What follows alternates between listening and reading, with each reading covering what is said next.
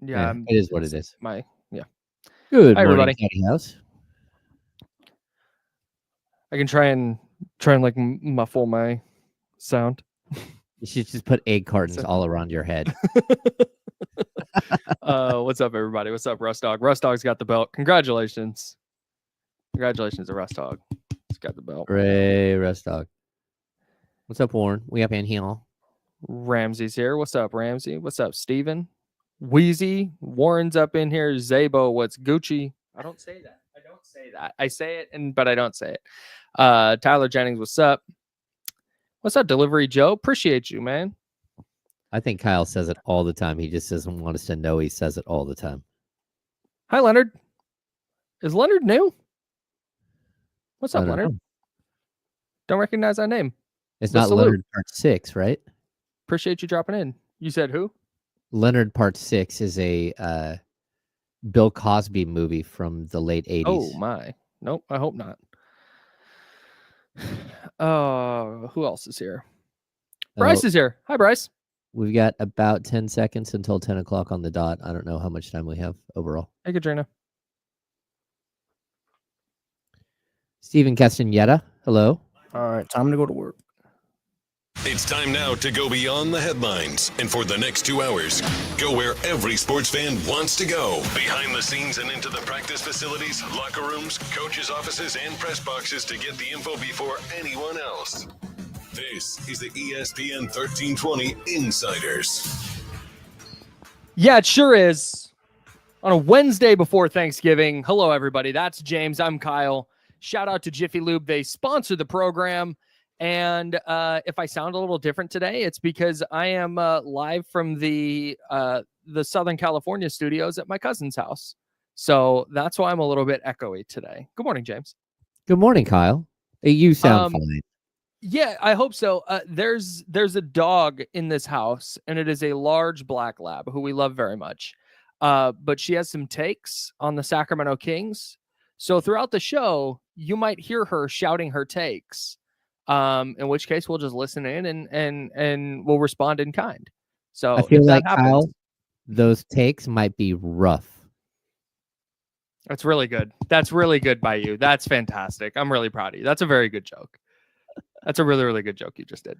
There it is. I'm so proud. Take a lap. Take a lap for that one. Salute to Jesse. He is producing the show today. Thanks so much for doing that, bro. Appreciate you.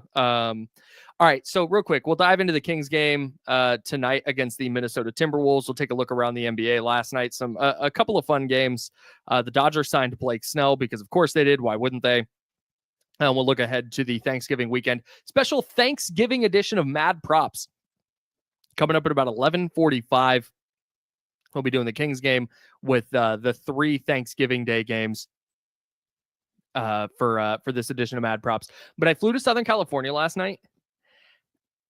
And I don't know why this has never really dawned on me before, but airports are the weirdest places in the universe. And we just accept it. Yeah. We were at Burger King at the airport, which is like, okay, just grabbing a little fast food, quick bite before heading to the gate. And we're sitting there at Burger King waiting to order. And this thing flashes up on the screen that's like ice cold beer available now with like 3 different kinds of beer. They got beer on tap at a Burger King. And it's just a thing we're supposed to accept. Like I'm just supposed to be cool with this. It's insane. And then I started walking around the airport. Go ahead. Well, no, go ahead. Go. I started walking around the airport and just noticing just all these airport like little quirks that you've just kind of accepted as normal throughout your life. It's all weird. It's all strange. And it was off-putting and unsettling, and I never want to fly again. That's the moral of this story. I couldn't imagine getting a beer with my Whopper. A beer and a Whopper. Dude, that's what, but here's the thing though. If we went to the little gastropub there on the, right across from Burger King, and I got a beer and a burger, not a weird thing. Not weird at all. That's what you do at a gastropub. That's true. But so I'll tell you, like I've went to Cabo this summer. Yes. And then we ended up going, we went a second time, 2 totally different trips. The first time I go, I realized that at Carl's Jr., there's like a legit 7-footer. Like I'm starting to like talent scout. I'm like taking Yeah. of him from far away. I'm trying to figure out if he's standing on a box or not. And then his coworkers walk up, and his coworkers literally like come up to his elbow. And so I'm like, oh no, he's a legit 6'10", 6'11", 7 foot. So I think the next time I go back, I'm gonna go and check the Carl's Jr. again and see if he's there. Lo and behold, he has a brother. There's two of them. There's a 7-footer and like a 6'9" guy. I'm like, what is happening? And then everyone else around him is like 5'1". And so these guys, I mean, it looks like they're blocking half of the menu board. It's like, what is happening here? Just these tremendously. So yes, they are like very, very weird places. Very weird places. Those dudes just dominating the Cabo Rec League circuit. That's right. Just a monstrous front court. The BK bros. That's right. Yeah, man. I just like people are saying in the chatty house at youtube.com/ESPN1320 and twitch.tv/ESPN1320. Salute to everybody watching, everybody hanging out in the chatty house, and everybody listening, of course, on 1320 AM. Maybe you're listening on the free Odyssey app, or you're listening to the podcast, the James Ham and Kyle Madsen Show, available wherever you get your podcast. Download and subscribe today. Thank you for however you're listening. But like I said, lawless place, the airports. You sleep wherever you want. You can eat wherever you want. You can have a beer with whatever meal you want, and everyone's just cool with it. It's kind of casino vibes. It's kind of casino vibes with the lawless. Like, because at a casino, it's just like, oh, whatever, that guy's doing whatever. We're at a casino. Who cares? But yeah, you're not going to tell somebody. In Las Vegas, they have the slots and they have everything, but they kick you out. You're not allowed to sleep overnight at a Vegas airport. So while they do have that slot machine and everything else, we have some young people come visit us from Texas, and it was like a 17-year-old and her two younger brother and younger sister. They of course flew one of those airlines that no one ever should ever fly, but they got a layover in Las Vegas, and then their flight got canceled, and they told them they had to leave. And it's like, oh, that's not good. So just a pro tip, if you're ever sending underage like minors on a flight, never have them have a layover in Las Vegas, because they won't let them sleep in the in the airport if their flight gets canceled. And so what do you do then? Like, go sleep out on the street? We got nowhere to go. So bad news. Do we think this is born out of, and we'll talk about the Kings and we'll talk about Thanksgiving football, I promise. Do we think this is a rule because of drunkards like partying too hard in Vegas and falling asleep in there? Or do we think this is a rule because the like Vegas tourism board like got to the airport and was like, hey, don't let people sleep here, make them go stay in a hotel? Well, I think that's part of it. I think that they don't want people doing like flying in for a Raiders game and then sleeping there overnight, and because they can't get a flight out until Monday morning or something. That makes sense. That super Concerts, makes sense. Everything else. Yeah. Ben Juarez in the chat said he works at the airport. Ben, can you tell us the craziest thing you've ever seen working at an airport? Like, what's the wildest, most lawless thing you've ever seen at an airport that was acceptable? Is the airport beer, by the way, like the pre-vacation airport beer is a top 5 beer, right? Oh yeah. I'm here for a like a whiskey and ginger ale on the flight. Like I'm all on the flight for sure. Just calm down. Even a Bloody Mary. I like hitting the little cafe in the Sac airport that has like a full bar all the way around and getting a nice Bloody Mary before flight. Yeah. Steven Castaneda says a camping beer. Soren Smith says an airport beer is number 1 for him. The number 1 beer for me is the shower beer. Your first shower on vacation, a shower beer on vacation is number 1. We've lost our minds today. No, it's fine. It's shower beer's overrated. What are we going to do? Talk about how bad the Kings are? Okay, fine. We're off the next 2 days, by the way. Like, no one's going to remember this. We have nothing happening, dog. No, we'll get to it, I promise. But yeah, when you go on vacation, especially if you're going to someplace tropical and it's been hot out and maybe you've been swimming in the ocean or swimming in the pool or whatever, and you go and you just crack open a beer and you're in the shower and like, man, I'm going to get out of the shower and I got maybe a dinner plan, but I got nothing to do. I can go sit out by the ocean, whatever you're doing. A+. That's number one for me. I think airport beer on the way to vacation is probably number 2. I think that's probably number 2 for me. That's right. You have shower beer on your bingo card? Come on. What do you think this is? Katrina. Yeah, come on, man. Oh, a hotel beer. Yeah, that's facts. A hotel beer while you're getting ready or while your significant other's getting ready is A+ for sure. That's really good. Oh, a golf beer, says Soren. That first golf beer.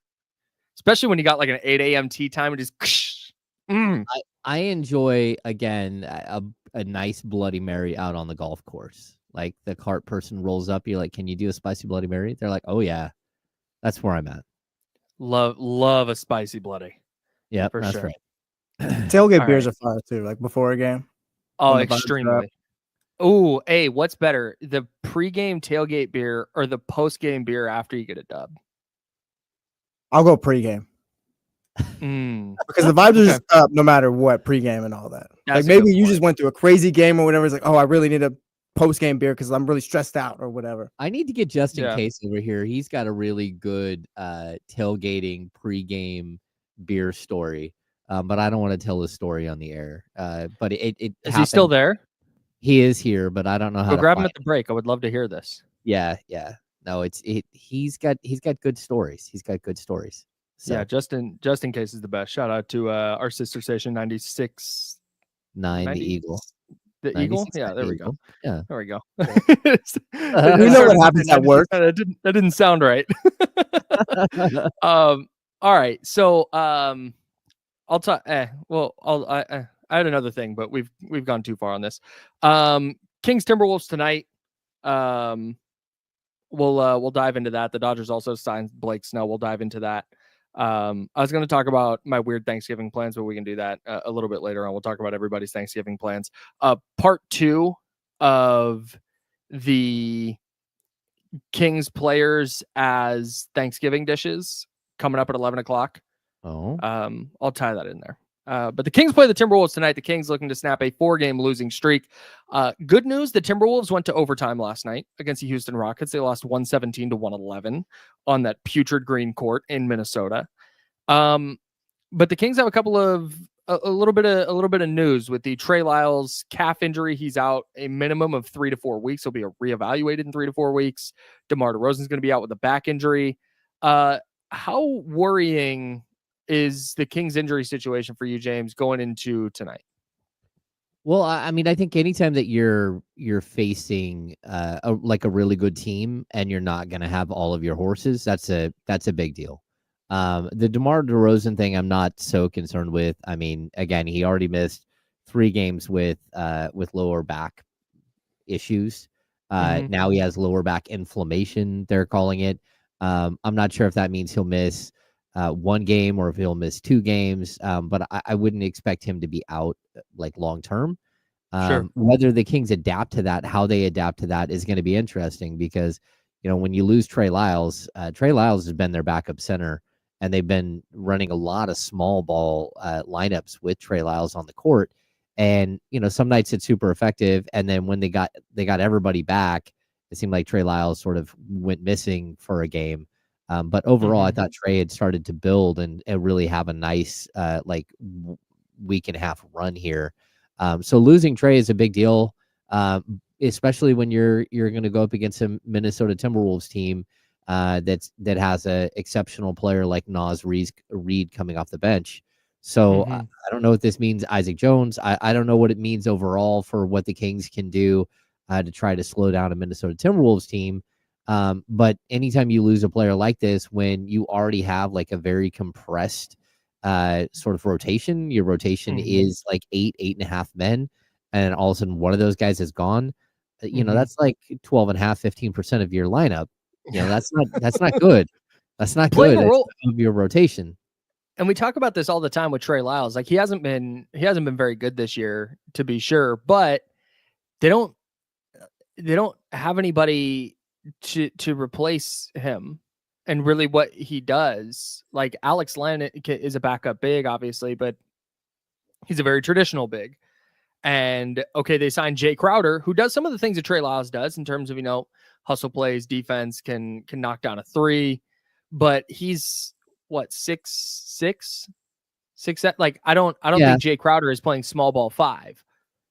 So no. And he's not that type of player either way. I mean, I like Jay Crowder as a player, and we've talked about him as a potential fit with the Kings. I mean, he's not the answer to your problems. What he is like, he's a Band-Aid solution. And yes, exactly. If he's in good shape and he's ready to roll, he can be a really good Band-Aid solution. I mean, last year he shot 34.9% from 3. The year before, he shot 43.6%. He's a guy who's averaged double digits multiple times. He's a guy who's been in the NBA Finals a couple of times. This is like a seasoned veteran that, like, basically they're signing. He'll get signed today off the street. He'll become the 15th man on the roster. And we talked about this. We talked about the Kings. Probably the first step is to use the 15th spot on the roster and see if you can find something. See if there's someone on the open market that makes sense. Jay Crowder, of everybody, makes the most sense to me. And so when I mean, to be honest, he made a lot of sense when you had Trey Lyles. Now that you don't have Trey Lyles, it makes even more sense. But for me, like, I do like what Jay Crowder brings to the table. I just don't know how much he has left in the tank. And, that's going to be the problem. He hasn't had a training camp. He hasn't had anything else. But I expect he's signing today. I expect him to play tonight. Like, I know that sounds crazy. I hope so. I mean, that's what they did with Doug McDermott. Doug McDermott got in, took a physical, flew to the spot, flew to where the Kings were playing, in LA, I think, and suited up, played like 24 minutes that night. I don't think some shots up. He did, yeah. I don't think we're going to see Jay Crowder play 24 minutes tonight, but I do think that, like, this is a type of player that you need, and he's a guy who can hold down a position defensively and just give you something. He gives you toughness. He might be able to hit a 3. I don't want him hunting shots. He needs to, like, fit into the system. But it's going to be, a week or two before he fully understands the system. Sure. But also, when you're getting a veteran guy, he knows how to play. Yeah, that's just it. This is going to be, I didn't realize this. The Kings are going to be, he's played 12 years. The Kings are going to be his 9th team. Like, I knew he'd played for a lot of teams, but I don't think I would have gotten to 9. That's a lot. But no, to your point, with the Jay Crowder fit, and you said it right. Like, he's not a solution, but how many times have we talked about, man, if you lose Keegan Murray, you don't really have anybody with that, like, body type and that who can kind of replicate what he does, specifically defensively. Yeah. And I think Jay Crowder kind of can. He's not as good of a defender as Keegan, but you don't feel horrible if he gets switched on to Anthony Edwards, for example. You think he can, for the most part, kind of hold his own. But as far as offensively, he's going to go stand in the corner, and the other team has to guard him. Like, that's just that you have to worry about him on the perimeter. That's it. And I think it makes it so, man, it's just another person Mike Brown can turn to. It's another quote unquote 3-and-D wing that Mike Brown can turn to that they didn't really have. And again, this is, I don't want us to oversell what Jay Crowder does. He's not going to go average 15 a night. He may not even play 15 minutes, but I think he brings a skill set and a energy or playing style that the Kings just didn't have and kind of needed. So I like the addition. How much it matters, TBD. But we've been talking about what's the net. Well, like, what else do they do? What can Mike Brown do besides turn to Colby Jones? It's like, all right, well, hey, here's something. Let's try this. Yeah, I really wish that they would have got Jay Crowder like 5 years ago, because I think Jay could have. No doubt. In all honesty, I think he could have helped them a lot, like, throughout the process here the last couple of years. And the other thing that I think that will be sort of the undersold thing on Jay Crowder is not going to take crap from anybody. Like, Jay Crowder is he is a tough guy. He is not going to fool around. And if you want to mess around, like, he's going to put you in your place. And for me, the Kings need that. They need that bit of personality that's just kind of, the no nonsense guy, the guy that doesn't mind mixing it up, the guy who, like tonight, if he's out there on Naz Reid for 15 minutes, that might be the Kings' best option, and that's crazy to say, a guy that they're signing off the street. Like, look, he's probably still quick enough to stay with Naz Reid. He's strong enough to not let Naz Reid go in the post, and he can probably still play the perimeter game well enough to stay with a power forward on the perimeter. I don't want him in isolation, playing against like an elite speed, small forward or shooting guard. I think he's going to get cooked because, he's 34 years old and, he's on sort of that downswing of his career. There's a reason why he's available today for the Sacramento Kings to sign and roll out there in their rotation. But at the same time, like, the Kings just don't have someone like him. And I'm here for, like, to see what the Jay Crowder experience looks like, in the same way that, like, you're kind of here for what the Doug McDermott experience is like. Sure. Doug hasn't played, like, tremendously well. He hasn't hit his 3-point shots, but we all know that in the right situation, if he's got a rhythm and he's going, Doug McDermott can cook anybody. And I kind of feel the same way about Jay Crowder on the defensive side of the ball. He's not going to be the same fluid guy that he was before, but man, if you need someone to defend LeBron James for a couple of minutes in a game, this is about as good as you're going to get on the Kings roster outside of Keegan Murray. And you need somebody else like this. And I think also his like arrival could mean more small forward minutes for Keegan Murray, which is always something I like. I like him as a small forward. I think he's big, he's strong, and he can stick with just about anyone in the league. So yeah, this is I think it's the right signing for today. I don't know if it's a right signing for 2 months from now or a month from now. But for today, especially while you have injuries, why not? Why not give it a shot? If it doesn't work out, I'm sure he's getting a non-guaranteed, probably 500,000 guaranteed like McDermott did, but probably not more than that. And, that's why you have roster flexibility, so you can do something like this. Yeah, man. And you said it. It's not guaranteed he's going to go lock somebody down, but you don't feel horrible about Jay Crowder minutes. At least not right now. Maybe he comes out and is terrible and you start to feel horrible about Jay Crowder minutes, but they needed something like it. So I like the addition, and we'll continue talking about the Kings matchup with the Timberwolves tonight coming up here in a bit. You want to talk a little baseball real quick? Yeah. I'm always so Blake Snell signed to the Giants last year, was banged up until like July, came back and was struggled when he first came back, but really locked in and was really good down the stretch. The Giants opted not to trade him at the trade deadline, even though he was the best starter available. And then didn't re-sign him in free agency. And instead, Blake Snell is signing with the Los Angeles Dodgers because, of course, he is, for 5 years and $182 million. He got $52 million in a signing bonus, and then he's deferring some money because, of course, he is. The reaction from Giants fans I thought was interesting last night. Because, well, and not, I shouldn't say Giants fans. It's Giants fans because that's the baseball fans for the most part in my orbit. But some baseball people in general, of like anger with the Dodgers for doing deferred money contracts. And here's my deal with this. That's misplacing your anger. Like, they're following the rules. They're not doing anything that other teams can't do. Teams have been deferring money. There's Bobby Bonilla Day. Bobby Bonilla, his deal with the Mets is still paying him today. Like, this has been a thing that players have done and teams have done. The anger for me should be directed at team owners that are not willing to shell out money and not willing to do these types of contracts. And that to me is the issue. It's not that the Dodgers are spending all this money and are deferring all these payments. It's that other teams aren't willing to buck up and do the same. And if MLB wants to step in at some point and do some kind of salary cap or salary floor or whatever it is and eliminate the ability to do deferred payments, then okay. But they haven't. And teams should be taking advantage for as long as humanly possible.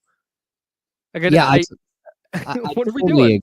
I totally agree. I mean, like, I think Like what you shouldn't do is try to do what the A's did a couple of years ago when they offered, was it Marcus Semien? They offered like a 1-year, $15 million deal, but they were going to pay it out in 10 installments. Like that. Yeah, I That's think not it what we're was a talking. year. I think it was 1 year, 10 million paid out over 10 years. Yeah, that's the most ridiculous thing I've ever heard. Now, Insane. when you're looking at this gigantic contract that Blake Snell signed, like he's getting $52 million up front, and then he's going to defer some salary. And like, look, if that's the rules, like that's where you have to live. I mean, the San Francisco 49ers bent and twisted the salary cap rules throughout the entire 90s to fit in star level players again and again and again.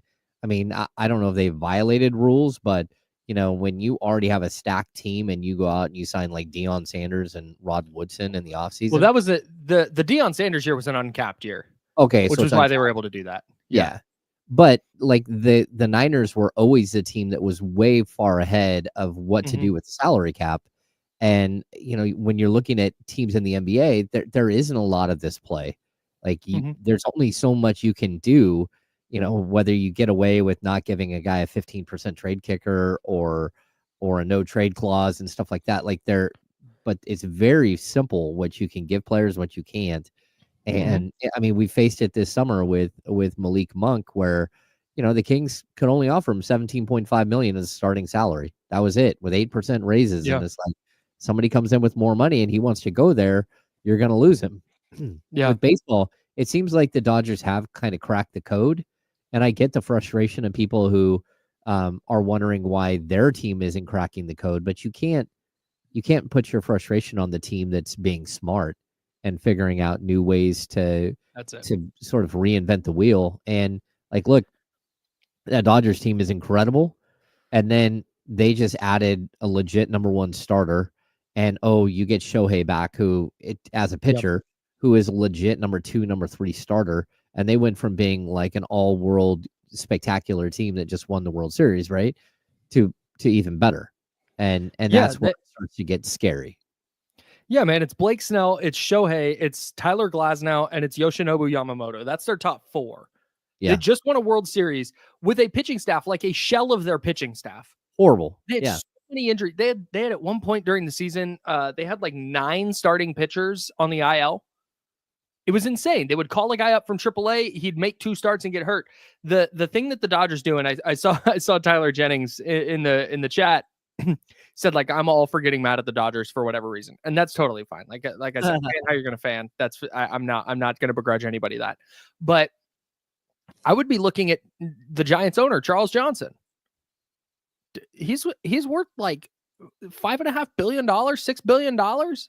Oh, he's got it. Like, go make a play, dog. Like, if that's the problem, but here's the deal, and this is the thing that gets. Yes, the Dodgers spend a ton of money, and yes, they have an ownership group that is willing to do that, and frankly has the deep pockets to do that in ways that maybe some other ownership groups don't. I get that, but the impressive thing with LA, and the thing that teams should be most trying to emulate, is what they've done in their player development system and the money they've poured into that, where they just churn out prospects like crazy, where they can go make trades in the middle of the year and bring in star players, and then have they can fill out their roster with 4 or 5 like superstars, and then, oh, look, here's this guy coming up through the minors, and here's that guy coming up through the minors. Now all of a sudden they're filling out this lineup with this awesome group of players, and like, man, they've developed a lot of them. And they acquired that guy because they were able to get rid of 3 top prospects, and it didn't matter because they had 3 more just as good coming up behind them. Like, there's a cycle to this that I think instead of teams being angry with how the Dodgers are doing this, they should try and emulate it. No, I would agree. Like, the market helps, and the fact they have Shohei helps. Like, Shohei by himself, it prints money, right? So I get all that, but man, I don't have it in my heart to be angry at the Dodgers for doing stuff that's within the rules. Yep. I do have it in my heart to be angry with other MLB owners who go, meh, I'm going to have the lowest possible payroll, and we'll just get this revenue sharing. We'll make money hand over fist. As long as we're in the black, we're good. Forget the playoffs, forget winning. We're just trying to finish every year in the black. This is an investment. That sucks. I get It's a business, but like you should want to win. No, I totally agree. All right, Kyle, we got to wrap this thing up. Let's we do. We got it.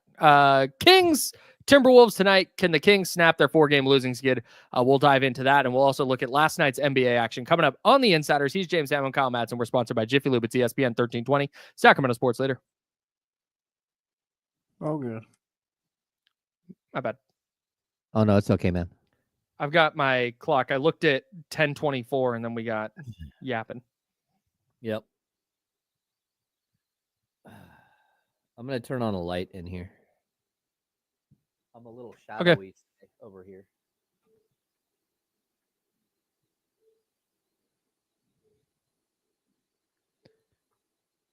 I don't know if you guys can hear the dog. The dog's chirping. Hang on one second.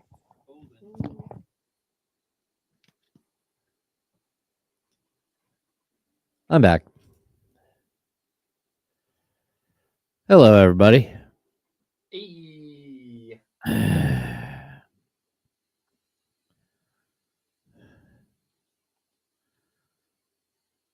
Let's see.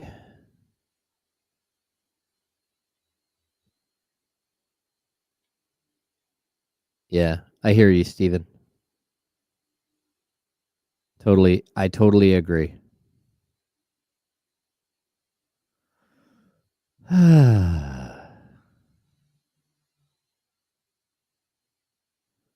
Aldrin J, you want to feel this way, but then they sign Juan Soto, and you'll be like, oh, man. And then they got Juan Soto?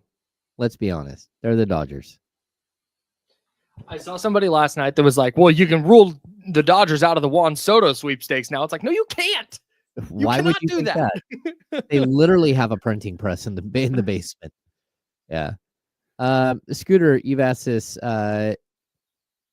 Do you think DeMar DeRozan came back too soon and is part of why he's out tonight?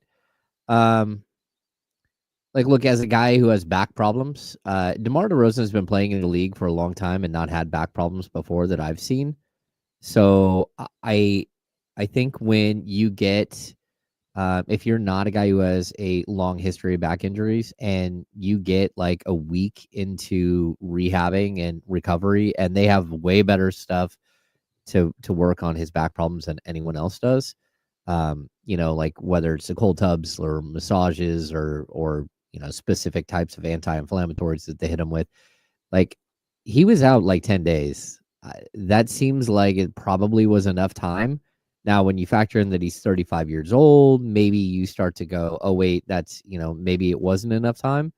But usually with back injuries, they progress and get worse and worse as you get older. So the recovery time gets longer as you get older, if that makes sense.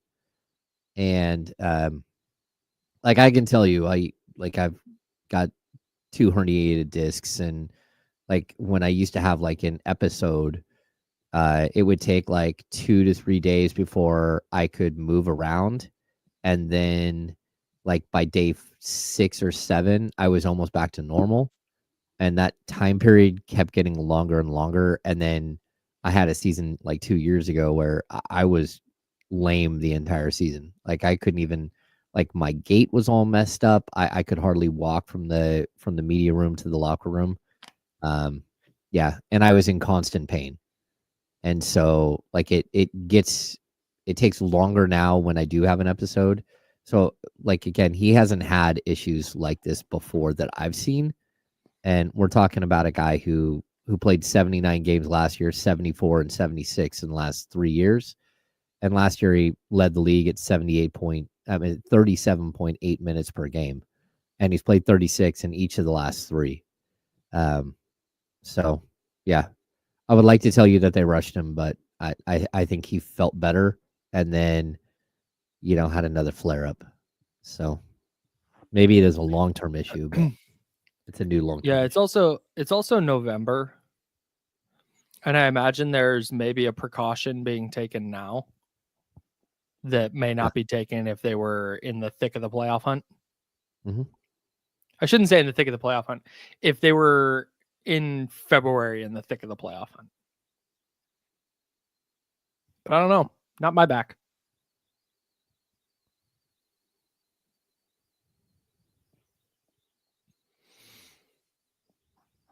Somebody had starred something. Somebody.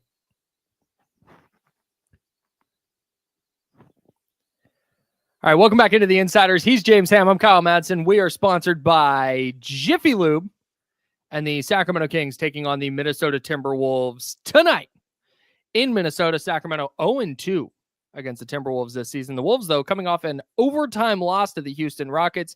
Minnesota very quietly has lost 3 in a row. That coincides with Mike Conley's absence. We'll talk about that in a second. But the Timberwolves enter on a 3-game losing streak. They played last night. They went to overtime last night. Well, the Kings have had a day off. This seems like a prime opportunity for the Kings to bounce back and get back in the win column. I just have I can't, James, in good conscience, feel great about the Kings' chances to win tonight because I felt great about their chances to win the last 4, and they've lost all 4 of them. Yeah, I think it's interesting. You mentioned that the Timberwolves have lost 3 in a row, and they've quietly lost 3 in a row, where the Kings have noisily lost 4 in a row. Like these two teams are in very similar situations. I'd even say this: like the Kings just played a back-to-back on Sunday, Monday, and their day off, they flew across the country to Minnesota to the freezing cold where they'll play tonight.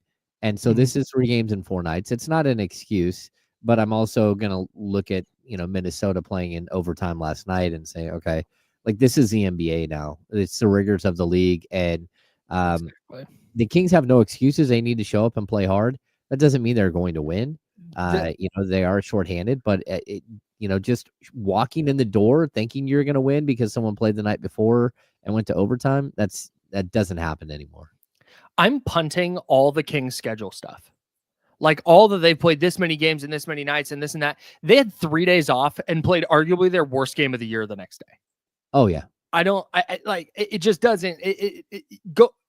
You're playing a team that went to overtime on a back-to-back. Yeah. Like that is a prime spot to go get a win. Whether you're the Sacramento Kings or the Washington Wizards. Well, that's a spot where you think, okay, we can go get this one. Kyle, they also, they played on Friday that ridiculously bad game against the Clippers after their 3-day rest. Then they had a very short flight home. Had Saturday to get ready for an okay Brooklyn Nets team, and they didn't show up in that game either. And so, look, you're right. At this point, we have to throw all that stuff out. Are you resilient? Are you not? Are you a team that is gritty? Are you not? And so far, the answer is no, you aren't. You're not gritty. You're not resilient. You're a team that gets popped in the face and doesn't get off the mat. And so that's where we are. That's yes. And that's why my reaction to their loss to Oklahoma City was not as strong as, I should say our reaction was not as strong as Damian's, D'Lo and Casey coming up at noon. Yeah. Damian was like, this to me says this is a bad team. They gave up an 18-4 run or whatever it was. Good teams don't do that, etc. I couldn't really get there. But this tonight now is a season defining moment for me, because this is where I'm going to learn exactly what this team is. I know DeMar DeRozan's out. I know Trey Lyles is out. I'm sorry. It doesn't matter. Doesn't matter to me. This is a team on the second night of a back-to-back. This is a team that has gotten you twice. This is a team that theoretically you should be battling for a playoff spot with. Oh, yeah. If you're going to be that team, that's hey, they're in the playoff conversation. They're not right now. If they're going to be that team, though, you got to start winning games like this. So if you can't go get this one, I'm now looking at every other game against a team like Minnesota, whether it's Phoenix, whether it's the Clippers, whether it's the Rockets, whether it's Oklahoma City, and it's like, chalk that up as an L. Until they prove it, I've got nothing. So this is one that I'm not going to be okay with. Man, they played great, but you know what? They lost by 1. Like, nah, you got to go win. Like, if I'm going to be okay, quote unquote, okay with how the OKC game went, because man, you know what? Kings played well, but they just kind of ran out of gas. That because they were on the second night of the back-to-back. That, do you see how that doesn't pair with, okay, well, you can lose to this team that's on the second night of a back-to-back. Oh yeah. If you're that level of team, you'll go win this. So this is the one. This is the turning point for me for Sacramento. Yeah, and like, look, they're playing a team that's 8-9. They're 8-10. The Timberwolves are 8-9. This is a team that has not found their rhythm either, and they've already beat you twice. And the one other thing I'll point out is that the last time these two teams played, De'Aaron Fox was brilliant. He scored 60 points and you lost, right? But he also didn't have DeMar DeRozan. He didn't have Malik Monk, and he didn't have Domantas Sabonis. And it was like a one-man, like, wood chipper. I mean, he just absolutely slayed these guys.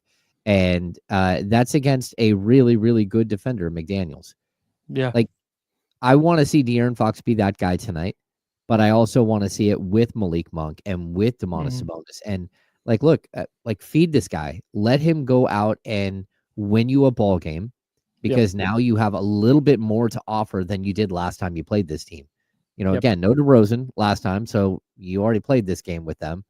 Like, how do you battle through? How do you fight through? And can you put up a win against a team that's struggling just like you are? And, you know, if you get this win, you look at Friday and you got to go play a Portland team that's scrappy, but they're not good. And that's a 2-game win streak that puts you right back at 500. Or are you a team that's going to sink right now? And if you're going to sink right now, you know, again, we're gonna see some knee-jerk reactions from people within the organization, and it's not going to be, oh well, we're going to go sign Jay Crowder. It's going to be something more than that, and that's where this team is heading if they don't turn this thing around, like, right now. Yeah, man. And look, we can go back to last year. Sacramento, early in the year, from November 15th to November 24th, so right about this time on the calendar, they had a 6-game road trip through LA, San Antonio, Dallas, 2 in New Orleans, and then Minnesota. And at that point, Minnesota had not been beaten at home. And Sacramento, after losing 2 straight to New Orleans, they finished up their road trip at Minnesota and beat Minnesota by 13. They beat them pretty handily. And this is where, like, all right, hey, DeMar DeRozan's out. Get back to whatever it was that got you to 124 points at Minnesota, where they were just awesome last year and the number 1 defense in the league. Get back to that tonight. There's just there's no excuse, because if you can't do it tonight, I'm running out of reasons to believe that they're ever going to, and they're ever going to be anything more than they were last year. No, I'm with you. Kyle, starters for the Kings. I don't even know what to what's make this look like? We got Fox, we got Ellis, we've got Murray, we've got Sabonis. This other piece here is a wild card. Last time they played against Minnesota, I forgot Domantas Sabonis did play in that game. That's where Mike Brown started the Twin Towers with Alex Len. I don't think big thumbs down on that idea. Yeah. I don't think we're going to see that again. But that doesn't mean that we won't see a Twin Towers with maybe Orlando Robinson. I don't know. Maybe they do something like that. Maybe they put Kevin Huerter back in the starting lineup at the small forward position. I don't know. This is one of those very strange situations where you're looking at a couple of key pieces that are missing, but almost the backup to the backup is gone. So what do you do? How do you balance this roster? I think it's going to be really interesting to see what Mike Brown does tonight. I'm starting Huerter. That's what I would do. Yeah, I'm going Fox, Ellis, Huerter, Murray, Sabonis. Because I don't think Minnesota has enough players who are just going to go beat somebody off the dribble the way, like, Shai Gilgeous-Alexander just targeted Kevin Huerter and just attacked him, right? Yep. Like, Ant might do that, but you can, if it's one guy, you can switch and you can maneuver your defense to ensure that he's not able to just go at Kevin Huerter relentlessly. Because if Dante DiVincenzo starts, I like Dante as a player a lot, but that's somebody. Kevin Huerter can stay in front of Dante, I think. Jaden McDaniels is an okay offensive player, but not anything that's like, oh my God, you can't have Kevin Huerter isolated on him. He's going to score 40.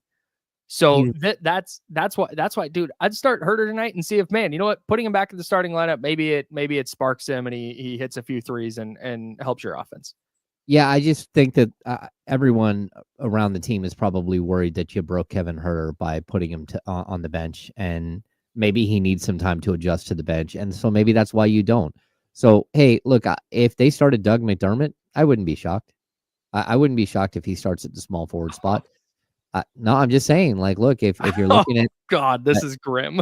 A shooter, but like, what other options do you have? I don't think you start Isaac Jones. Like, he's young. I don't know that helps you.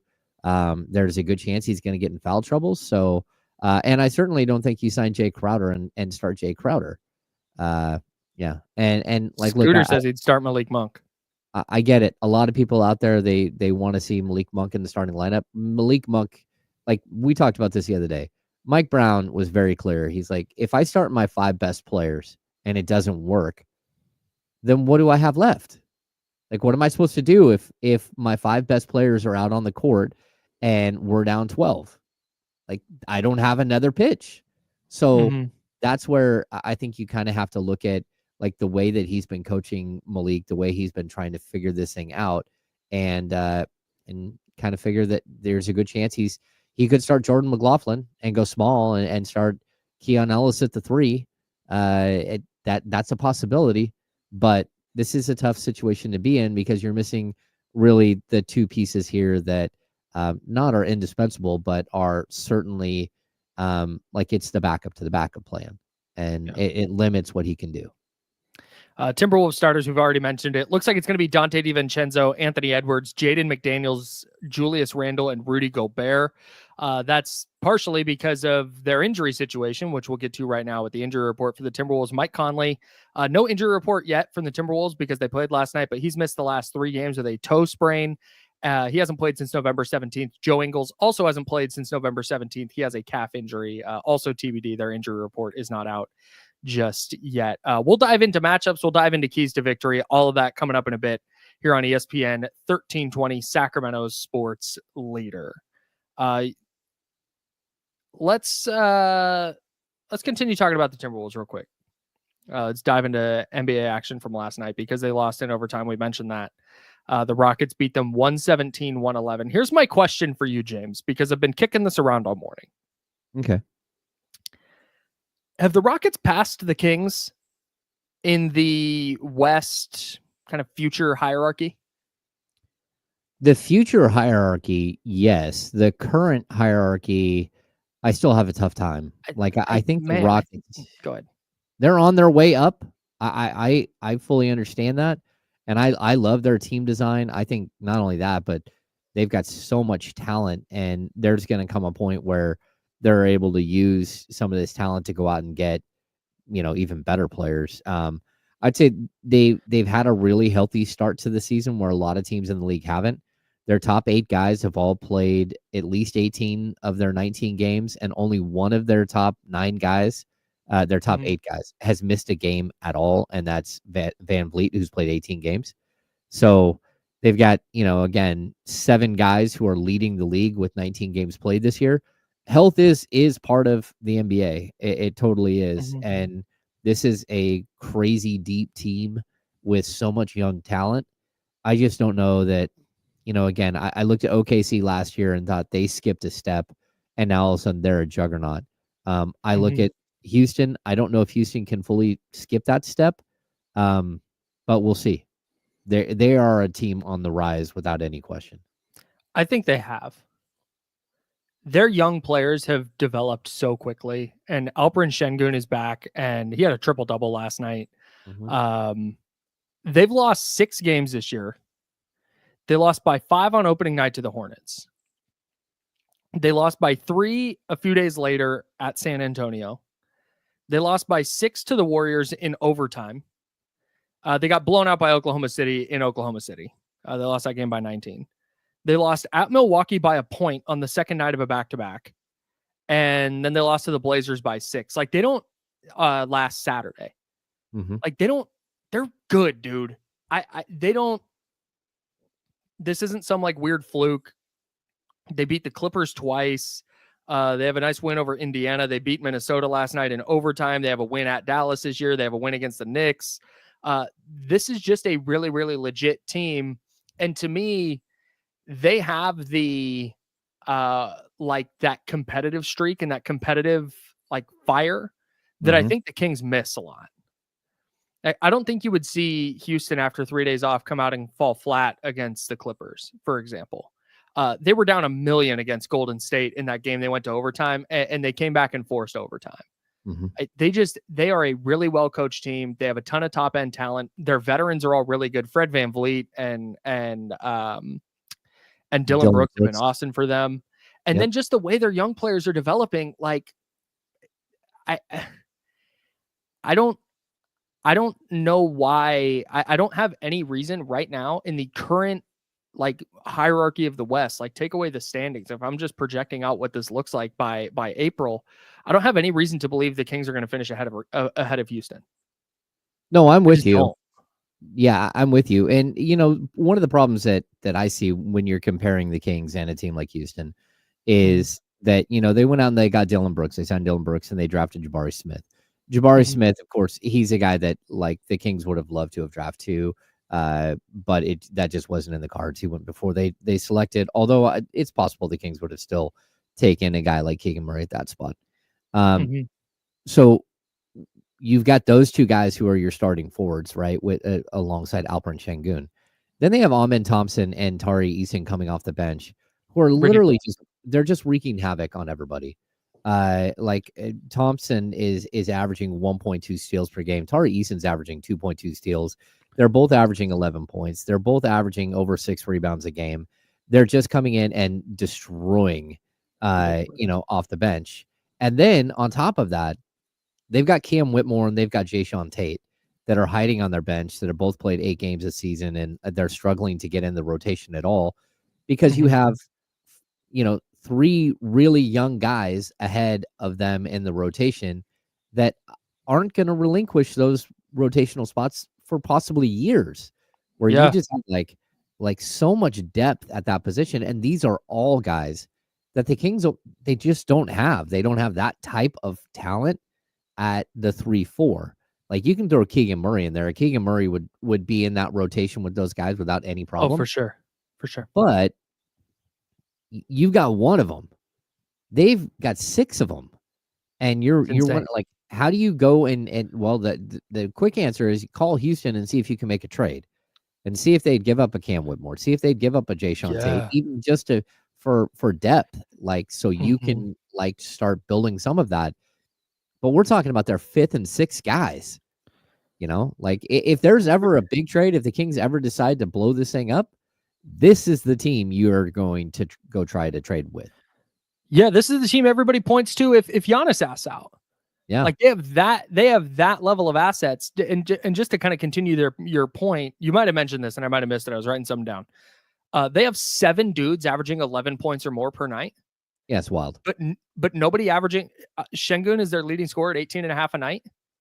Like that's the impressive thing to me is there's so much offensive talent here, but they're not even scratching the surface on that. They're 19th in offensive rating. They are number 2 in defensive rating. They just haul ass defensively. And I think that's partly because of Ime Udoka, who's a really good coach. But like Reed Shepherd, do you remember Reed Shepherd was like the popular rookie of the year pick because of how much he tore up summer league? He's playing 12 minutes a night. Yep. You just can't get him on the court. No. They are ridiculous, man. And they even have like Steven Adams hiding on the bench there that he's played 8 games and he's played 12 minutes a game. We were wondering if he could ever play again. But the fact is, like, when you need to go up against a big team, if you need to go up against a Sabonis or you need to go up against a Jokic, that's what they have hiding on the bench. Like, oh, we've got Steven Adams. Like again, not to be disrespectful to Alex Len, but the Kings are like, oh, well, we've got Alex Len. And it's like, okay, well, we'll one-up you. We've got Steven Adams, who, like, the strongest man in the NBA, who's hiding on our bench. And teaching Alperen Şengün how to be a pro. Being a regulator for these guys, being the glue guy for these guys. Like, this is a really, really well built, well organized team. I said it in before the season started, and people thought I was crazy. I said this is the most talented team in the league. Like, young talent, like it could take a while, but like, even I would take the raw talent of this team over OKC. Like, I just think that they're 2 years away. I do. Their young talent is so incredibly off the charts. So I don't know. Man. This is a good Jeff team. Green's there too. Yeah. Forgot about Jeff Green. They have a guy named Jonathan Williams. Jonathan. Jeeanathan. What in the world? Salute to Jonathan Williams. Yeah, man. The Rockets are outrageous, and they got a win last night over the the Minnesota Timberwolves, who the Kings will face tonight in Minnesota. Also, speaking of quiet streaks, right? We said the Timberwolves have quietly lost 3 in a row. The Milwaukee Bucks quietly 5 wins in a row. They're now up to 9-9. Are the Milwaukee Bucks back, James? Yes. This is why if you were gonna go get Bobby Portis, it was 3 weeks ago. Now it's too late. Like, they're not moving off of that team. They're gonna try to keep this thing together and try to build something. It felt like there was no way they were gonna suck. Like, you're just not gonna be that bad with Giannis and Dame all year. No. I mean, there's concern whether they're going to get beat in the first round of the playoffs again. There's always going to be that concern. But for right now, this is a talented team. They're so incredibly top heavy. It's ridiculous. And it doesn't help that Brook Lopez is now 36 years old. But there is a light at the end of the tunnel with the Chris Middleton injury. It sounds like he's getting closer and closer to return. And so maybe if he can even be like 3/4 of who he was before, it's interesting. Yeah, I'm okay with it. I don't know how much he'll help defensively after all the injury stuff, but TBD on that. Let's head to the West. The Suns beat the Lakers 127-100 last night. Kevin Durant returned. He's back, and so apparently are the Suns. Like, that's their entire their level of threat in the West is dependent entirely on Kevin Durant's health. No, totally. And I mean, it doesn't matter whether Bradley Beal plays or not. It doesn't matter whether Yusuf Nurkic plays or not. It really does all come down to what does Kevin Durant do? And if he's healthy, they're one of the best teams in the West. If he's not healthy, or if he's not healthy in the playoffs, they're going to get bounced. Like, that's it. Like, they just don't have. He's that good, and that's the end of the story. The Lakers are the weirdest team in the league, by the way. They're now 10-7, I believe. No, 11. Is that 10-6? 11 10-7. 10-7. 10-7. Okay, that's what I thought. I had that written down wrong. They won 3 in a row, then lost 2 in a row, then they won 1, then they lost 2, then they won 6. Now they've lost 3.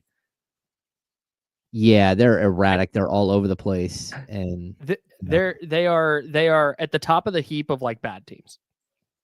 I think because when you go look at their wins, they're against all the bad teams, and then they lose against good teams. Well, that and they have he is dabbling. That's one of the problems that you have. Like, D'Angelo Russell started 8 of 17 games. Dalton Knecht started 5. Cam Reddish just started 8. You got Max Christie with a start. You got Jackson Hayes with a start. Like, he's dabbling too much, which I like. That's a young coach thing, and that's probably gonna come back to bite them in the behind. It's also they're not that good if Anthony Davis and LeBron James aren't awesome thing. Yes, that's true. That's the crux. Very true. All right, Kings players as Thanksgiving dishes, part 2 coming up next. We'll also continue diving into the Kings-Timberwolves matchup, and we'll look ahead to the Thanksgiving Day football action right here on the Insider, sponsored by Jiffy Lube here on ESPN 1320 at Sacramento Sports Leader.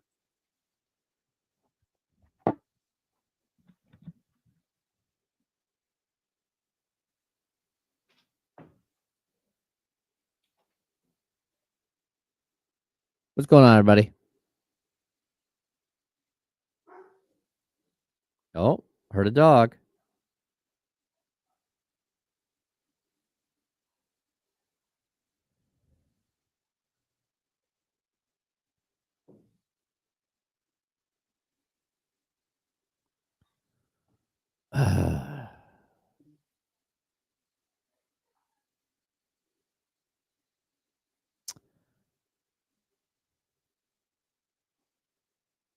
What's going on, everybody? Anything going on? Weirder than the Kings. Yeah, I don't know. I think the Kings just aren't really great. That's what we're seeing right now. Whether they figure it out and come back around, I don't know. But you can't have like an 8 or 9 man rotation and one of them keeps getting hurt and the other one stops shooting threes and can't play. Harold B, that's a good question. Can you afford a real bench with what you already paid for 4 players? I don't know like who the 4 players are you're talking, because Malik Monk doesn't make, I mean, 17.5 million in NBA standards isn't really that much. Like it's 12% of the salary cap. The 2 big money contracts that you have, those are big, but even the DeRozan contract isn't that huge. The Kings should be able to afford a bench, but in order to do that, they might have to pay luxury tax. And as of right now, I just, it does not look like they're going to pay the luxury tax unless they have to. And we're going to see, again, Jay Crowder in here. I'm going to guess that he didn't get fully guaranteed money. And when you ask, do they have more money? Yeah, I mean, they have some money that they could spend, but it would, like, once you get to the 171 mark, you go into the luxury tax. Once you hit 178, you're hard capped. And that's where the Kings are kind of at. Aldrin J, do you think, what do I think of Larry Nance Jr. as a trade target? I haven't looked at Nance's contract. I've always liked him. I think he's not like a game changer for you. Let's see. He's almost 32 as well. So I don't know. He's never had like a great season. He's a good defender, not a great defender. He's not a shot blocker. He's not an outstanding rebounder, but he is kind of in that vein of players that we've talked about in the past that I think the Kings need. Why am I drawing a blank? Brandon Clark or Jared Vanderbilt type player that you kind of could use. Rust Dog, there's not snow at my house. I live at like 1,700 feet of elevation. So if I do get snow, it's gone in like 4 hours. You get thick rain. Something like that.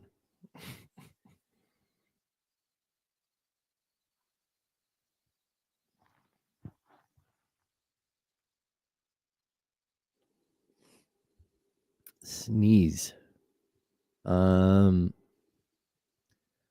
RP, let's see. No, that's not what I was looking at.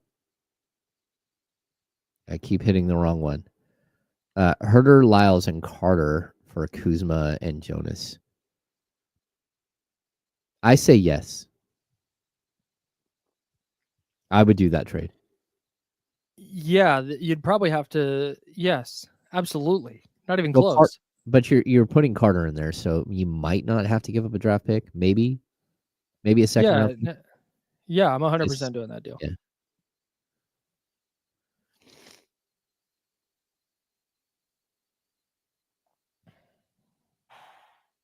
Welcome back to hour number 2 of the ESPN 1320 Insiders. Get ready for the most up-to-date sports news and talk with the ESPN 1320 Insiders. Hour number 2, that's James Ham. I'm Kyle Madsen. We're rocking with you until noon. Then we'll hand it off to D'Lo and KC, and then we are out of here for the holiday. Just this holiday. We'll be back Monday.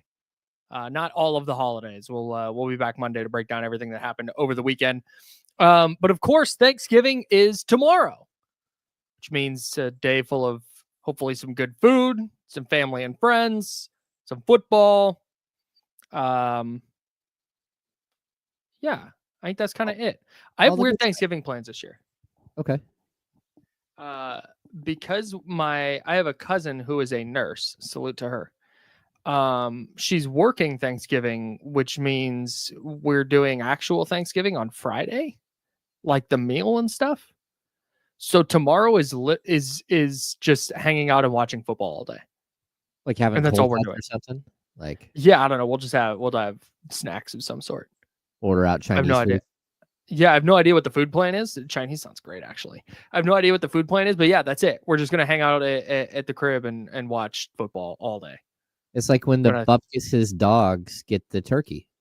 That's so you're just like you're gonna have to all pack up and like go to the Chinese food restaurant. That reference went sailing over my head. Christmas Story. I got that one. Shout out James. I got that one. You got that one? Yeah. Shout out Christmas. I watched that movie start to finish for the first time last year. That's crazy. How could you not watch it start to finish like 14 It's times? literally every on Christmas? TBS every year, Kyle. All day. Maybe I don't watch a long. lot of TBS. What do you want from me, man? I don't know. I just never locked in. You'll shoot your eye out. Yeah, man. Like I get all that. Fragile, I get all that. Fred. It's just I don't know. And honestly, hey, if I'm keeping it a stack, a little overrated. Oh, think it was that great. no. Well, what does that mean? Kyle, I feel like I It need was to walk out fine. and It was just just leave an you here okay on movie. the screen by What is yourself. What is a classic Christmas movie to Kyle Madsen? The Grinch. Okay, well that's fine. I'm not gonna argue. That's Which number one? one. Yeah, Fine, yeah, I'll take that. Christmas Yeah, Story. Yeah. I'll take the Grinch over Yeah. Christmas Story. Yeah, that's the one. Yeah, He wants me to watch this stupid like what is the movie that you keep forgetting the name Oh, best Christmas ever. of? Okay. who's yeah. in that? I've never seen that. Yeah. I don't think. It's because Okay, we don't so watch those it's movies. Best Christmas Ever has Jason Biggs, Heather Oh. Graham, and Oh. Brandy. Oh, It's insane. It's horrible. It might be the worst movie I've ever watched. Have you guys I seen can't wait to watch it again. Four Christmases with Vince Vaughn? Of course. That one's a classic as well. That one's Vince hilarious. Vaughn I and don't know if it's a classic. I'm using that word a lot right now. It's a good movie. I don't That think I've has seen that some- one. oh yeah, it's I think Reese Witherspoon is in that one. Reese Witherspoon. Yeah. And John Favreau is his brother. Yeah, he's one of the brothers. Yeah. Yep. No, that's a classic. good one. Yeah. Elf is another really good one. Elf is a really strong Christmas movie. Yep. I feel like that Um, one's a little overrated. We'll No, do a bad, but- whole thing on Christmas movies at some point. But yeah, man, I watched Christmas Story and I get that it's a classic. Like I'm not trying to say Christmas Story isn't a classic. It is like certified stamped. I'll probably never watch it again. Oh no. I don't know if we can be friends. It was fine. You know what I'm gonna do, Jesse? I'm gonna give him a jelly of the month for Christmas. This That's is the jelly of here's the the month. problem. Here's the problem. So I missed out on a lot of movies. On an old radio show I was on, it was a whole bit. We had a spreadsheet of movies that I would watch, and I would review movies like these classic movies that I had never seen. But the problem is so many of these movies hit like, let's say The Matrix, for example. I'd never seen The Matrix. But The Matrix was like mind blowing in 1999 or whenever it came out, right? It was like, oh my God. Well, when I watched it in 2021, it was like, yeah, it was fine. Yeah. It's just okay. And so that's what happens is I think there's a nostalgia kick for a lot of people with these movies. And because I didn't grow up with the Christmas Story, the nostalgia isn't there for me. Mhm. Now, on the other hand, a movie like Elf has been around. I think I might have seen that in theaters. Like that's just been part of my life kind of for forever. And so Elf just kind of hits a little different for me and it might not for other people. That's all. Like it just didn't, it was okay. If James, if you were like, Kyle, we're making dinner, I'm inviting you over, we're going to eat some dinner and watch A Christmas Story, I wouldn't be like, no, I hate that movie. I'm just not going to probably choose to turn it on at home. That's all. I just feel like at some point Kyle's gonna tell me he likes the 3 new Star Wars movies better than the 3 original Star Wars movies. No, that's insane. That's insane. No. We're not. Tyler Jennings is trying to just bamboozle the whole show. Tyler Jennings, Die Hard is a Christmas movie. I don't at me.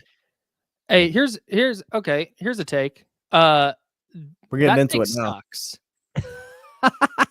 No, like it's just not like people say the Die Hard is a Christmas movie thing is this like, oh hey, this is fun. That is so old. Like if you think Die Hard's a Christmas movie, shout out to you. Is there a Christmas It's tree? just not in Die Hard? edgy anymore. Oh, of course there's a Christmas movie in Yeah, Die it's Hard. about like Christmas tree? a Yeah. Christmas. Yeah, Christmas it's about like a tree. Yeah, Christmas party. It's a Christmas movie though. Yeah. If and honestly, Christmas like music. I used to. So I used to push back. I used to get really angry about this when I was like 23 years old. I'd get so mad because I'm like, no, it's not. The Grinch is a Christmas movie. A Christmas Story is a Christmas movie. Elf is a Christmas movie. Die Hard is an action movie. It's very different. I used to have like staunch, firm opinions on this, but when you watch Die Hard, it just kind of hits a little different around the holidays. Yeah. So I get it. If that's a Christmas movie for you, salute. I just don't think it's that edgy of a take anymore. All right. That's fine. I'm just saying, like Tyler brought it up and like now we have like Gremlins. Is Gremlins a Christmas movie? Gremlins is technically a Christmas movie. Die Hard was released in July, not a Christmas movie. That's Sacktown King's Tyler. Okay, yeah, that's an issue. I feel like now. It's a great point. He's got to be released around Christmas time, right? No. This is the other James gets it. Red One, action movie, also Christmas movie. There you go. Harry Potter, Christmas movie, because everybody watches them around Christmas. Oh no, I don't think Harry Potter is a Christmas movie. I think Jingle All the Way. I don't either. They're not. Jingle All the Way, underrated. Yeah, underrated. Great film. We have fully lost our minds here and gone sideways because we were supposed to be talking about Thanksgiving food at this point. Yeah, we got off track because I have to name Kings players as Thanksgiving dishes. We have to get to this very serious topic. Thanksgiving is a stepping stone to Christmas, if we're being real. It is. Okay, so we did this last year. I've done it again this year because there's a few different players and I've changed my mind on a couple of things. So I'm going to run through Kings players as Thanksgiving food dishes. And I want to make sure up front that everybody knows these are according to my preferences. Everybody's preferences are going to be different. So maybe you're going to disagree with some of these, and that's okay.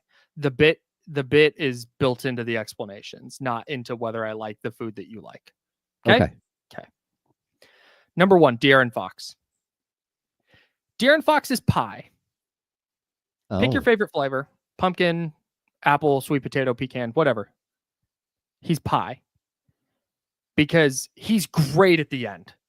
Everybody knows how good he is at the end. And afterwards, you're kind of like, I'd have liked more of that throughout the meal. I'd have liked more of that throughout the game. Okay. So that's why De'Aaron Fox is pie. That great to me end, but is... you know what? Let's have that throughout. I don't want to just eat it at the end. I'll throw it on my plate.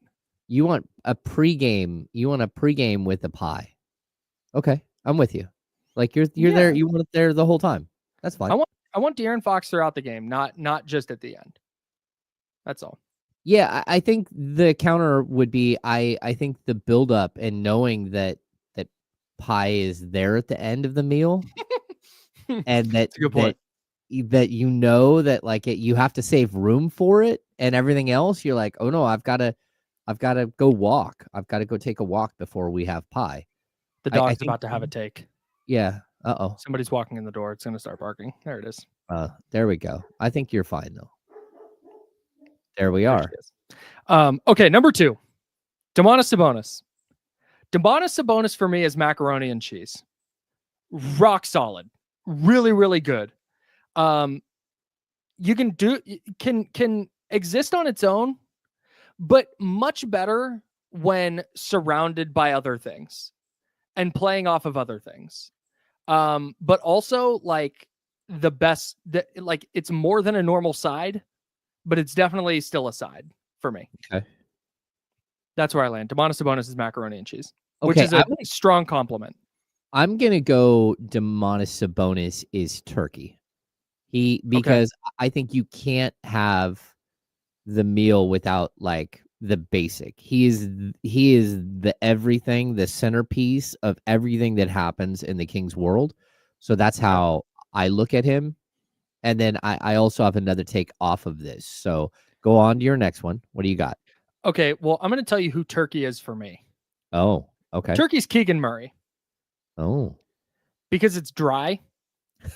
and like sometimes I'm like, hell yeah, that was awesome. But a lot of times I'm like, wish it was a little better. That's why Keegan Murray's turkey for me. But I'm just always wanting like a little bit more from that turkey. But then with the turkey, you go back later and you have sandwiches after. It becomes like multiple meals. I can understand your take there. I can understand. Keegan Murray, I'm gonna make like Keegan Murray as probably green bean casserole because I think it's underrated and it needs to be part of every dish, but it does more than what you think. Like it's there for you. Okay. I have a similar thought on green bean casserole coming up. For DeMar DeRozan to me is stuffing. Because you can definitely you can have it on its own, but it's way better when it's surrounded by other things and playing off of other things. Okay, so this really is where really high quality.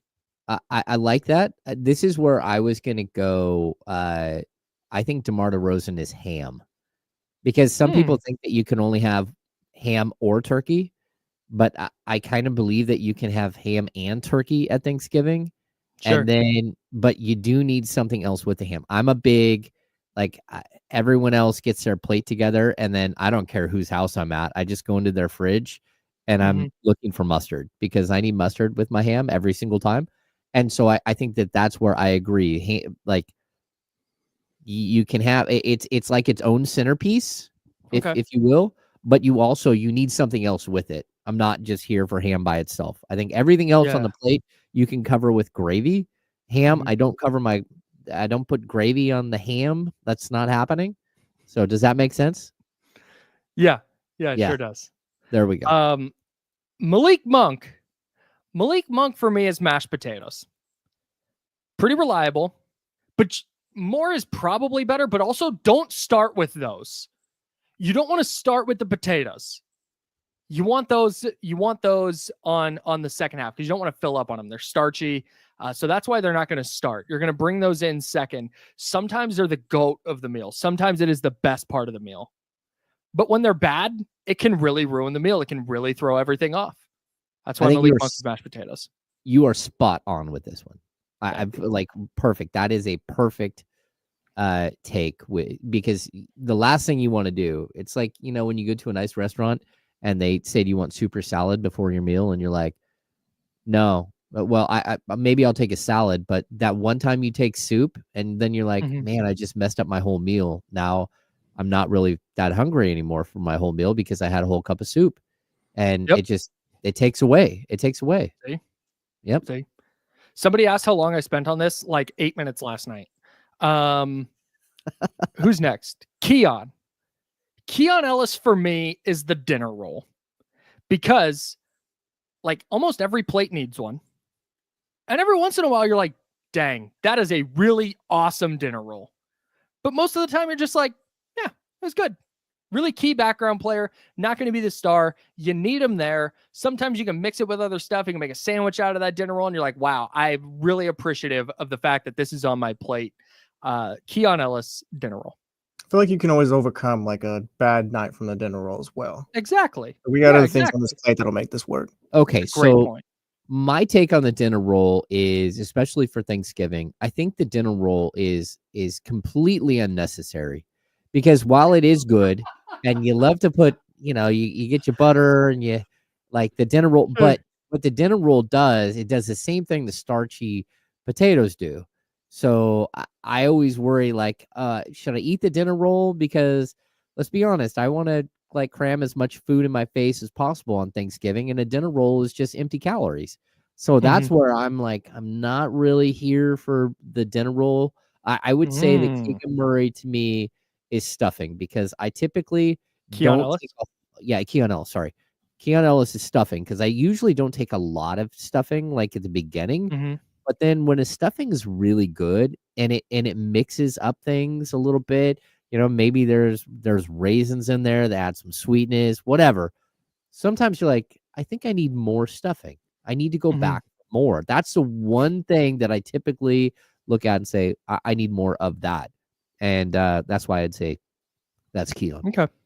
All right. Kevin Huerter's next. Kevin Huerter's gravy, and here's why. Gravy has exactly one job. Don't ask it to do anything else.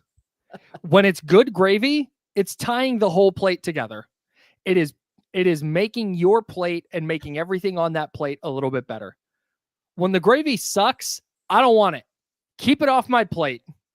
If that gravy is not doing the one thing that gravy came to do, get it away from me. Get it out of here. I'm with you. Yeah, Okay. gravy is one of the. See, I love gravy, but if you look over and the gravy is like separated or just it doesn't look right, you're like, oh no, I'm not doing it. Yep. You know what I'm gonna do? I'm gonna give that gravy like 10 minutes. I'm putting that gravy on the bench.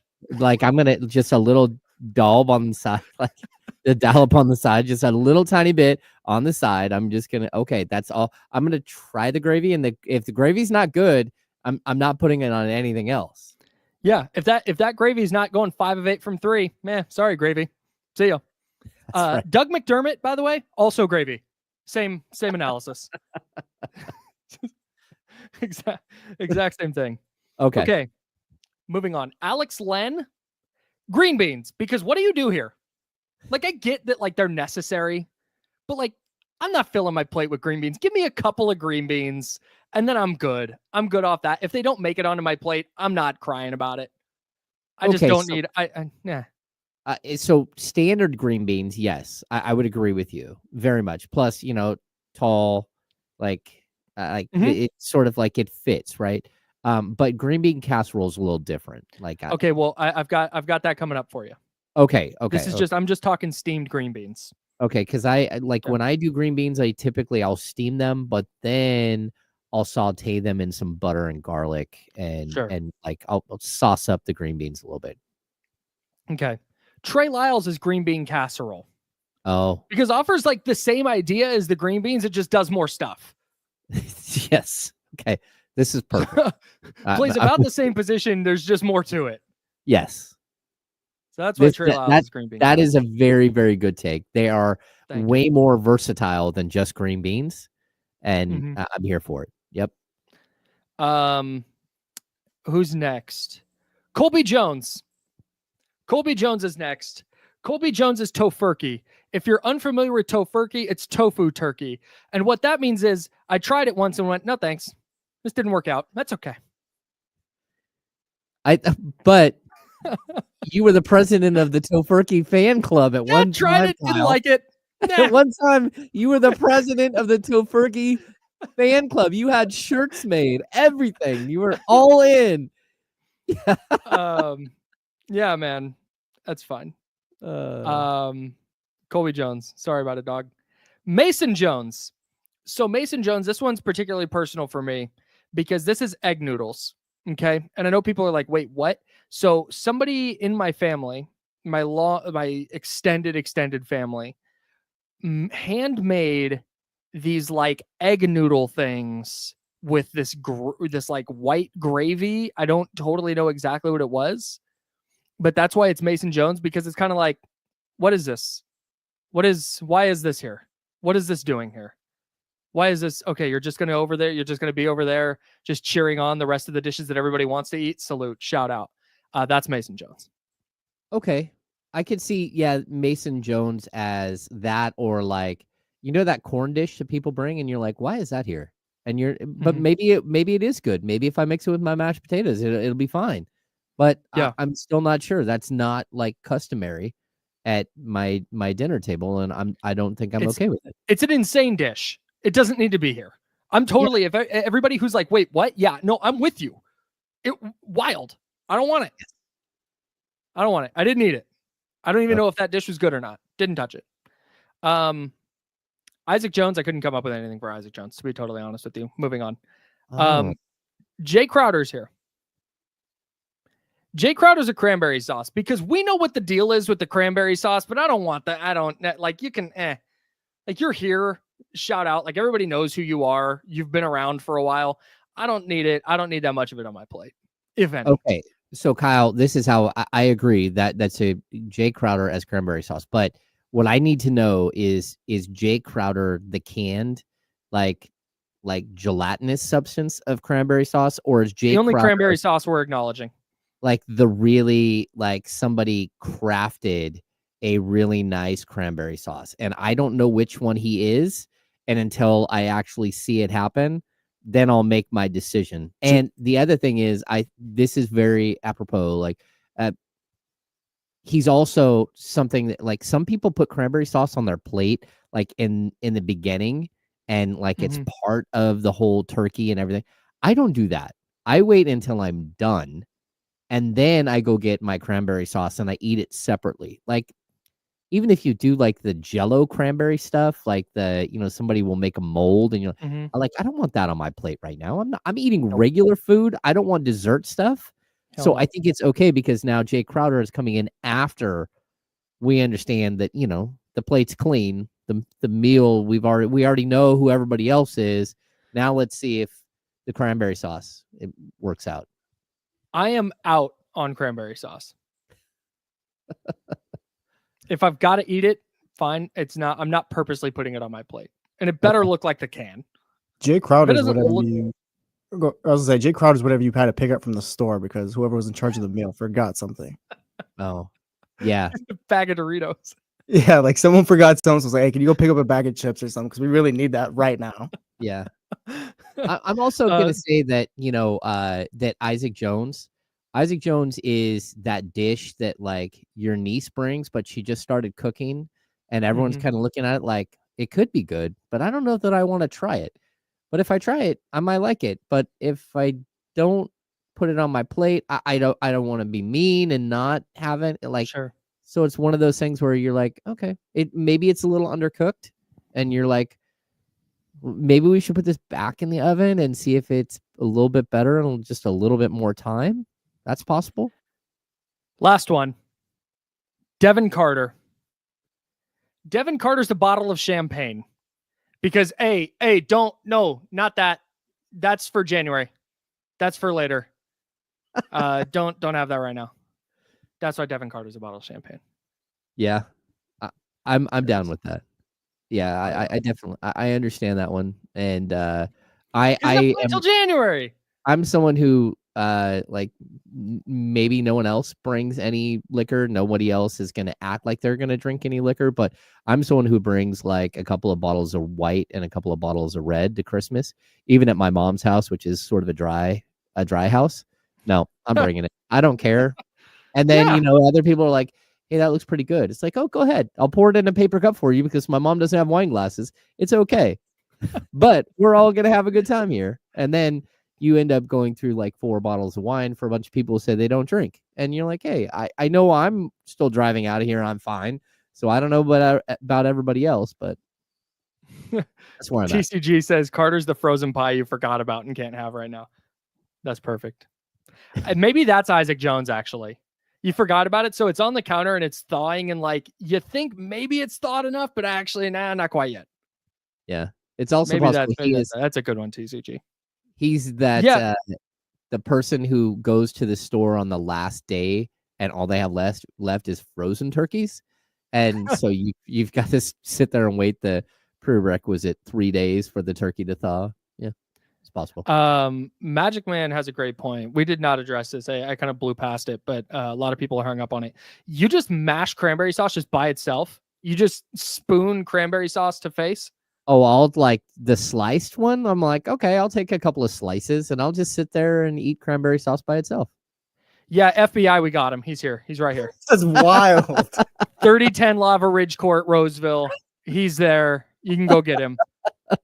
Ring the doorbell. I'll let you in. That's insane. What are you guys talking about? No, what are you talking about? I don't want insane, bro. I don't want gravy on the dog. It's a sauce. Sauce implies it goes on something. You don't just eat barbecue sauce with a spoon. Sure. That's insane. Oh my god. You guys are crazy. Hey, don't mind James. He's eating cranberry sauce right now. Dude, this is the beginning of a Netflix documentary. That's right.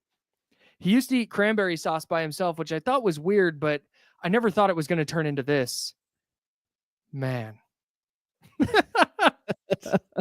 Think you know a guy. Oh, man. All right. Anyways, that's your Sacramento Kings as Thanksgiving dishes. There's also some Thanksgiving football games. We'll talk about those coming up with Mad Props. It is a special Thanksgiving edition of Mad Props. Plus, how do the Kings snap their 4-game win streak? We'll tell you next on The Insiders. He's James Ham and Kyle Madsen. This is ESPN 1320 at Sacramento Sports Leader.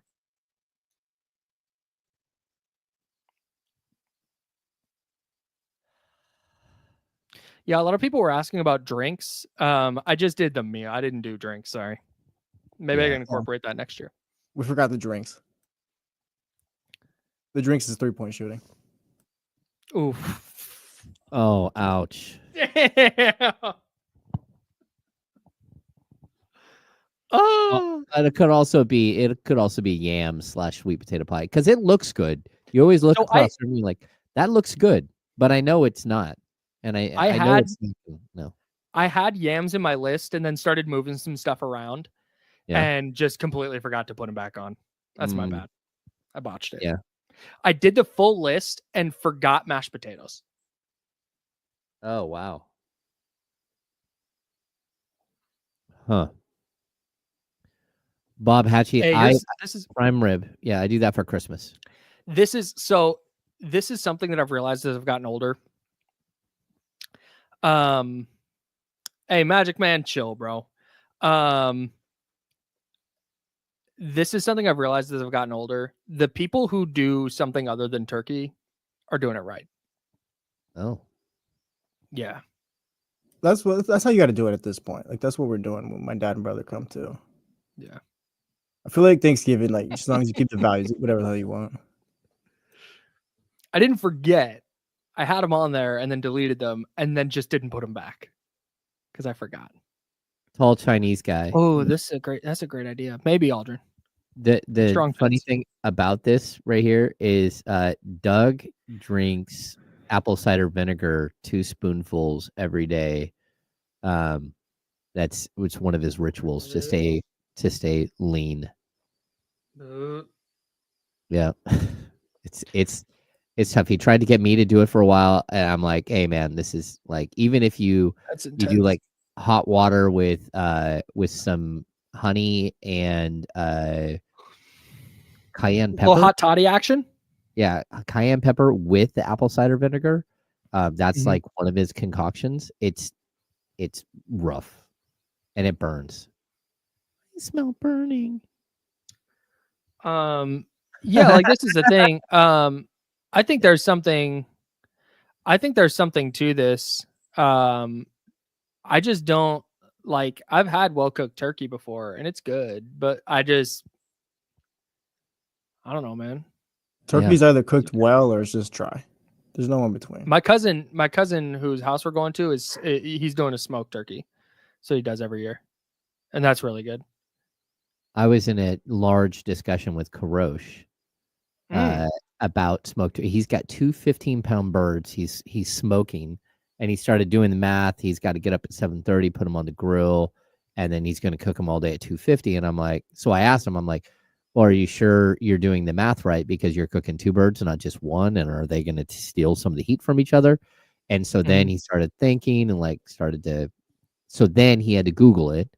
And we found out that in a smoker that the 250 is a 250. It doesn't matter if you got a whole bunch of stuff or just one thing. At least that's what his AI said to him. And I'm like, all right. He also Who made this turkey? My AI bot. Yeah, he may have also asked somebody that was walking by if they smoked meats. And whoa! That caused a moment here in the office. It was a good moment. My God, this is a workplace, Karosh. My goodness gracious. Hopefully Jen didn't hear that. No, it's and the person who we asked was spectacular.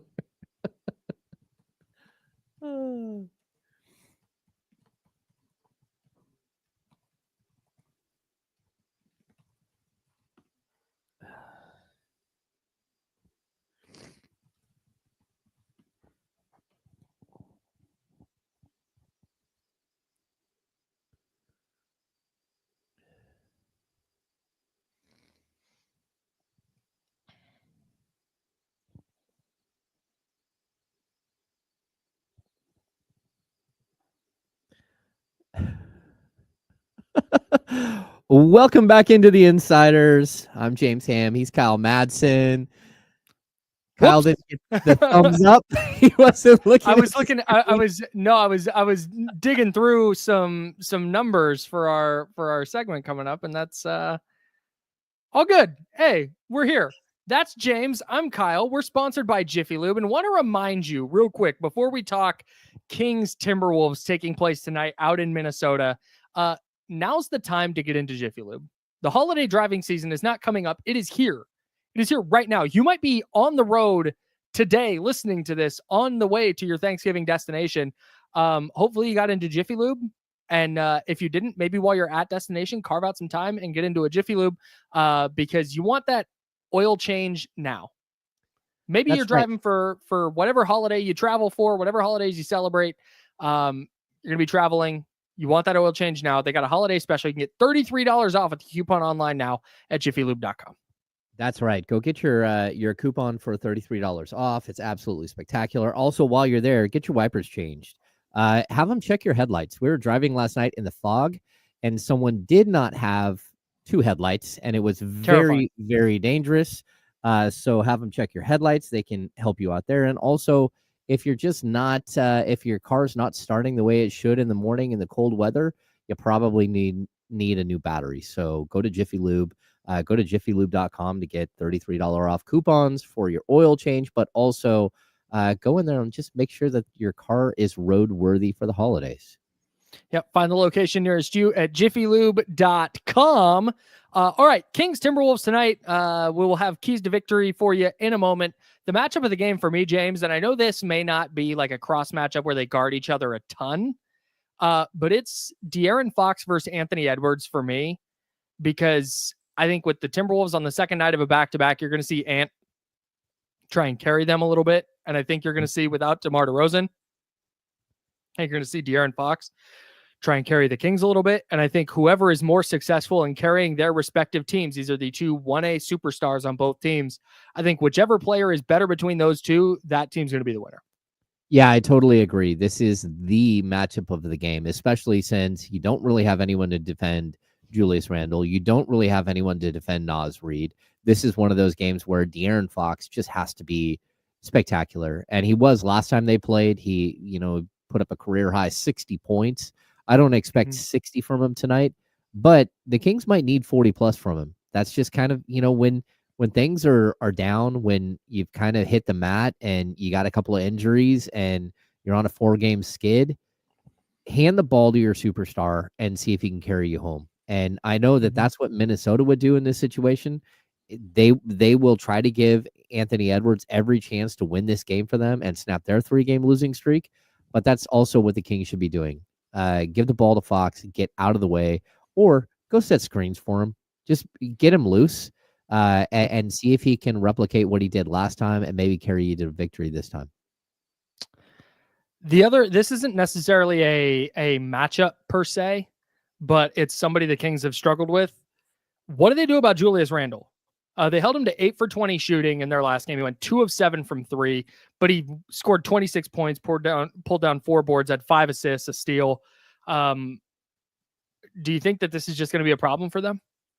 Well, I think the biggest problem with Randle is if he starts hitting the 3 ball, you're in trouble. If he's not effective from 3, I think you can throw sort of the kitchen sink at him. You can have Domantas Sabonis defend him for a little bit. You can have Orlando Robinson try to defend him. You can have Isaac Jones try to defend him. I think you're going to see Mike Brown kind of throw whatever he has. And hey, look, Jay Crowder, I know you just signed. You're going to sign sometime during today, but we're going to need you to go in there and literally come out with bumps and bruises. Like Julius Randle is a beast. He doesn't mind running you over, and that's what happens when you sign on 18, 19 games into a season. That means that sometimes you just get thrown under a bus, and that bus is Julius Randle. Yep. Yeah, they gotta try something different, because if he's gonna also score 25 plus on top of whatever Anthony Edwards is doing, now the Timberwolves get a lot harder to beat. Let's get to keys to victory. I'm guessing that will overlap with some of what we just said, but James, what is your first key to a Kings win tonight? Punch first. This Kings team, I know the coaching staff has has been talking about this a lot lately, that their defensive rating in the first half is like 27th, and their defensive rating in the second half is like number 6. That's fine and all, but how about you punch somebody in the face in the first quarter? How about you Not you literally. show up? Yeah, well, literally, figuratively, I don't care. I don't know who it would be because you don't have a lot of extra bodies. But if I like pull in Mason, hey Mason, we need you to do this. We need you to go punch Anthony Edwards in the face. Like that's our game plan tonight. We're going to eliminate one of them, and we need you to fight with them. So go. No, I mean, like this team needs to show up early and show that they're ready to play and that they're ready to dominate.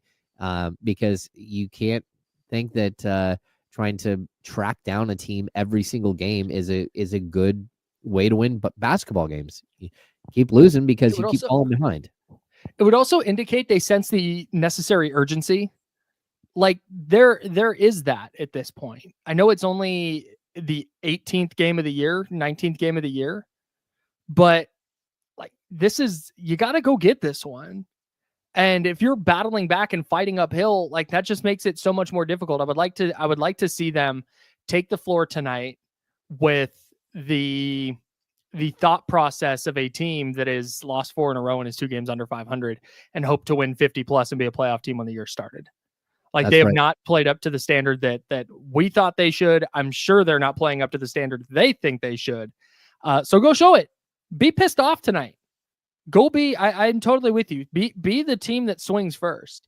I would love to see that from them for seemingly the first time all year. All right. Number 1 for me. It's De'Aaron Fox time, man. He had 60 the last time out. You know they're going to throw the kitchen sink at him, but I want to see the ball running through De'Aaron Fox's the offense running through De'Aaron Fox with the ball in De'Aaron Fox's hands. It's going to be Domantas Sabonis. It's going to be dribble handoff stuff. I think Keegan Murray still needs to be involved, but De'Aaron Fox has to be the guy. This can't be one of those games where he takes 14 shots. Oh, but he had 9 assists. Like, nah, man. I need De'Aaron scoring 30 plus tonight and carrying the Kings offensively. We already know that the Timberwolves are going to have a game plan for him. They're going to switch up whatever looks he was getting last time. It might take him a minute to figure it out. But at some point, like when you're just faster than everybody on the court and you can put the ball on the deck and get in the paint whenever you want, like there's not really a ton of defense for that. And if there is, it means opening things up for Keegan Murray on back cuts or for threes. Getting the 2-man game going with Domantas Sabonis, I think would be huge for getting Rudy Gobert out of the paint. There's so many things they can do when they run the ball through De'Aaron Fox, and I would like to see it tonight. Yeah, I totally agree. I mean, that is way, way high on sort of the order here. If De'Aaron Fox doesn't show up, you're cooked in this game. Yep, just straight that's up. it. And Malik Monk can have a nice game. There's some other players. Domantas Sabonis can have a nice game. Keegan Murray can find his shooting stroke and all of that stuff. But at the end of the day, if De'Aaron Fox doesn't show up, you're going to lose. And that's why you gotta have your stars show up. It's kind of all there is to it. Number 2, James. Welcome in Jay Crowder. Hey, Jay Crowder, thanks for showing up. Here's your uniform. We need you to go play 15 minutes. And if Naz Reid or Julius Randle bloody you, it's okay. We've got tape and we'll tape you back together after the game. Jay Crowder is a guy that this team needs. They need the toughness. They need somebody who's willing to go out there and push people around. And hopefully he's got something left in the tank. Yep. If he's got anything for you, that's great because they need it, especially when they're shorthanded. Number 2 for me, pace. They played an overtime game last night. They have a very good defense when they can get set. Your best player who's going to have the ball in his hands a lot is the fastest player in the league. Go run and do it a lot. I agree. Nothing else to do that. Just go Especially like really push the envelope on Rudy Gobert. Get Rudy Gobert off the court. If he can't keep up, same with Julius Randle. Like these are big dudes. Like run them off the court. This is a moment where you need to use your elite skills. And one of the skills that this team has that they have not been using nearly enough is their ability to push the ball. So I'm with you, Kyle. Absolutely. Number 3. Hit your threes. Hit them. I don't care. Just hit them. Just make them. Yeah, just make them. That's all you got to do. Yep, that's right. Just do it. Just fix it. And I think that gets easier. Like at some point the open looks are going to start falling. So keep trying to get them. And that gets to what we were talking about with whether it's Domas or whether it's De'Aaron, just sometimes Malik, getting players in the paint, touching the paint and spraying for three. Like that's their offense. Get to that, stick with that. And at some point the threes are going to start falling. That's right. Mine's in the same vein, but the other way. We always talk about how much they get outscored at the 3-point line. The Timberwolves are going to put them up. They are 7th in the NBA in 3-point attempts. That's what they want to do. They have so many players whose job it is to stand in the corner and hoist threes, run them off the line. Like make a guy like Nickeil Alexander-Walker put the ball on the deck and make a play. Mm-hmm. That's what I'd like to see. Same thing with Jaden McDaniels, Dante DiVincenzo. Make these guys put the ball on the floor and don't just let them blaze away from three, because that's exactly what they want to do. Make them uncomfortable. Make them play from inside the arc. Couldn't agree more. Easier Kyle. said than done, but would love to see the Kings do that defensively tonight against the Timberwolves. I think we're saying hit your threes and defend the three. I think you got to win the 3-point line, man. That's how the three. That's how a team like on the second night of a back-to-back can stick around, hanging out on the perimeter, hoisting threes. That's right. And if they start making them, they start hanging around. Hit your threes. Don't let them hit threes, turnovers, etc. You know the drill. Those are our keys to victory for the Sacramento Kings tonight. That's James Ham. I'm Kyle Madsen. We are sponsored by Jiffy Lube. Make sure to get to jiffylube.com for that $33 online coupon right now. It is a holiday special. Again, that's jiffylube.com. I want to remind everybody as well, we have Thanksgiving football tomorrow.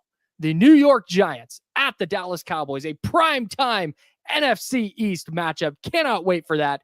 Coverage begins at 1 o'clock right here on ESPN 1320, Sacramento Sports Leader. Tap in for Drew Lock. It looks like Tommy DeVito's not playing tomorrow, so tap in for Drew Lock. Then I'm out. Oh. Is it Tommy DeVito tomorrow for real? Yeah, he didn't fly with the team, so he's out. Oh, he's not in Mad Props. Okay. Great. Perfect. Sweet. You guys want to do Mad Props now? Yeah. We have... Hey, Jesse. Are these Christmas Kellers? Who are these people in here? We have a whole bunch of people that just wandered in. I believe Doug Thomas does a little something every year. Oh. Shout out to Dougie T. We love Dougie T. Yeah, shout out Doug. Yeah, Zabo said Drew Lock's probably better. Drew Lock is definitely a better player than Tommy DeVito. I don't think it's even close. Yeah. I also think the Giants are going to win now. Hey, Jesse, there should be in the Insiders Rejoins page. Oh, you got it? All right, let's go. Mad Props time. Mad Props time. Let's go. It's time for Mad Props. 2 games, 2 props. Which number will he hire? That's for Kyle and James to decide. And Jesse. Here's Mad Props. Mad Props sponsored by nobody right now, but hopefully someday. We're going to do the Kings game tonight. So it's a Thanksgiving edition of Mad Props. We're going to do the Kings game tonight in Minnesota against the 3 Thanksgiving Day games. So it works out perfectly because there's 6 props. There's 3 games, 2 from each football game with the Kings game tonight against the Timberwolves. Sound good, everybody? Sounds great. Hell yeah. All right. Number 1, we're going to throw this to you first, James. The Detroit Lions hosting the Chicago Bears. Who scores more points? The Detroit Lions or De'Aaron Fox? Oh, man. I don't know if you remember, but De'Aaron Fox had 60 the last time these two teams played. Yeah, this is a tough one. I don't think the Lions will score 60, but I also don't know that De'Aaron Fox will score 40. I am going to go De'Aaron Fox, though. I think he's going to have a huge game, and I do think that the Lions are going to score over 30, but I think Fox will score more than that. I'm going to take the Lions in this. I'm going to go 30 plus from the Lions. I think Fox will be somewhere around 24 to 28, so I'll go with the Lions in this one. I think Fox gets 30 plus. I think the Bears are going to sneaky, not hold the Lions down, but I think they're going to give them a better game than people are expecting. Mm-hmm. I don't think the Lions are going to go win 50-6. That's my take. Okay. Yeah, I think I wouldn't pick the Bears to win, but I really think we're going to get a good game tomorrow at Ford Field. So I'm going to go with De'Aaron Fox, but I think it'll be close. Next one, Jesse, we'll throw it to you first. Giants passing yards or Kings-Timberwolves total points? Kings-Timberwolves total points. Let me get that. I think that's easy. There's no Giants passing yards, no chance. I am with Jesse. I think it'll probably be like 227 points scored in the Kings-Timberwolves game. Mhm. And I don't think Drew Lock can get to that. Call that my mad props lock of the week right there. Lock of the week. Lock of the There week. we go. There we Jeff, you go. want to make this? You want to make this one worth double points? Yeah. Let's go. Oh, I'm down. I'm down. We'll make this double. There we go. We're We're all creating picking rules on the fly. You guys are just We're all trying to picking the catch same me. way, so it doesn't matter. Erroneous. No, I'm also going Kings Timberwolves total because 225 was kind of the number I had in mind. And maybe this game gets weird and the Giants have to throw it a lot and they just fall backwards into 250 passing yards, but I don't foresee that. I don't foresee that coming. The only thing that sticks out to me is if it's one of those weird like 104-98 games in Minnesota, where now it's like 202 and now it's kind of dicey, but I think there's going to be more points scored than that. Number 3, James, we'll toss it to you first. We've got Tyreek Hill targets against the Green Bay Packers or Domantas Sabonis assists tonight against the Timberwolves. Ooh. Oh man, I want to say Tyreek Hill. Yeah, I am going to say Tyreek Hill because I think that the last couple of games I've seen more targets for him. But that's tough. Man, it's probably going to be like, no, you know what? I'm switching. I'm going Sabonis. Sabonis is going to get a triple-double tonight. There it is. Jesse? I'm going to go Sabonis too. If Tyreek Hill has more targets than Sabonis has assists, then I think Tyreek had a massive game. But the way Miami's been playing, they're running the ball a lot more. Johnny Smith's getting more involved because I think teams are starting to take away Tyreek a little bit more. So they're using everyone else. I'll go Domantas Sabonis in this one. Yeah, 8 is kind of the number that was in my brain. I'm also going Sabonis because I'm with you, James. I think we get a big Domas game. No DeMar DeRozan tonight. De'Aaron Fox is going to have the ball a lot, but Domantas Sabonis is going to facilitate his share as well. So I'm with you. I'm going Sabonis. We've been in lockstep on the last 2. I might have to start doing something for the bit, guys. Jahmyr Gibbs rushing attempts, Jesse, or Keegan Murray points. Keegan Murray points. Don't feel great about it. I'm going to go Keegan Murray points. I don't feel great about it, but Keegan, let's go. I'm going to go Jahmyr Gibbs. Me too. I think Gibbs is going to have a big game on a big stage. Yeah, I just don't trust Keegan right now. That maybe he goes for 25 and that'd be great. But I think we're going to see Jahmyr Gibbs in that 15-16 carry range, and I can't trust Keegan to get there right now. Hopefully he does. Be good for the Kings. Come on, Keegan. I'm counting on you. I think Jesse's going to beat us on that one. I got to be honest, but I'm sticking to my guns. And James, this next one's for you. We'll go to you first. Cooper Rush completions or Kevin Huerter minutes. Oh man, this one's tough. This is tough. I'm going Cooper Rush. I got it. Oh no! Wow. Do I want to go Cooper Rush too? Because like Huerter can be anywhere from like 0 to 20. Yeah, he can get 30. What are you talking about? He can play 30 tonight. He might start. It's true. I don't know. I don't know. What do you want? This is one that knows. Yeah, I don't even want to bet on this one. Boo, Kyle. Boo. I'm going Kevin Huerter. Kevin Huerter's going to knock down some shots. I think he plays like 28 minutes tonight. I'm going to go Cooper Rush because, I'm going to go Cooper Rush. I don't even feel great about it, but here's my concern with this. I'm a little worried that like if I was certain the Giants are going to play hard, I'd feel really good about the Huerter minutes, but the Giants might just quit on Brian Daboll and just be terrible. Oh, and it's just easy work for Cooper Rush, and he completes 26 passes, and Kevin Huerter plays 22 minutes. Kevin Huerter can go out there, miss 2 threes in the first 7 minutes, and he might not see the court the rest of the game. Yeah. Boy, I mean, nobody wanted to answer this, Kyle. I know. This might be your worst. This might be your worst. No, that's a great one. I feel so good about that one. He's here for the Kevin Huerter quarterback controversy. There's a chance they do tie. By the way, I'm rounding up on the 30-minute mark per Basketball Reference. Okay. So 20 minutes and 30 seconds is 21 minutes. 20 minutes and 29 seconds is 20 minutes. Yeah, that's fine. Okay, cool. Sounds good. We feel good about that. Okay. Last one, Jesse, we'll toss it to you. Jaden Reed receptions against the Miami Dolphins or Isaac Jones points? Jaden Reed and receptions. Yeah, I'll go with that. Oh, James? I'm gonna. Jaden Reed is typically in the 3 to 5 catch range. Yeah. Oh, you know what? I'm gonna go with my guy Isaac Jones. Come on, let's I think go. he's gonna get some minutes. I think he's gonna get some minutes in this. You know, I don't know. It'll be him and Jay Crowder, like big minutes. If he goes 3 for 3 and scores 6 points, I think you're probably good. But I'm gonna go with Jaden Reed in the off chance that Isaac Jones plays like 4 minutes. I feel like I've been duped into my choice here, but I am okay with I this don't think decision. that's true. No takesies, backsies. Sorry. I'm here for Isaac Jones. I think there's a real chance that Isaac Jones plays like 18 minutes tonight and has 7 or 8 points. Is that? I don't think that's crazy. They're No. like no Trey Lyles, no DeMar DeRozan. Yeah, he can Like score. they might need to play him just to have bodies on the court. Yep. I'm here Especially for it. if Kevin Huerter stinks and plays 8 minutes. All Maybe right. I'm crazy. Anyways, those are locked in. We'll go back over them on Monday. That sounds great.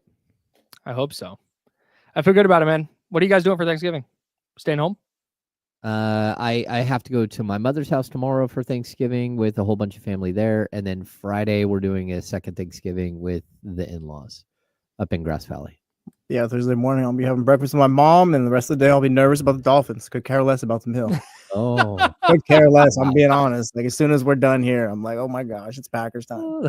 It's a huge game for the Dolphins, man. It really is. It's really It's a massive game. huge. All game. right. That's going to do it for us. D'Lo and Casey coming up next. Everybody have a very fun, safe holiday. Call an Uber. Call a Lyft if you need to. I'm telling you. Enjoy your holidays. James and I will be back on Monday at 10 a.m. Until then, throughout the holiday weekend, remember to drink water and be nice to people. It's a radio show. Nice shot, guys. Appreciate you. We did it. Thanks, everybody. Yeah, see you guys Monday. Enjoy your holidays. Be safe, everyone. See ya. And try See you, cranberry after your meal. Insane. Cranberry after Insane. your meal. After your God. meal, This people. is ridiculous. I'm leaving. I may not be back on Monday. There it is. Adios, friends.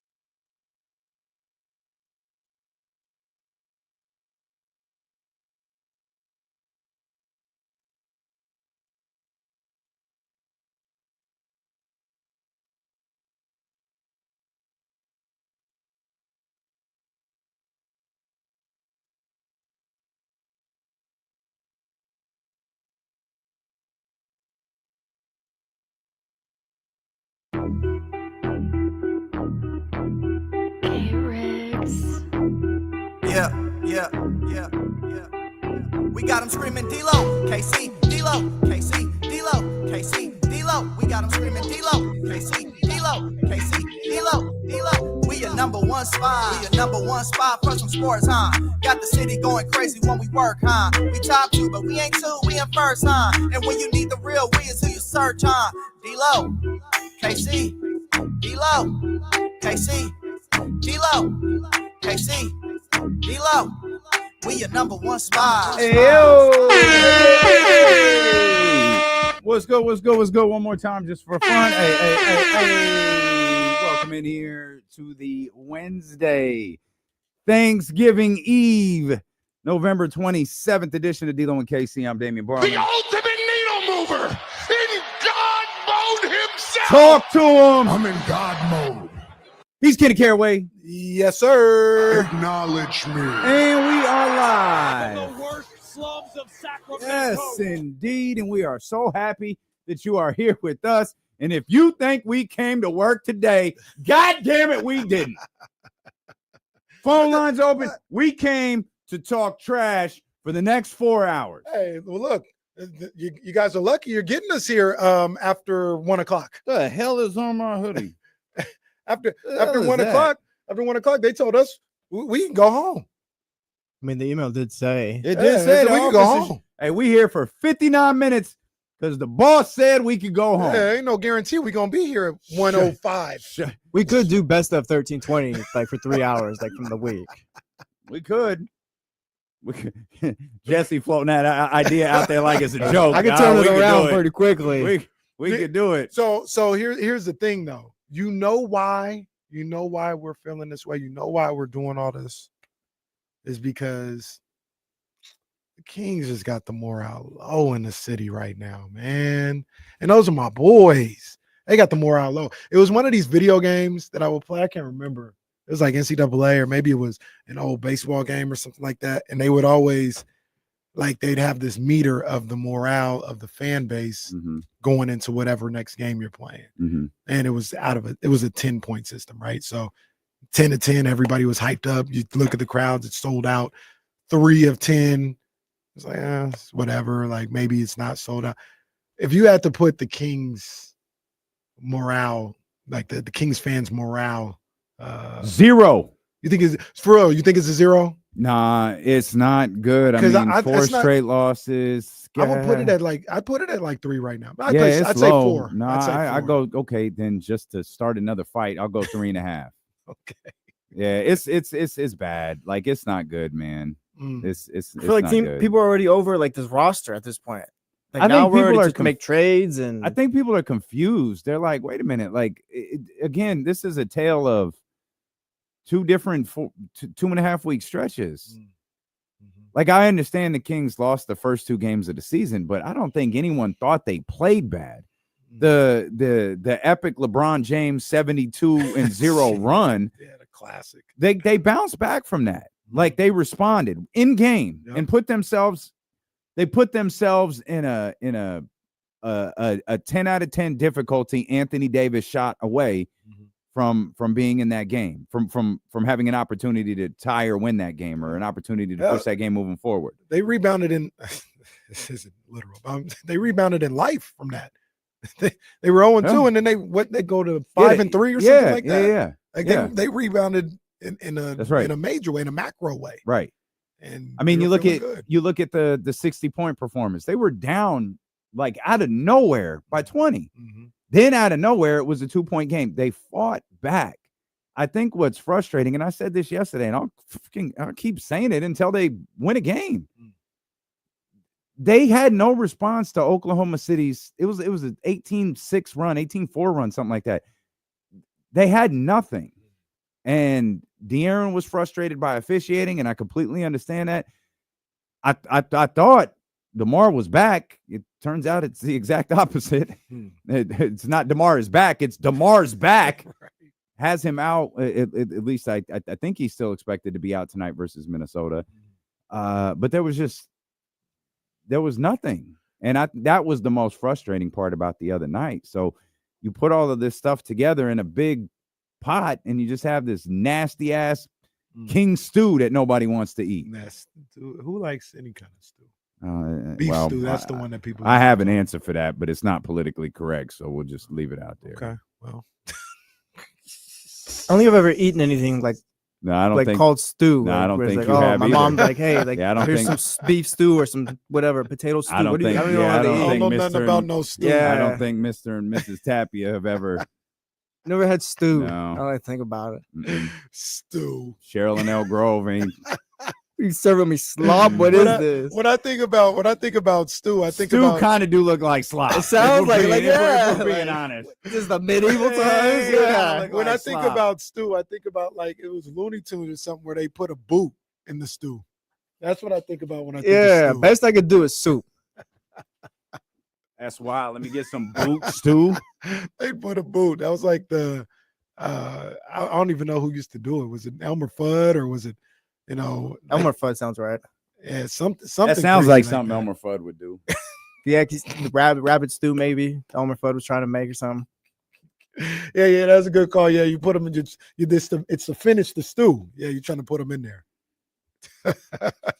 Boots and rabbits. So that's what we do. Okay. Well, either way, it ain't for us. Not my job. By the way, shout out to James for getting out of his 3:00 hit in like the slickest way possible. James is like, all right, man, you guys have a happy Thanksgiving. Y'all enjoy. I was like, James, you ain't with us at 3? He was like, well, it's up to you guys. Yeah. What you- No, you're supposed to be here. I'll see you What at are you 3 talking then. about? Yeah, I'll see you at 3. Leave it up to me. I'm the opposite. James, go home. I don't care, man. Tell people, don't I'm leave fine. it up to me. You'll Don't be tune- here. I'll tell you this. Don't tune into this goddamn radio show expecting to hear something sports related today. Yo, it's topic roulette. We ain't trying to do no research today. No, Half y'all ain't even at work. I see Dame as I'm walking in. Hey, Dame, you need me at 12? Like you want me? I mean, if you want me at 12, yes, sir. You have to be here. It's your job. All right, catch our Survivor Series War Games predictions at 3:20. Well, Bryce call. If Bryce calls in Oh now, yeah, Bryce. Yeah, hey Bryce, you're invited to call if in. Bryce You better calls come in, with some heat this time, Bryce. Bryce calls in now, he might get his Said- whole. Bryce tried to run down the card. It was like for summer. What was it? SummerSlam or It was Crown. Crown the Jewel, crown, one of those. Yeah. And he's like, yeah. The match I'm looking for is that fatal 4-way tag team with the women. All right, bro. Bryce hit us with a caller. I hope my PD's not listening. Was that right Hip Hop now. Made the Bay? Is that where I was? Is that where I missed it? Yeah. You looked at like 3. Like I said, everything with Eddie was fine. KC and Eddie, good basketball talk. Talking Kendrick was great. It was great stuff. Good radio. And then 3:30 hit, and then the substitute teacher just walked in, I guess. TC tapped in. Everybody tapped in, man. How Tap did in today on the El Grove Kid Talk line. 916-909-1320. How do they do do they still reel in the big cart? They can't possibly still. How do they do how do substitutes do movies? How do schools do movies now? Do they all have Probably pull up your Hulu account, I'm assuming. Oh my their God. individual tablets? Yeah, I mean, I'm sure they don't get a budget for movies. Somebody's like, I bet Vista Del Lago got individual tablets. Or I bet what's they the do. what's I the bet there's is West Park the new one? The newest one. I think it's West Park. Okay. That's Rockland. 12 Bridges? Is 12 is Maybe West it's Park 12 new? Bridges. 12 Bridges is a handful of years old. It Yeah, started during that's the what show. I'm saying maybe 3 years old. Yeah, 12 Bridges is 12 pretty Bridges new. one. I think So Yeah. these kids all have tablets now at school? I think I would so. have. I'm talking. I about think a those lot schools, of I bet they do. I think some of those schools in Rockland probably do. Those schools look better than Consumnes River College. Yeah. Those schools are fantastic. I drove by 12 Bridges 2 weeks ago from a different. I was like, what the hell is this? I was like, this isn't what's Matt George's school? Jessup. This isn't Jessup. no. Jessup's around the corner. So I was like, what is this? I think last time I remember someone Well, rolling a Bridges. projector was like 5th grade, maybe 6th grade. the projector Like something lowers from the ceiling. Yeah, and- yeah. Well, I that think is- that's what happened. I mean, the lady rolling out the the little orange cream color thing where you write on it. That's what you're talking about. yeah. like Al Davis had.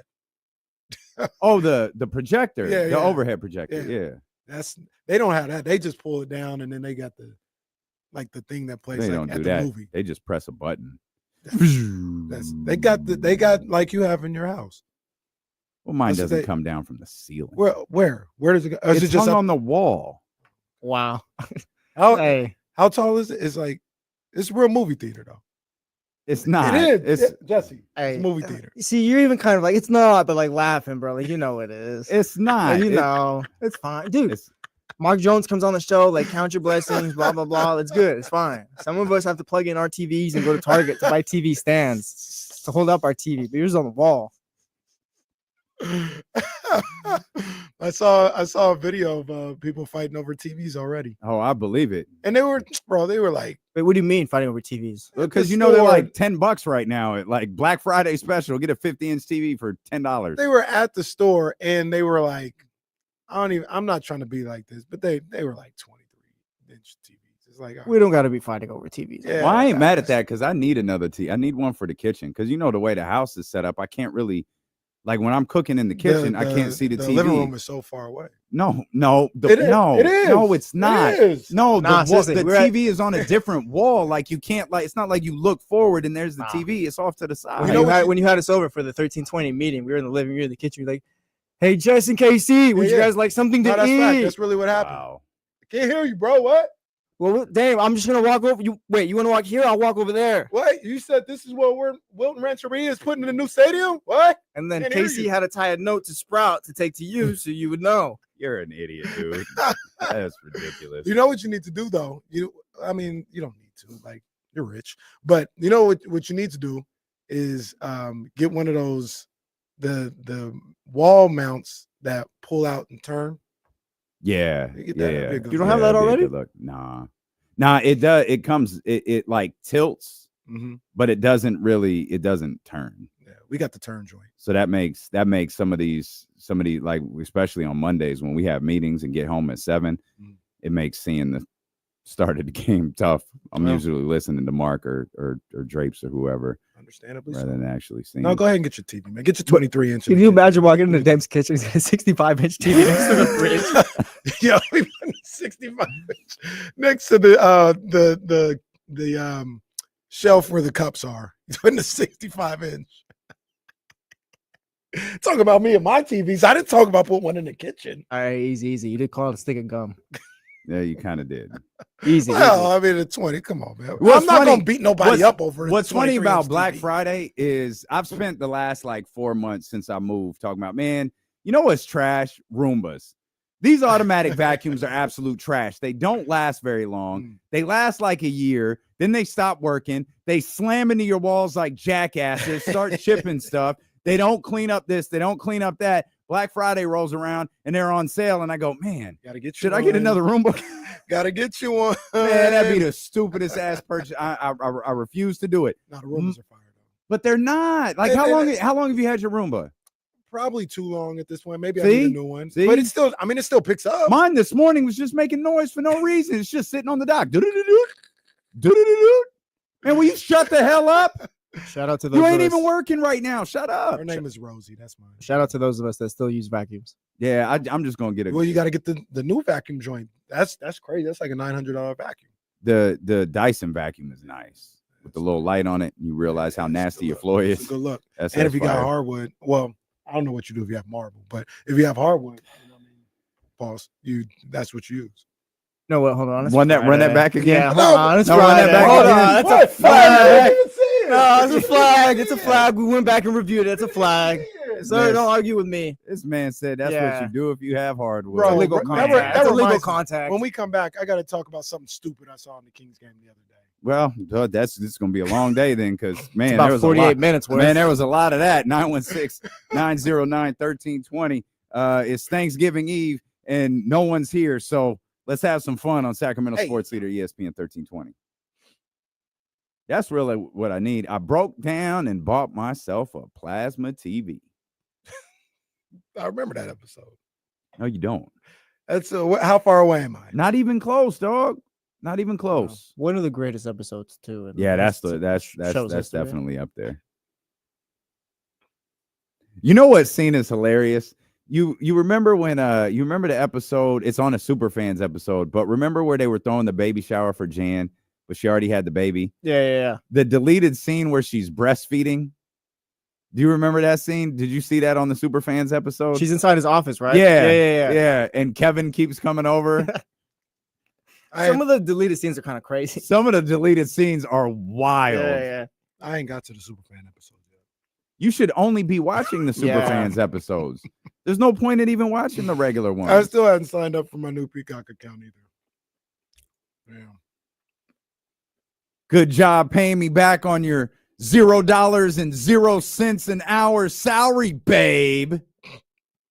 Plasma TVs were like, that was like a moment because like you buy a plasma, but like the channels hadn't caught up yet, so I'm still watching standard def. Yeah, I remember going to my dad's buddy's house, whatever, watch a Dolphins game. We're watching Browns Dolphins on Monday night or something. It's like, yeah, it still looks the same. Yeah, and didn't like the plasma burn out, so like it had a shelf life. It seemed like plasma. Exactly. Yeah, there was a point where we bought one, out. and like the screen was just so burnt out. It was like, all right, this is what ESPN looks like when the TV's off. So what was the TV that? How do I explain this? And hopefully you guys understand it. But it had the weird. Like if you watch the movie, the way it looked, the people would move before the background or something. It just had a different. No, it's not the TV. Vizio would do it, I think. It's not the TV. It's the mode that you put the TV in, and I think it's called HDR, high dynamics resolution. They still have that on. Oh TVs? yeah. But it's a setting. You it's a setting. Yeah. Some of them would you get start off it. with that setting. Yeah. That's what I'm like. It was the. It's a dynamic. I think it's called Dynamics HDR. I think 3D TV is the worst iteration of a TV ever, right? Yeah, because no one ever filmed in 3D. Exactly. What's the one they always have? Like Fox is in 4K. Yeah. 4K. Yeah, and they're still like these hoes are selling 8K TVs for twice the price of a 4K TV and not in person broadcast in 8K. You literally purchase it like, what the fuck am I gonna do with this? Shout out to the big screens. Man, you ever have one of them big backs? Yeah, what you know about that? We did. What you know about like, no, see, I don't like how we used to have to push the TV in and stuff like that. Yeah, I remember when we got rid of it. Well, I don't like how you guys disrespect me. About that? What you mean? I know what a big screen TV is. I told you, I'm grown. Hold on. I'm almost 30, damn it. No. Settle down. Because just last week, when we were talking about the Malice in the Palace, he's like, I don't really remember that. I was 6 years old. I was 8. I wasn't sitting down all tapped in. Oh, wow, Dad, look at this. Ron Artest really beat that fan's ass. I was probably watching like SpongeBob or something. The Celtics might have been playing at that time. So, but I don't even think they had big back TVs at that time. That's a Kenny watch Chris Middleton. Are you that was serious? Nice. Are you that was nice. What watch you got? I got my standard JBW watch. What the bracelets looking like? Come on, man, don't do that. A bracelet's kind of fire though. It don't have as much weight as I like, but it's kind of fire.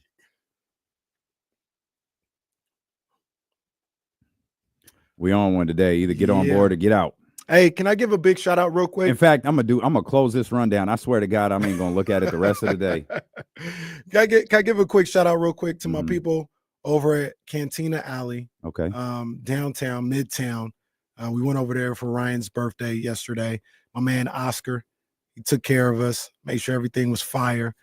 I'm definitely coming back, man. Okay. Cantina Alley. I'm kind of late to the party because I know that's one of the things people do on Instagram a lot. They take a picture in front of that Midtown sign they have all the time. And I had never been there, man. But Cantina Alley, it's a good look. That's the place where you got to walk off the street into the middle, right? Yeah. I've been there. Yeah. Okay. Yeah. I was going to ask you too. We've been there a few times. Been there a few times. Yeah. Okay. Cantina Alley. I'll be back. Shout out to my man Oscar. Did a great job. Big ups to him, man. That's a good spot. Been in there a time or two. Good spot for sure. Great margaritas. I agree, Soren. I had me one last night. Speaking of, well, actually, no, this is a terrible segue. It doesn't make any sense. Like you say, you closed the rundown. Who cares? Yeah, like it was speaking of, no, the way. Speaking of nothing, I guess speaking of downtown, shout out to everybody participating in Run to Feed the Hungry. We'll be out there tomorrow. D'Lo and KC will be at, I think, like the mile marker ish. Is it a different spot? I don't remember what it was last year, but is it? I feel like we were more I'm than just thinking about. Well, yeah, so it may be a mile and some change. I'm thinking about what Jackie wrote in the email. Gotcha. But we'll be at the mile marker, and I think Katie and Gavin will be at the finish line. Kevin is running. Okay. I think new Aaron is running. New Aaron running. We got a team out there doing some work. Old Aaron running. Old Aaron. Well, you're gonna get. Come on, man. That's my boy, old Aaron, man. No, let's just leave it. No, leave it there. That's my boy, old Aaron. In any event, we'll be out there. So if anybody's participating in Run to Feed the Hungry, be on the lookout. I think we'll have. I'm pretty sure we'll have the 102.5 tent out there. So pull up. It's fun seeing everybody. Well, drinking. Yes, it's 8:30. People have already 2 drinks in at that point. Well, there are houses that you stop along the way, and they just hand you alcohol. I didn't know. I wasn't familiar with it either. The crazy thing about bring a bottle of wine out there with us. Why not? Good. What's the good? Anybody know a good breakfast wine? That's a good question. There's got to be a breakfast. I think those are called mimosas. Well, that's champagne. Well, I know, but I don't think you do wine. Like at that point, it's just you guys go that way.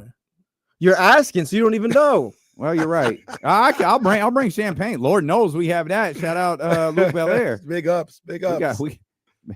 Shout out anybody. Like we could bring bottles of Luke Belair out there with us. Oh, by the way, Run to Feed the Hungry could be sponsored by D'Lo and KC and Luke Belair. We could do that.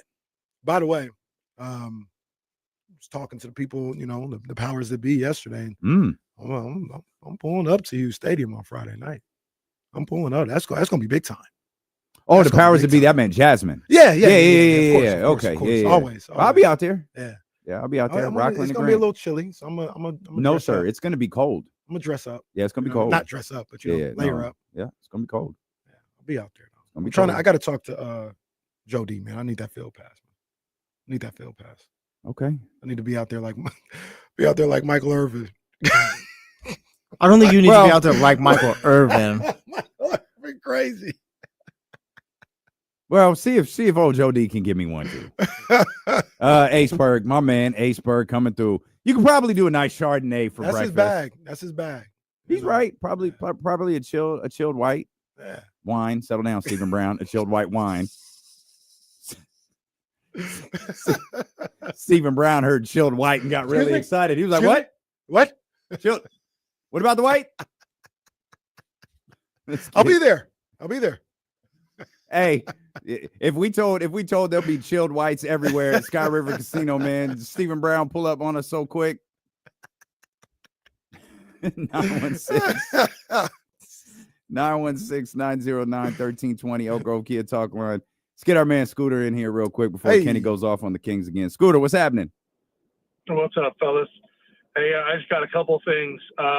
First of all, I know I tell you all at every live event how much I appreciate you guys. It's been a really rough couple days for me, and near divorce of you two aside yesterday, y'all have really gotten me through it. I wanted to say thank you to you guys and the Chatty House, and wish everybody a happy Thanksgiving. And secondly, I think Kings are going to win big tonight. I'm here to come out and fire it. I think I got Kings by 18. Okay. Wow. I like that. Wow. I like that. Shout out Scooter. First of all, man, we appreciate you, man. Keep your head in. Hang in there, big dog. Yeah, For sure. Damn. Oh, Weezy, come on, man. It's over. We having a moment, man. Come on, man. We're done. Weezy said chilled whites is what got Halliburton in the slump. Come on, man. That man speaking the truth. Come on, man. The man speaking the truth. Posting happy celebrating 50 Cent videos at like 3 a.m. or whatever. See, stick to your game, man. The amount of chilled whites and Tyrese jokes are fantastic. Y'all know what this show is about. This show ain't divorcing, man. Me and KC, we're gonna man. That was nothing yesterday. One, we'll fight. But two, some of this stuff is work, man. Come on, y'all know we're wrestling. I'll tell everybody like this. I think Damien can attest to this. I don't know if there's anybody. I want to be fair when I say this. I don't know if there's anybody in entertainment I really care that much about. Like I'm not. Tripping. I'm not really tripping. I remember you asked me like, who's my favorite artist? And I was like, I don't really know. Like I like a lot of people, but somebody that I'm like passionate about or I really care. Not really. Like I want everybody to be okay. I care about their well-being and stuff, but Nah, I don't really. The only person this is another level of entertainment is probably Mike Jordan. Mhm. You know what I mean? Like Mike, don't say nothing crazy about Mike. I really like LeBron too. Musicians, I don't really care that much. I like the good things they do, the music and stuff like that. Like I appreciate that. Outside of that, like it's whatever. Yeah, I don't like anyone enough to fight for him either. No, I mean, we having conversation. It don't bother loud me. conversations, but conversations nonetheless. No divorce. No divorce. Steve-O, sorry we missed you. Let's get TC in here. TC, what's going on, baby? Yes, sir. What's up with my two brothers, man? What up, good, man? Baby? Happy Thanksgiving, man. All three of y'all. Jesse in the back too. What's up, man? Yes, sir. Yes, we sir. still celebrating Thanksgiving, huh? Well, I mean, Nah, yeah. I mean, it's still. We'll talk about it. You Okay. can celebrate Go the ahead. Go values. ahead. Still. Yeah, huh? Like you can celebrate like being thankful. I think still like we can get rid of the turkey and other traditions. And stuff. No, I'm okay. No, I get you. We'll talk about it. We'll talk about it. We got time. Okay. We got you. We got you. Go ahead, TC Cook. Yeah, man. You know what? The Kings win tonight, man. The Kings win by 14 tonight, man. I'm gonna jump on it, man. The Kings win by 14. Big win tonight. Jay Crowder was that guy that we needed. Hey, listen, we've been talking about a guy like that, right? You know, come in. We're not. Listen, D-Lo Kenny. He's not finna come in and play 40 minutes. We're not saying, jump on Jay Crowder's back. He's gonna average 30 and 20. No, bro, we're not doing that. Come in and play 10 minutes. Punk people, push people around. Come in with that attitude that you've been having your whole career. That's what we've been missing on this Kings team, bro. And then go from there. Right now, if you really want to be honest, D-Lo, I'm ready to go get Robert Covington too. Why not? Who says no, Kenny? I mean, Okay. I don't say no to Robert Covington. TC, I mean, real Price is right. Real quick, did we lose TC? Yeah, we lost him. Okay, all right. I was going to ask him if there was anything he What was happened? unthankful for. Were you here? No, I don't think you were here yet. Last time TC called, obviously he was talking crazy about Kyle Shanahan. Obviously. And he said, man, it's clear as day that that Kyle Shanahan don't make no adjustments. He doesn't get these guys better, and they get in the locker room, and he's not making the adjustments as a coach. So I said, TC, look, I'll just ask you the question that I ask a lot of people. How do you know that? How do you know that's not happening in the locker room? How do you know? Like, you speaking so matter of fact, how do you know he ain't making adjustments? How do you know that? And he goes, hey, man, I'm going to have to call y'all right back. So yeah, Casey, I'm going to call you back. Whoa, wait, when was this call?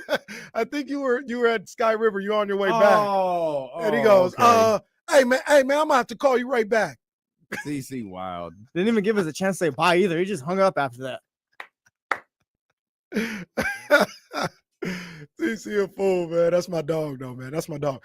But, and I'll get to the ridiculous thing I saw in the Kings game the other day. But, I mean, Thanksgiving, it could go the way of Columbus Day. But it feels like we didn't took that and transformed it. It's not today. It doesn't mean what it was intended for. Pilgrims and yeah, I haven't cared about the Nobody- pilgrims since middle school. Nobody care about no pilgrims. well, some people do. Not at this house. Well, no, that's not what I meant. I ain't worried about the origins. I mean, I'm worried about, but like I'm not. The origins are very. I didn't concerning. already seen the origins for what they are. Yeah, and it's trash, and we just gonna transform it. You know, what I really don't like. Imagine Thanksgiving was the day slaves crossed the Middle Passage and landed in. We wouldn't be celebrating. I'll tell you that. I know. You know what's That's what I'm saying. You know what's really crazy to me that I just don't understand. I don't understand. Maybe somebody can help me understand. I'm not trying to be disrespectful at all, but I look on my calendar here at work and it's Thanksgiving. And the next day is like Native Heritage Day. Mm-hmm. I don't understand it. Kind of feels like a FU. Like we're taking the holiday back. Yeah. I don't understand it. I don't know. There's a lot of things that don't make sense, bro. I agree. Like the Kings. It's facts. Yeah. So what I saw in the Kings game the other day, it wasn't the Kings. It was just, and maybe because I was watching it in between sets at the Tinashe show. I went over back to our place, Vito's, because hey, salute to 102.5 and this life. I'm very fortunate. I had in and out privileges, right? So they were. Come on, I didn't do nothing. I didn't even do Yeah. nothing. And not you, but yeah, just kind of do what I want. I move the way that I want because I'm Kenny from Sacramento. Yeah. No, I'm not. I was working. That's what the wristband In said. and I out was working. privileges. You heard the man. You Shout didn't out say you to were everybody. working. You said you had in and out privileges, like you were. Yeah, But It's 12:30. Multiple flag. This is a Steelers Ravens game right this here. is a 49ers game. Well, That's what this is. So I went over to Vito's in between, like before Tinashe came on, to watch the game. And I'm watching the game, and I think this was in the fourth quarter. So I don't know exactly what happened. I don't think a challenge happened. I don't think so. But still, for the point of the story, okay. somebody for the Thunder takes a shot. Uh-huh. Shots up there. It's kind of rolling around on the rim. Domas goes for the rebound. Okay. Might have interfered with it in the cylinder, right? Might have interfered with it in the cylinder. Okay. Ball gets tapped out. Somebody goes for a loose ball here, loose ball over there, and ball goes out of bounds. And Dagnall goes, hey, I want to review that. Time out. I want to review that. I said, bro, fam, 50 things happened since that happened. Then they call timeout. And then they go, did they review that play? Do you know the play I'm talking about? I do, and I think they did. Come on. You can't review that. And 9 things happened after that quote unquote basket interference. If they reviewed it, I'd be pissed. but okay. But it came away with so Sabonis shooting free throws when they came back from commercial break. That's not the Hartenstein play, was it? No. Was that a different play? Where he got busted up? Yeah. No, it wasn't that. He had already come back at that point. Okay. Michael says they did review it. I couldn't tell because, like I said, I didn't have the volume and stuff. That's ridiculous. If they reviewed the basket interference, they should be fired. Well, there's like 100 reasons they should be fired. Like officials are bad. Well, they're human. No, yeah, but they're bad. They're bad at their job. Oh, like they're all human. There are a lot of humans that are bad at their job. Would you want someone fixing your car who's as bad at fixing your car as an official is calling an NBA game? And then just say, oh, they're human. Yeah. No, driving down the freeway, your engine explodes. Well, God, they're human. They I don't know. They didn't see it when I just picked it up from the body shop. The wheel fell off. Well, they're human. Shaka Zulu Galaxy Gaming said they reviewed the foul, not the interference. Fine. Dagnall came. That's good to foul because I was actually thinking, didn't they review it going out of bounds? And okay, I got it. There was a lot of sketchy stuff happening in that game. So yeah, the bench went over there and he just, nope, timeout. We're reviewing that. We're reviewing. I said, I know he ain't reviewing the basket interference. 4 things happened after that happened. They damn near went down the court. You can't review that. Did Dagnall go, hey? It felt like it.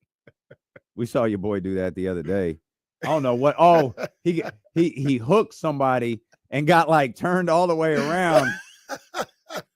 And then they call a foul on him, and he immediately turns to Steve. Hey! And he starts. It's like by the way, it's like the first quarter. They're like 5 minutes into this game, and he's begging. And shout out to Steve, who's like, "Bro, sit down." Gave him the old Herb Jones. He came out the game. Yeah. You're getting subbed out, bro. They so sick and tired of your stupid ass calling for these playing good ball. Sick and tired of your stupid ass calling for these reviews, man. Go sit down. Oh man, but yeah, I saw that and I was like, I know, big boy in ATL. I know that what I think it is. I know that ain't what. So okay, thanks for the clarification, guys. But I've been sitting on that. I don't even know what you can and can't review at this point. I don't understand basketball. I need to watch more games because I don't understand anymore. I don't know what you can review, what you can turn over, what time you're allowed to review, when you can't review anymore. When Secaucus has to buzz in. Right. Like when do they overrule everything? Because we see that conveniently from time to time. It shouldn't be that hard. There was something else. Oh, so I do have the rundown there open a little bit. The Bucks won last night. Oh, by the way, Mark Haynes is coming up in about 15 minutes or so. Okay. The Bucks won last night. No Giannis. Went to Miami. Yeah, I think we got that one on in front of us, don't we? Yeah. Sorry for the spoiler alert. But no, I was waiting to see the end, man. Everyone listened to it on 1320 yesterday, so we're all good here. Yeah. There you go. They're 9-9, I think now. 9-9 on the season. I actually have the standings open for reasons I'm not entirely sure why. Milwaukee is 9-9. Yep, they have won 7 of their last 10. They've won 5 straight. They're back on the positive side of the plus minus. Couple games back from New York. Man, Orlando's playing really well. They are. A handful of games back from Orlando, but yeah, they've kind of quietly turned things this thing around a little bit. Turn things around. Chris Middleton doing 5 on again, no matter whatever depth wise. Chris Middleton doing 5 on 5, so his return is pretty close. Yeah, very quietly turn things around. I bring that up because we talked about the morale and how people feel about the Kings right now. I mean, I don't know, maybe I'm reaching straws, but that's a team that looked DOA 2-3 weeks ago, and they didn't add anybody. They just kind of got back on the ground and started grinding. I mean, Giannis is playing at the MVP level, so that helps as well. Is reaching for straws a saying? What is it? Grasping for straws. Our guy Casey meant grasping, yes. Grasping for straws. I didn't even realize I said reaching for straws. Brother, if you can't reach the straw, give me one, man. What's the problem? Grasping for straws here for things with the Kings, but that could happen for the Kings. That could happen in a 2-week span. Yeah, you know what the detractors? I'm 100% with you completely, but you know what the detractors would say? They're winning games out there in the East. Yeah. Let's see who Milwaukee's beaten. What did I say? 5 straight? 5 straight, 7 of their last 10. Let's see. Beat Miami. Ooh, wow. Okay. Beat Miami, Charlotte, Indiana, Chicago, or Western Conference teams. Beat the Rockets, 101-100. Lost to the Hornets by 115-114. Beat the Pistons. Beat the Raptors. So I mean, they've had a 5, soft 6, stretch. 7 of those wins. 7 of those. Nope, that math is wrong. 6 of those 7 wins have come against the Eastern Conference. And that 7th win way back up there is against Utah. So 7 out of 10, that 7th win is against Utah. So yeah. There you are. Yep. So yeah, they've had a soft schedule too, but they had a moment in their schedule where they took advantage of it, right? And whether that's playing bad teams or like the Kings have kind of coming up, playing at home a lot. We know how that means, but if you rather play the teams at home than on road, right? So you've got that. See what you can do here. See what you can do. See you see if you can kind of have a good December and turn things around. Right now, you're just for argument's sake, let's say you're going to finish November 1 game under 500, as for your overall record. Or maybe 2. What are they, 8-10 right now? So I say, I'll just say for argument's sake, they lose tonight, they win on Friday. Who knows what happens? But say you'll finish the November 2 games under 500. See if you can, with all those home games and even games on the the Pacific time zone in December. See if you can come out of that 3 games over 500. See what you can do. I'm looking back at Milwaukee's schedule a little bit here. They beat Philadelphia first game of the season. I remember Dame had 30. Dame had 37 last night, by the way. But Dame had 30 in that one against Philadelphia, and people were ready. Then they go on to lose to Chicago and Brooklyn. Okay. They lose to Boston.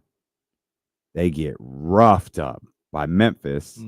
Then they lose back-to-back games to Cleveland, where they lose by 1 and then they lose by 2. And I get it when you're a championship caliber team, wins and losses and the quality of those losses aren't really a thing.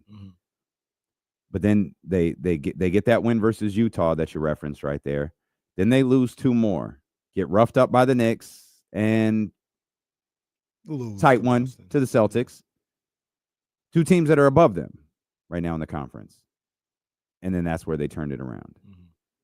there's a handful, but not a ton of bad losses in those 9 losses for Milwaukee. And one of the things that Doc could tell those guys, and maybe they could tell themselves after the 2 Cleveland losses that may have helped them with their season, they say, man, hey guys, the record is at the time they were 1-6.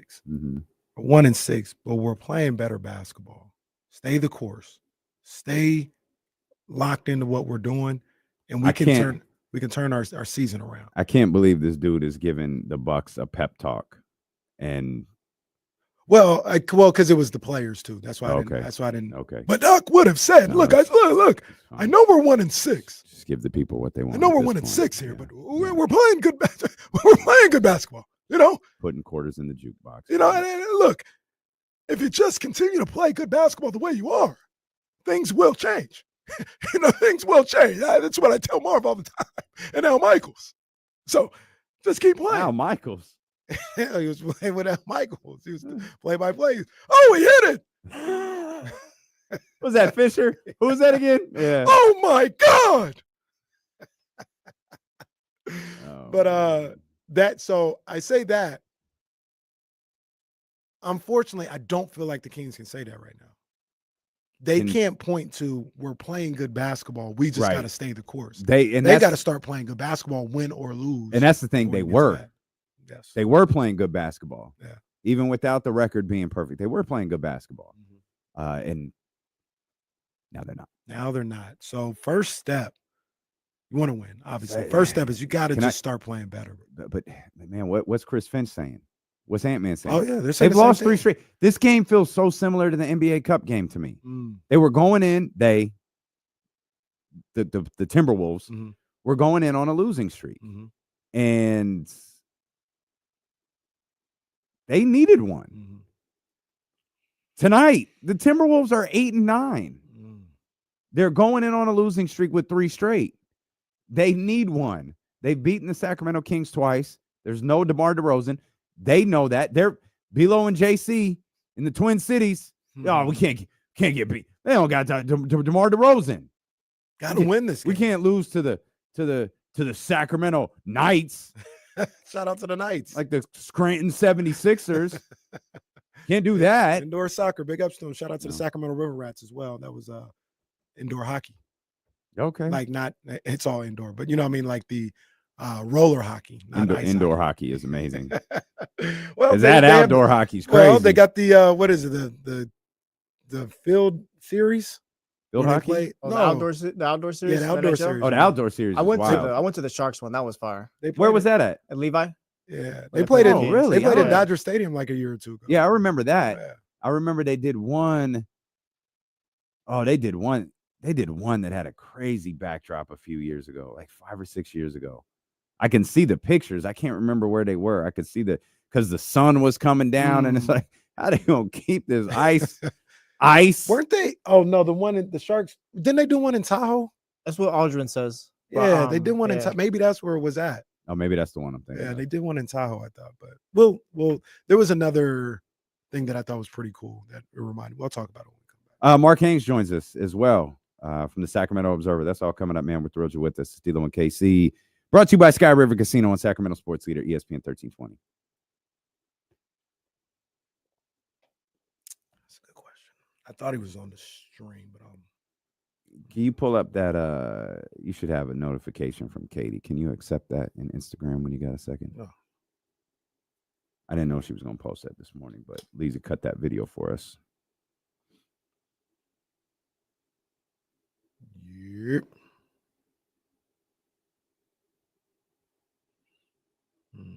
Hockey could be so much cooler, but I don't think they care to market it.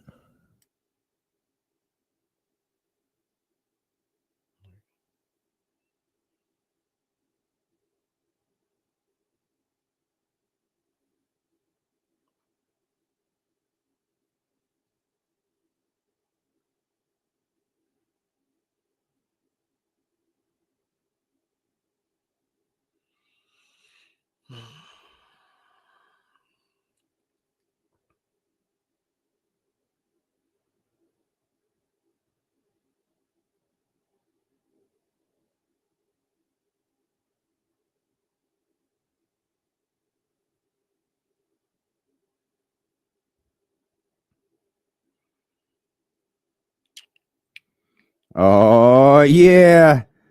Sugar, honey, iced tea, baby. We got him. You're on the phone too, by the way. Okay. Do you have his number? Yeah.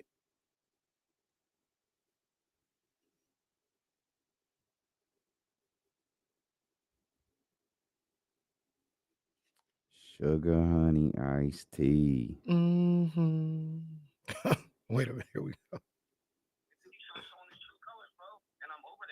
So real quick, let me ask you, then I'll let you enjoy your Friday. How do you know he hasn't done any of that? How do you know? How do you know? Are you in the meeting rooms when they're game planning and Shanahan's like, I usually like to do this, but I'd rather do this, or I think this will work better. Like, how do you know he doesn't get out of his ways? I think he said he had to call us back. He said that. Yeah, hold on, kid. I gotta call you back. Hey, hold on, man. Getting a call.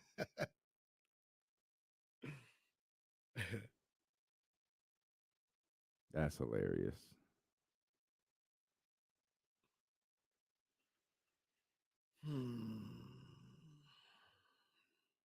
Oh, Jersey watch. Jersey watch going on here. Isaac Jones. Is that what we're looking at? Yeah. Okay.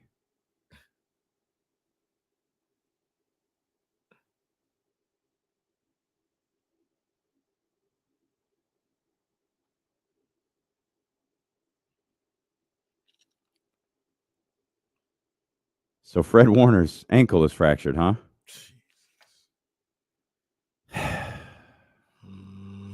It's over. It's definitely over. It's never been more over.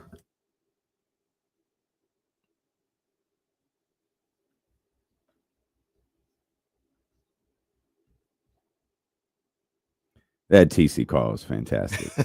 Hey, KC, I don't like this line of questioning. I got to call you back. Our man Mark Haynes is going to join us from the Sacramento Observer here. In just a heartbeat, as the Sacramento Kings are in action, and there's jersey washes going on. Jay Crowder, shout out to our man Chris Biederman, linked up with him at Sky River for the Sac State announcement on Friday. Yeah. He mentioned he was going to go out to Minnesota for this one. Spotted Jay Crowder there at shoot around. Wasn't participating. Was not participating in shoot around. Or at least it certainly didn't look like it. It looked like he had a regular sweatsuit on, not a King sweatsuit. Certainly didn't have a jersey on, was standing off to the side.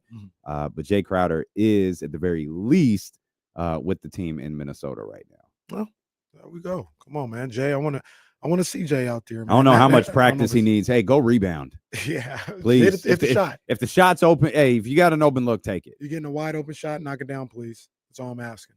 But, Jay, if he doesn't play tonight, I'm still anxious to see him out there and what he could bring to the table. I said it yesterday.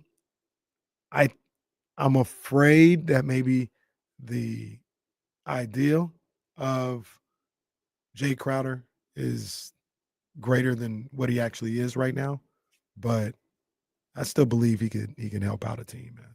Absolutely. Yeah. That's what I said yesterday. Like, I know people go, oh, we're saved.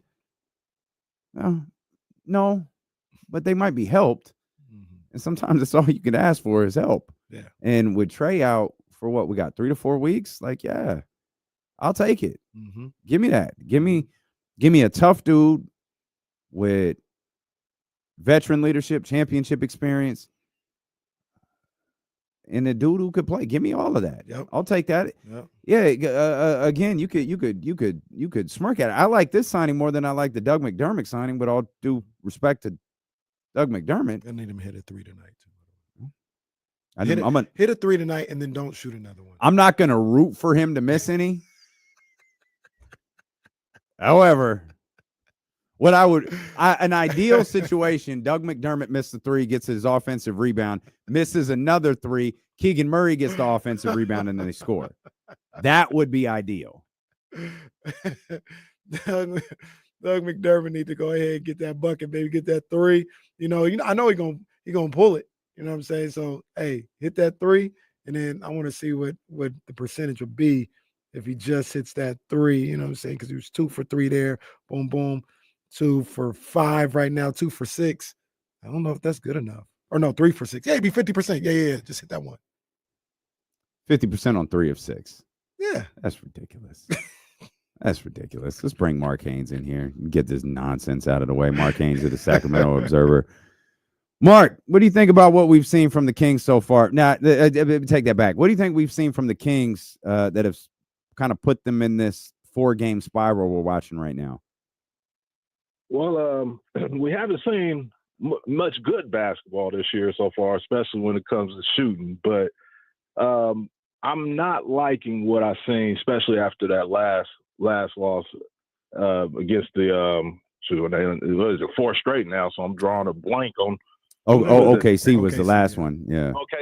OKC. Yeah. After that last loss, like the team demeanor looked like it changed. Like their tone, the way they talked about it, was like, it seemed to me like a lot of pointing the fingers without saying names or anything. And then you got, Malik talking about they got to have a talk when they get to Minnesota and stuff. So I'm not liking what I'm seeing right now, but I think it's still early in the season to a degree. And this is a good time for this bad stretch to end, or it could get worse, and it could get worse quick. You know why I don't mind the talking thing, KC, Mark, because this is going to sound like a marriage. I'll be concerned when they stop talking. Yeah. Right. Now, what they say, when you fight with your wife, you still care. Right. When you stop fighting, no one gives a damn anymore. That's what if Malik says, "Hey, we're gonna talk," and someone says, "What are you guys gonna talk about?" and Malik essentially responds, "I'm not telling you." Poor Jay Gaden. We got family business. Yeah. Like, I'm okay with that. I'm okay with that. If they're not talking to each other, then we're cooked. Yeah. Then we might as well start looking for Cooper Flag. I agree with that. Yeah. No, you're absolutely right. That shows that they really care about this season still, even though it's not going their way right now. They want to win games, and they're taking this stretch serious because it's not. When you look at the standings, they're still right there. They're 8-10. It's not where they want to be right now, but they're still could be a playoff team. It's a lot of season to go or whatever. You win 2 games, you back to 500. Yeah, that's right. Yeah, simple as that, man. Mark, what do you think the answer is? I know one of the things that I've talked about a lot is, man, I really think it's as simple as starting to knock down some of these threes that they're getting. They're getting good looks. They're not hitting them. A lot of people think the defense. A lot of people think ball movement. Like, do you know? I shouldn't say no. Do you have an idea of what the fix is to kind of help this team turn things around? Well, I think it's obvious. Like, if they're knocking down threes, their record is, who knows how many more games they would have won if they're knocking down at least, 40, 38%, of their threes or whatever. But I'm getting to the point where I believe in the guys in their shooting ability, but how long, are we going to, keep jacking up threes until we decide, just go out there and play basketball? Because when I look at, like, De'Aaron, and obviously DeMar is not a guy that shoots threes or whatever, but Keegan and the struggles he's having or whatever, I think, if you start the game inside, go inside out instead of, mainly focusing on, spraying and getting threes or whatever, I think maybe you could get some rhythm. And I think, going back to the beginning of the season, I think, it was kind of a curveball to fans and, as media members when, Kevin Huerter got the start. But I think that potentially could have, like, thrown things off a bit because, you had Keon for the most of last year in the starting lineup. You bring DeMar in over the summer. DeMar played, all training camp with Keon as the starter, and then game 1, Kevin Huerter's there. I think things kind of got a little, off balance, but end of the day, if you knock down open shots, you go give yourself a chance, and you have to start making shots. Well, they're not. So they got to figure out a way to do that. And I think the most perplexing thing, Mark, is I thought even with some of the losses that they had played relatively good basketball. it felt like that shifted after the first game against the Los Angeles Clippers at the Golden One Center, where, as you were just pointing out right there, they shot awful, damn near historically bad. And it feels like in their losses since then, they haven't been able to find themselves. And you talk about going out there and playing basketball, stop jacking up the threes. When you look at the early part of the season, when they started to win games, they still weren't hitting threes at that point, Mark, but they were hitting twos at such a high percentage. They were finding other ways to get baskets. And it feels like, really, man, since the guys got injured and we lost DeMar for a minute, then we lost Domas right after that. Malik had already been out. It feels like they haven't really regrouped from that stretch where the guys were hurt, and then into that 3-day break. It feels like they haven't really found any sort of groove since then. Yeah, and now I thought that 3-day break would have been good for them, but it looks like it's been the total opposite. Like they like you said, when you go back to the Clippers game or whatever, the Clippers, I believe they held them under 100, 2 games, right? It was an 88 and 95 or something like that. Yeah, I got them locked. And like you said, they haven't shot the 3 well all year, but early on, and when they were getting wins, they still were getting, they're still getting close to 120 points, but it was from twos and getting all the way to the basket. And like I said, I believe they're, good enough shooters. I believe they're good shooters on this team, and I think their shot will start falling, but it's just not happening right now. And that's really the tell of the tape. They're playing defense. They're getting help in the rebounding with Keegan. Obviously, like with Keegan struggling shooting, he's averaging about close to 9 rebounds or whatever, which is a career high for him. And that helps Domas out a little bit, but it's tough to watch because you don't see, like, I feel like the last 2 years the Kings have had an identity on offense, and now it just kind of seems like they don't know who they are right now. Yeah, and that's tough, man. I still think when people talk about their identity, I still think maybe they don't know it. Maybe that's the problem. But I think their identity is to be an offensive team, to be a high-profile, prolific offensive team. And it's not necessarily not knowing what your identity is. It's not reaching your potential. Like they're going to win if they score a lot of points. They're not going to score. They're not going to win.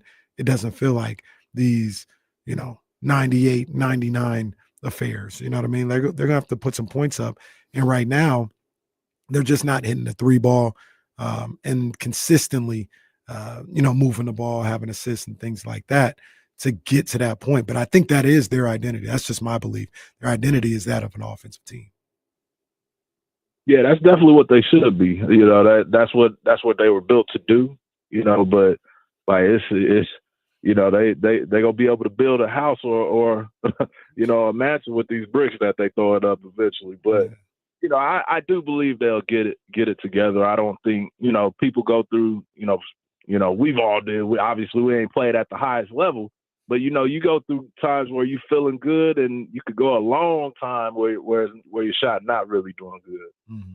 Speak for yourself. That jumper stay wet. Let them know. Yeah, you know what it is. Mark, we appreciate you, man. Have a great holiday, brother. Thanks for joining us today.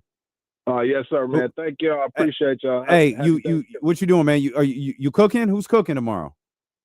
Well, I'm gonna go to Chris' house, and we're experimenting with a turkey. So we got an extra turkey, and we wow. We'll try some things out. Hold on. Okay, hold on, man. Like, try my turkey. We're gonna need to clean this up a little bit. You experience. So what are you all doing? It's still up in the air. Okay. Oh man, it's gonna enter. Oh man, NBA's Chris Haynes, brother Mark, blown to smithereens trying to deep fry turkey out in Elk Grove. Man. All right. Hey. Okay. Happy thing. Mark, y'all be safe. Yes, please. Y'all be safe, and then we'll catch up with you, man, on the other side of these holidays. Yes, sir. Y'all have a good one. All right, man. Take care, big dog. Oh man, I can hear the sad music playing now. one of the freak turkey accident. One of the years we I think it was the first year we moved back to Sacramento, Jazz wanted to deep fry the turkey. Mm-hmm. and was it deep fry? No, I don't think it was deep fry. Smoke the turkey. That's what she wanted to do. Mhm. She wanted to smoke the turkey, and she, Thanksgiving Day happens. I wake up. It's about 8, 9 o'clock, and I'm like, oh man, hey, happy Thanksgiving, everybody. And she goes, yeah, no, you missed everything. The turkey fell out of the smoker. It was on the ground. It burned up. There was smoke everywhere. I almost called the ambulance. I said, when did all this happen? About 7:30. I don't know what you were doing or where you were. I said, I'm sorry. This is the most Kenny Caraway story imaginable. The house is on fire around him. Hey guys, what's new? And Casey's like, what? What's the problem? I had a great time. Wait. Oh man. Casey, like, why are you yelling at me? I just woke up. I had no idea. Turkey, people were stressed out. It was one of those things where grease got it was almost a grease fire. It was all outside. Yeah. I said, hey, good morning, everybody. They just stressed. Why don't you shut your stupid ass up? Why don't you take your ass back to bed? We would, by the way, I would have grabbed the kids. We would have let your ass burn in here. They're talking like it's my fault. I was asleep. I didn't know. Man, screaming, Kenny. Like Draymond's kids looking for dad. Just begging for some cereal. Kitty up there sleeping. I had no idea. No idea whatsoever. Yeah, that's believable. That's believable. I've seen enough YouTube short videos too where I'm never gonna try frying a turkey either. There's just not. I ain't doing the deep fry. Yeah, there's a science to that. And I was never crazy. good at that. Yeah, I don't know how that works. That looks crazy. I got the smoker thing down though. Like I don't like cooking the turkey at all. Cause like I found being plant-based for a really long time and adding, meat back in recent like years, pause. It's not like kind of looked at Ken like, what are we doing? You didn't look. You let him go. You let him play. Yeah. You let him play. I was kind of looking at you like, what are we doing here? Grabbing a fillet or whatever from the butcher, from the store. That's easy. When you got to put the turkey, like the whole, like, there is no question that bird was alive, right? Like you could rationalize the fillet or the prime rib however you want to. Right. But when you're moving legs around, like that was tough for me. So but I did it because the first one I did was fire. Like I put it in the bag and tied it shut, put it in the refrigerator for like 2 days. Mm-hmm. Man, that thing was so fire. The next year we had more people. I made the mistake of getting a bigger turkey. Can't do that. You got to get 2 smaller turkeys. Wow. You get what's the deal? Dries out because it takes longer. So too many of the pieces dry out. So instead of getting a bigger bird, get 2 smaller birds, throw them on the smoker and let them rock like that. Gotcha. That thing ended up being like on Christmas Vacation when he cut the turkey. It wasn't that bad, but like I was like, oh, okay, this ain't last year's turkey. I saw yesterday on Friday, maybe it's on Thanksgiving Day actually. 24 hours of National Lampoon's Christmas Vacation on I think TBS. I've never seen that. Do I need to watch that? Oh yeah, you should watch that. That's funny. You think Jesse would find it funny? It's a different time. It's a good movie. Like 80s. It's maybe early 90s, like 91. If it's a good movie, it's a good movie. Like I can acknowledge. It's I know. yeah. Like I know when I'm watching the first Batman, and like I can acknowledge what that is. I still like that. Damn. Wait, what do you mean like the Jack Nicholson Batman? Yeah, like I like that movie. I know what I'm watching. Man, that movie. You really hate on that movie. I don't know, it just looks crazy. It looks. It's a good movie. When you get past this is a 1980 whatever movie. It's a good movie. Like, I watched it back literally like last week. I mean, a comedian was playing Batman. Like it's a lot different than Christian Bale. Yeah, but I'm just saying. Is it bad different in comparison? It looked Dark Knight, or is it just bad? Dark Knight is cinema. Dark Knight is cinema. I'll throw that on watch. Maybe that's because it looks different. Like you look at them in it's the definitely newsroom, different. Yeah, it's different. It's like, and then like, oh my gosh, the Joker's burning down this building, and it's like it's a lot of why I oughta type stuff. But it's like I said, you get past that, it's a good movie. You'll enjoy it. Did you ever see either of you ever see like the original Batman, like the Adam West? Yeah, I'm going back. Batman? I haven't before, seen that. I used to watch the TV show. Okay, so the movie is comedy because and so I think I heard Adam West say this once. I don't know that I believe him that it was intentionally bad, but there's a scene where I think Batman is rescuing. I don't remember what it is, but they're on a helicopter with the ladder down, and the sea is below them, and there's this plastic shark. It's on like Batman's leg or something, and he's like shaking it off. I feel like I've seen that before. We might have to find that clip, man. I don't think they were trying to be intentionally bad or whatever. I think that's just what he was working with. Those are not good, by the way. Those are like 60. That's like Batman, I think, is in the 60s. Yeah. The pow, boom, Yeah. Bing. The little fake bomb or whatever. Bing. Oh man. But yeah, I think you'll get the comedy of I can go back and watch those Vacation. movies. Yeah. That is one of them. Have you ever seen National Lampoon's Vacation? I've never seen anything where they went to National like Lampoon. Wally World or something like Yeah, that. I've never seen anything National Lampoon or whatever. Do you know who Chevy Chase is? Yeah, everyone hates that guy, right? No. We got love. Oh no, I don't know. We do? I don't know The people that work true. with Chevy Chase. Yeah, I don't know that. They all hate Chevy Chase. Yeah. I hadn't heard that story. Chevy Chase was on Community, right? Yes. Shotty House, yeah. Yeah. Okay, yeah, I know exactly. Yeah, it turns out. Yeah, I know Chevy He Chase. might not be the best. Bruh, I found. You found the clip? Did you find it on YouTube?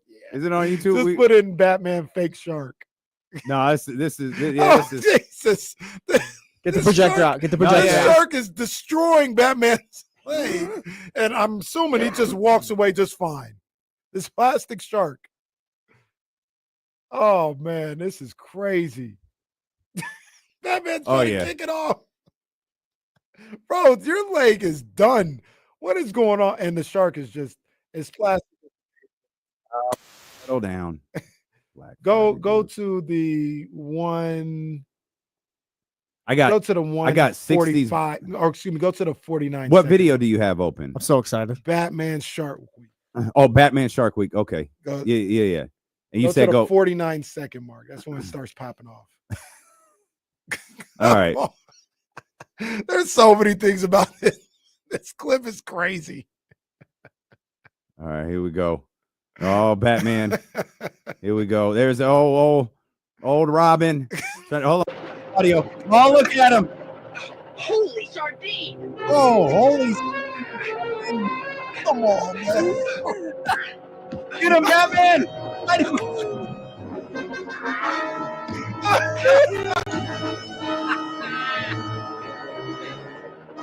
Oh, he's just going to work on Batman's leg. Hey, why are you just standing there too? Shark repellent. He's got shark repellent spray. Shark repellent. And the shark is still just chopping away at it. Well, now the helicopter is flying itself. The helicopter is just flying itself. It's a stick helicopter, by the way. Well, that's fired. This shark must have no teeth because that was not comfortable. The leg. And what a bitch Batman is. He's throwing punches. Not even phasing the shark. Look at the nose. Oh, here we go.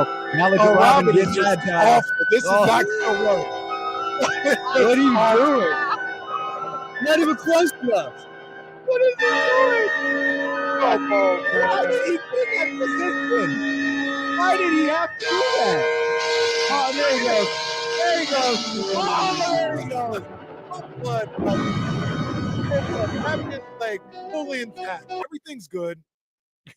What? Yeah, that shark was eating his leg for a good 3 minutes at least. But you're telling me there was no blood, nothing. Batman's good, bro. Batman's good. Oh my goodness. That also was funny. Why does I've Batman never need to seen tell that. Robin that there's shark repellent? Like it's right next to you. Why do I need to tell you to grab that? Grab the shark repellent. Come bring it. Yeah, and until Batman said that, Robin was just like, hey, hey, you were a good man, Batman. Hey. Hey, Robinson, hey, suits mine at this point. Robin's up there like, I'm just gonna take this crap off and put that suit on. Why did Robin do the old why did he hook his legs in and lay backwards like What that? kind of WWE ladder match type stuff is this? There's no reason for you to do this. It's like he's taking the rungs hella slow. Just I'm pretty sure I seen Bailey do that in Money in the Bank or something like that. oh my God. That is comedy. Oh my goodness! Shout out Adam West. I wonder if I just searched, because there has to be. I wonder if I searched Batman bloopers, what would pop up? No, well, there's a 23-minute reel. Oh, there's a 23-minute reel of Batman. I think we all love the goof-ups. Dark Knight movies, but there's just massive plot holes in all of those too. what are we talking about? I don't know nothing about what we talking about. Well, I think the Dark Knight Rises, I don't even ever say for how long he's gone. His back's broken. Then next thing you know, next scene he's back in Gotham, ready to kick Bane's ass. Was that before or after he climbed out of the? That was after. All right, that's also kind of interesting. What he couldn't. He had to reach a certain. He had to climb it. jump Yeah, or he had to something? jump. Yeah. Those movies are fire, though. I'll never talk bad about them. Those are my favorites. Fire. Hold on, we just got to sit in a video. I need to see if I can find this. Zabel, there's Look it another up. one, beginning of Dark Knight, when they're robbing the bank and all that. Bus just comes out of the bank or whatever. Nobody notices. He just gets in line with the others, and the cops just drive right past it. Hold on, man. I gotta revisit the Dark Knight. I haven't seen that one. Our friend just sent us this video. Uh-oh. I don't even know what this is, but if he sent it to us, I know it's gonna be Do funny. we want to catch this after the break? Oh, okay. All right. Don't go anywhere, folks. We'll be right back. It's Batman versus the Giant Clam when D'Lo and Casey Oh return my here goodness. on ESPN 1320.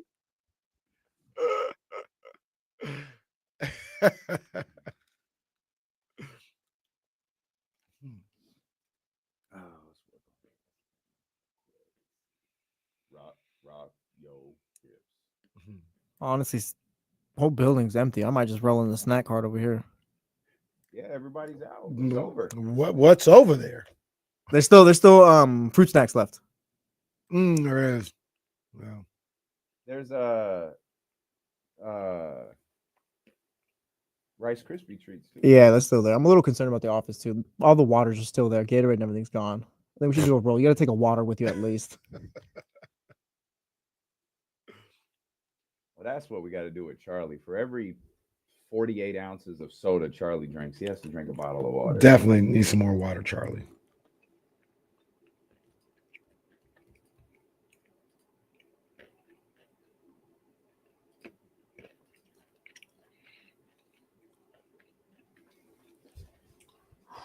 Oh yeah, I saw that. Man, this is why I'm hot. Tyler Jennings says you can buy the Dark Knight Batmobile. I was like, yeah, they're selling those. Where? They're doing what? They're selling the Dark Knight, the Batmobiles. Not street legal, but you can buy it. Oh, damn. Them things is fire.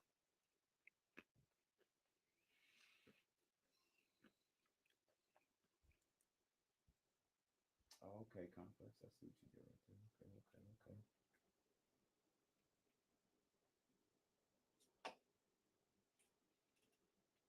Okay. Hey, chill out, Warren. Where's he at?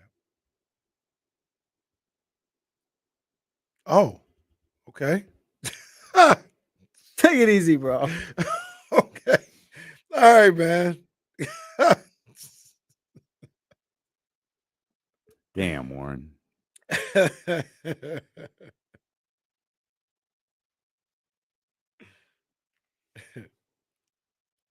Survivor Series, that's what it's called, right? Yeah. Yeah, that's this weekend or next weekend. It's this weekend. Jesse, what you know about that being on Thanksgiving night? Mm-hmm. I mean, it was before my time, but I watched it back. You see, they're shutting down the network, and they're only going to take like select things over to Netflix, I think. I didn't see that. Yeah, they're going to shut down the network and take select things. I don't know what that means, but whatever select that's is to brutal. Netflix. Yeah.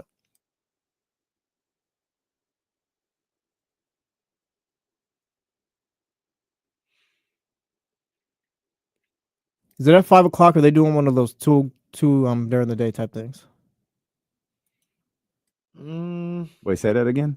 Because last time they did it like 2 p.m. for one of the Oh, I don't know if it's that. shows. Let's see. WWE.com. Zabel says at 5 p.m. Do I have anything Saturday? I don't think I do.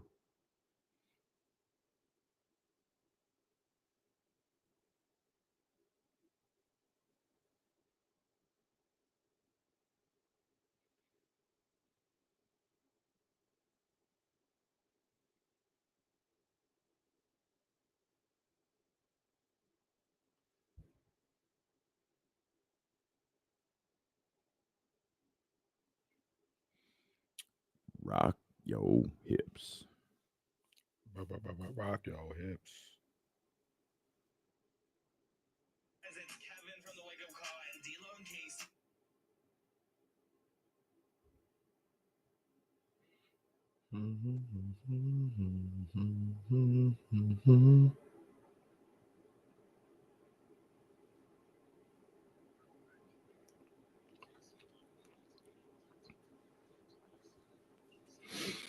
All right, folks, the wait is over. This video is titled "Batman versus Giant Clam." Oh, okay. I'm not sure what's happening here, but we were forwarded this video, and I just, given who sent it to us, I have to imagine this is just a disaster. At the clam right there. Oh. Okay. Oh, be careful. Why are you? Why is there? Somebody in there? Oh, there's someone in the. So that's a giant clam that Batman is attempting to open He's trying to get into that clam. He is. This is like that gator Kenny was talking about, and the guy with the gator. Oh, is it? It's Robin. It's Robin. It's Robin. Holy human pearls, Batman. Correction, Robin. Pearls come from oysters. You came out of that clam. Oh, well, that was I unnecessary. sure did. But how'd you get me out? What is the clam doing Pried the right clam now? open with his bare hands. Oh, why is she Oh, talking Benny. like that? Unchain me. How'd you break your chain, Batman? Every man has his own unknown inner strength at a time of crisis, Robin. I'm sure had the situations been reversed, you would have found your strength. Why is but now we must get to the Batcave. But what to do about Venus? Oh. I know. Oh. I can borrow my friend Bruce Wayne's Midtown apartment. Sure, Batman. He hardly ever uses it. And I'm still part of the team. Why is she talking like We've all that? just been through. Of course you are, Venus. And I'm sure you can help us track Wait a down minute. Joker. Of course, you'll have to stand trial for your earlier misdeeds. Oh, dear. Oh, this is. As should any citizen who breaks the law, Batman. This is wild. I was like, Batman's going back to the crib. This is crazy. Said, no, he going back to Bruce Wayne's house to smash. He said, yeah, man. We can go back to Bruce Wayne's house. That is He crazy. said, Robin, you got to ride home. Hey, Robin, you're going to have to get yourself. You got your little bike, Robin? You're gonna have to get I'm yourself gonna home. call you a lift, big dog. I'm going to call you a lift. This is great. We're talking like that on TV? And she That's was ready. crazy. She was talking like that. She was ready. Superman could never. You want this ass Batman? So, That's Batman crazy. didn't have a woman of interest, huh? He was just like he liked them all. Apparently. Yeah, Catwoman, Venus, Poison Ivy, Vicky I guess. Vale? Was he never? Was Vicky but Vale? that Vicky was, Vale was the first one, I think. but and one of Vicky them. The second one, I Vale think. was that I don't think that was the TV show. That was I No, don't. just That was in the movies. that yeah. was the. I mean, I don't know. I don't know the TV shows. And Batman's had plenty of love interest, I guess. Vicky Vale was Kim Basinger. shut up. Definitely never saw 9.5 weeks. Kim Basinger. I remember. Definitely haven't seen the director's cut repeatedly. I remember. And then Hallie came around and it was like, oh, okay. And then oh, girl was in the second one. What's my girl? There was the second 9.5 weeks. No. Batman Returns. Oh, Was, Alicia Silverstone, or was no, that the? No, that was later on. That It was my girl from Scarface. One of Oh, super Michelle famous- Pfeiffer. Michelle Pfeiffer. Yeah. Batman was ready. She was ready. Speaking of Scarface, when I was in Miami, we went past the the hotel scene or whatever where they got the chainsaw. Yeah, they turned that into a CVS in Miami. Well, They got the all car right. still out there and stuff. The first time I watched Oh, that word? movie, Oh, that's kind of cool. Yeah, I walked past and stuff. the first time I watched that movie, I was tripping with that whole bathroom scene. I was like, Yeah, that was bro, crazy. like, come Yeah. on, man. What we doing here? What we doing? Yeah, that was crazy. Good Lord. The movie's a little overrated. Like, it's good. It's Scarface good. is It good, holds but up. It's I like it. It's fine. It's a good movie. I'd rank it below Goodfellas. I'd rank it below Casino. I'd rank it below Godfather. Absolutely. Yeah, it's below the. I'm trying to think of other. Safe spot. I still got to watch The Godfather. Well, you got some days off, pal. Yeah. This is The Godfather. 3 hours. The 3 hours Godfather is is your crazy. office. Yeah, I watched up until the horse scene, I think, and then a little bit movie after just that. started. That's about as memorable as it gets, I guess. That's me watching first episode of season 2. That's about all I remember, and then we didn't get any farther than that. Nah, it's fire. It's fire. You would You didn't like it, or you just? It's fine, but I don't know. Like I'll try to rewatch it. Like I love movies like that, but where do we put A Bronx Tale? a lot of it too is like I know It's what up there. happens. Like the movie's been out for so long, you kind of just know what happens, I guess. Okay, what happens? I don't think you I do. don't Come know, on, like, for LeBron. sure. Come on, LeBron. What happened? What What I don't know the happened, characters' LeBron? names and all that, but he finds out it was one of his guys that killed his son or something like that, right? Will you watch the goddamn movie, Jesse? I'll try. No, no. Maybe I don't know what happened. Maybe I don't. You got LeBron Tapia over here, just lying for no There's reason. just so many scenes. Jesse about to quit the internet too, just like LeBron did. Mitch is here. Do we want to talk to Mitch? That's fine. Always, especially on a day like today. Mitch, what's up, man? Hey, what's up, David? How you doing? Happy Thanksgiving, you and Casey and Jesse. Yeah, what's up, man? I skipped the middleman. I don't mind talking to Jesse. He's busy. He's working. Okay, great. Everybody's working hard except for me. Well, you're retired, Mitch. That's the point of retirement. You get to relax. Call my boss to go back casual, but then I'm always too after the peak. If I want to go back, I don't want to be working too hard. My body is just not the same. Wow. Stay young, all right? You too, Casey. I appreciate Hope you. the Thank families you. are good. Wanted to say we got to make a trade, the Kings. And who would have thought that USC would have more wins than the Raiders and the 49ers? And plus, my mind.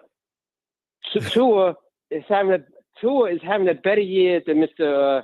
Prima Donna Aaron Rodgers. That's My right. mistake there. I know. I never slowed down. I know. That's my problem. okay. You're Breathe. fine. You're good. You're okay, good, big Mitch. dog. You're all right. And you're right. He is having a better season than Aaron Rodgers. 100%. Happy Thanksgiving. Happy Thanksgiving. Mitch got some good news or something. He was happy. Yeah, he's good. Good mood. Good vibes. He just got off Twitter. Hey. It's something that I did think about over the weekend is USC played UCLA. Both teams having a horrendous season. But I was watching the game, and it still mattered to a lot of people. And I wonder, like, we don't get that in pro sports, right? Like if the Niners played the Cowboys week 10, or the Niners, like it's ain't nobody gonna be hyped, or are they? Niners played because it's a rivalry to some, I shouldn't say that. It is a rivalry. Niners played the Raiders week 18. Like people, is the game sold out? People excited? I kind of think so. It might depend. Well, didn't that happen in Vegas like on New Year's a couple years ago? Yeah, Weren't but both the teams Niners out? Or Yeah, they Niners still- were good. Niners were Okay. So are you asking if they're 13-3. both, if things continue and they're both bad? Like USC and UCLA were. I think UCLA was 4-7. USC was 5-6. Yeah, there's probably no excitement around it. Leading up or at the game. You think at the game? Well, no, I only leading say that up because to like the it. Rose Bowl was like kind of filled. People were hyped. Like it was. Yeah, I think fans Is that will still exclusive to go. college football? No, I do think it's more magnified with college football. Like, I don't know how many people will pay to go to Las Vegas and see a bad 49ers team play a bad Raiders team the last week of the season if both of them aren't making the playoffs, or you know what I mean? Yeah. But it won't be a desert. You know what I mean? Like, well, a literal. Obviously, it's a desert, but right. Like there'll be people there for sure. And college is just different in that respect, where it's like, yeah, no, they take that stuff personal. Has been a USC fan since she was 12. Yeah, that's right. And every year UCLA and USC play, and that's the game that matters. So we're watching, we want to beat them, all this other stuff. I guess it is a little exclusive to college football. Yeah, I think basketball too. I think it's Basketball, maybe exclusive, or maybe it's more amplified in collegiate sports. Let's get Titus in here, 916-909-1320, Elk Grove Kia Talk Line. Titus, what's happening, baby? Hey, what's up? Happy holidays. Yes, sir. Man, happy holidays, my guy. Well, Thanksgiving. We're not in the holidays yet. Yeah. Same.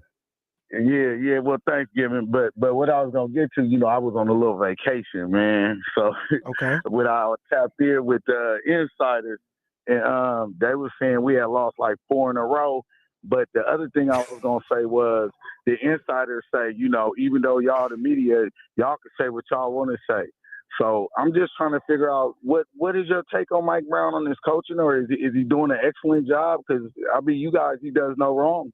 Well, no, don't ask me. We got the talent. Yeah, you haven't been listening the last couple of days. I don't think Mike's doing an excellent job at all. and I think Mike is. I say a little different. I think he's fine, and maybe my where I'm looking at is a little different than yours. I think you could give your breakdown again. I don't think he's doing an excellent job. I don't know that everything that's happening right now is his fault. I think when you're the coach, you have to bear some responsibility. Yep. I do think he's made some mistakes along the way. I think he can't make heads from tails with who he wants to play. There's speculation that maybe Isaac Jones is going to wind up starting tonight and not Kevin Huerter. Obviously, with DeMar DeRozan out, it would be De'Aaron, Keon, and Kevin, or maybe perhaps it's De'Aaron, Keon, Keegan, and Isaac. I don't know, but we'll find out. And this is where you said something once with Kyle Shanahan that made me start to look at Mike Brown like a certain way. And again, I'm a fan of Mike Brown, and I think he's a good coach. But you once said with Kyle Shanahan's really, really good, great, one of the best, maybe top 2, when everything is perfect. When no one's hurt, everybody's healthy, you don't lose someone halfway through the game, when you have a game plan that you work on all week with a group of guys that you can go out there and execute all week with the same group of guys, you are just fine. I started to wonder if that's Mike Brown. Mike Brown is great when everything is available at his disposal and they can game plan for the team that's in front of them that night and then game plan for the team that's in front of them the next night. But when something happens and you lose someone like Malik Monk, or God forbid, you lose someone like Malik Monk, DeMar DeRozan, and Domantas Sabonis over a stretch of, a handful of games, that's where I feel like he gets too, I think he gets too cute. He gets too smart for the room. He gets too matchup oriented. Like they're so like, we wanted to match up with size. No, F that. Make them match up with you. Like I feel like the Kings are always playing little bro. We're always trying to match up with what the other team is doing. Make them hoes match up with us. Put an extra shooter out there. What are they going to do? Can they chase you around? No, but would it make them pay for it? Hit the shot. But sometimes I feel like Mike is too concerned with what he has to do for them. Make them follow you. And that's what frustrates me. And obviously we got a situation tonight, and we might have a situation moving forward where DeMar's not there. And how is Mike going to react to that? Is it going to be Keon and Kevin? Is it going to be Keon and Isaac? I don't think it's going to be Kevin and Isaac. So is it Doug McDermott, for God's sake? He started 2 basketball games this year. Yeah. That was the put extra shooter, make him guard it. And here's where I give Mike a little leniency is Well, I get it. The extra shooter means extra shooter. I know we need someone to hit a shot to actually have an extra shooter. I got it. Y'all know what I meant. Nothing's worked. I know. He's tried essentially everything outside of J-Mac starting. But maybe that's the problem. Like, can you start? Hey, we're putting you in a new role. Go do it great. Like, is that fair? Like, I know you want them to perform at a certain level, but like, you got to go out there and you got to hit a home run your first time at the plate. Maybe it's not fair, but nobody can do it. Not one person can take that opportunity. Like, they can't all just be like, "No, I need time to get somebody." But somebody's got to be able to step in immediately and get something done. I think Keon might have done that. That's what I was gonna say. Didn't Keon take advantage of his opportunity? I thought he did. Like Keon took his opportunity and made himself an NBA player. Keon Ellis was not an NBA player last year. He was a two-way player. He was a professional basketball player. That's what he was. He was not an NBA player. He played himself into being an NBA player. And Mike and Monty both kind of like, it's cute. Like, we look around and we look at these guys who developed through the G League. I think Kamara brought this up on a call, or maybe brought it up in a conversation. You look at these guys who develop, and you want the Kings to have, a guy who develops within the system. Cleveland's got like 4 of them that have developed within their system right now. The Kings have Keon, and I don't think they even believe it. Maybe so. Maybe so. I will say this, though, about Keon in fairness to the conversation. And looking back, it was all kind of crazy, right? Like, we probably were all doing a little too much. But we watched those 5 preseason games, and at the end of the 5th, we were like, Keon had an opportunity, and he didn't take nothing. It. Yep. Like, damn, maybe we do need to get Kevin Huerter back in here. Yeah. Because he was non-existent. Now, the reason why I say that might be a little silly is because we look back, and while they're not shooting great right now, they're not shooting 22%. And Fox wasn't able to hit. Nobody was able to do anything in that preseason. So maybe it's a little unfair to hold Keon to that standard during that time. But yeah, I don't know. I think he is one of those guys that potentially they've developed, and they need to give an opportunity to be able to do that. I think Keon was working in those preseason games. Like, I think he was trying. I don't think a lot of guys were. Yeah. And that's tough. Like, that's the tough part about preseason. Like, it may be going through the motions for a handful of guys in Kings uniforms, the solidified guys. Not that they don't care, but they are just kind of going through the motions. What Mike say? It's free flow. We're just out here free flowing. Like, all right, like is free flow? Is that best for Keon? Because Keon might be better with the structure of the offense, right? And we're judging Keon by what we saw. And you're 100% right. We got through those 5 games, and we're like, so he won the job. And like you said, that just wasn't. He didn't. Yeah. Like, he didn't. And so I think that's part of the reason we wound up seeing Kevin starting. I think they were, truth be told, I think they were leaning towards Kevin the whole offseason. But I think that was their plan. But can you say they were open for, like, if Keon would have played great in the preseason, he had an opportunity to take that job, and it didn't feel like he did. I think, but I don't know that. True. I think you're 100% correct, but I don't know that that's true. Understand. I look, I don't, the other thing, and to answer Titus's point, the way I see it a little different, and I agree with you. Mike Brown bears responsibility because he's the head coach. What's your name? Your name is on the test. Yeah. So there's a level of responsibility that you have. But I mean, these guys, if you talk about the offense, I think they're generating shots. They're generating looks. He said he wanted more spray threes, and maybe that would help. They started doing that, getting these open looks. And these guys you can't buy a bucket right now. They can't buy a bucket consistently right now. And that's where I kind of look away from the coach a little bit. And like, I need my guys to execute at this point. So let's get Steve-O in here. I think he wants to talk about something else. 916-909-1320 Elk Grove Kia Talk line. Steve-O, what's happening, baby? Hey, what's going on, fellas? Happy Thanksgiving to you guys. Yes, sir. Hey, man. Likewise. Happy Thanksgiving, my guy. Hey, quick question.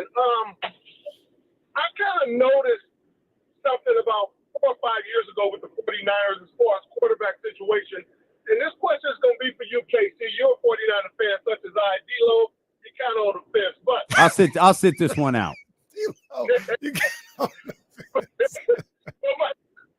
my question is, KC, did you not watch preseason football of the 49ers? Mm-hmm. Absolutely. Now, did Dobbs look to be the better second straight quarterback for that team as far as playing and moving that ball up and down the field? Then, so my final question is, when it comes out that he's QB3, and after watching what happened last week, I think we have a better chance to win with Dobbs than we did with Allen. Man, Steve, I appreciate you, man. And I'm not going to disagree with that. There was a time in that game when I tweeted out, I said, I can't think of one good reason why Brandon Allen is in this game. I couldn't think of one good reason. I think Dobbs is the better player, but there's a few things going on here, and I'm not trying to stall anybody out. I'm just giving everybody the look. Reiterate. I think Dobbs is better. If it was up to me, I would have started Dobbs. But number one, I thought Brandon Allen, aside from the fumble, which kind of put the game away, I thought he didn't play. He played okay. Like, he wasn't bad. They didn't necessarily lose because Brandon Allen was just awful out there. He played all right. He made some throws. He understood the offense. And there was some times when he gave them an opportunity to stay in that game. So there's that. I do have to say that about him. The thing with Dobbs that we just kind of don't know, right, is we're watching Dobbs play in the preseason. And Dobbs was out there making some plays, doing some good things. And we've seen him with other teams make plays and do some good things. Mm-hmm. And with the 49ers, he would make these plays. He'd drop back. They're trying to tackle. Oh, no, he gets away and kind of runs away a little bit. Oh, no, runs away again. And, scrambles and then throws on the line to somebody in the scramble drill, right? And that's good. That's good that he's able to do that. I think he should have been QB2. But Kyle Shanahan, and any coach, to be honest with you, could look at that as saying, hey, the play called for this. This is where it should have went. We could have got the ball there. We could have got 15 yards on that one, right? And it's almost like you might understand this as well, D-Lo. If a basketball coach has a play drawn up and they say, all right, we're going to run this play and this is where we want to get the ball. This should be a good look. We'll get a wide open three. And the point guard comes down and he dribbles, does all this and breaks off the play, goes behind his back and spins and dribbles between three defenders and then shoots a fall away three and hits it. What do you think coach is going to say? What do you think our coach is going to say? What are you doing? What are you doing? I told you to run a play. What? Yeah, you made the shot, but that's no. You don't hit him with the Steve Kerr. Steve Kerr go to yell at Steph like, right. Sit down. That's great coaching on my part. Right. And I wonder if that might have happened with Dobbs and Kyle Shanahan. I think Dobbs is a better player than Brandon Allen. I haven't seen anything from Brandon Allen to make me think that he's better than Dobbs. Also because I've seen Dobbs in real NFL games play well with Minnesota and Arizona, I think he was with. So that's where I would have went. But that's a real thing. Like, if some of the things that I saw from Dobbs when he was doing it, it was a lot of like what they call backyard football and just, oh man, broken play, like let's do it. And he was able to execute it, but that might not work against the ones. That might not work against the Bills defense or something like that. So I don't know. That may be one thing that the coach is looking at. It's supposed to be potentially a snow game on Sunday night too, by the way. Yeah, I mean, massive Thanksgiving snow in Buffalo. Yeah, it's not a surprise. Mm-hmm. Not a surprise. I'm no expert, Steve-O. I'm no fans. I said I was going to sit this one out. You're on the fence. I did like what Josh Dobbs did in the preseason, though, and I did think he was going to be a guy who got some run. And I saw our guy Nick Wagner tweeted a few minutes ago. Trent is on a scooter. Okay. Keeping his ankle elevated. Again, anyone who's there, I completely understand. It really just does feel like, man, this is not it. This is not it for the 49ers this year. And that's the tough part about football. That's the tough part about the NFL. It comes crashing down quick. Yep. And it felt like that kind of happened with it's crazy to think this football season is almost over. And 6 weeks, 7 weeks? This season, before we get to the postseason, and this season did kind of come crashing down pretty quick for the San Francisco 49ers. Man, I don't know where and I wonder, obviously they're not related, the injuries in the early season.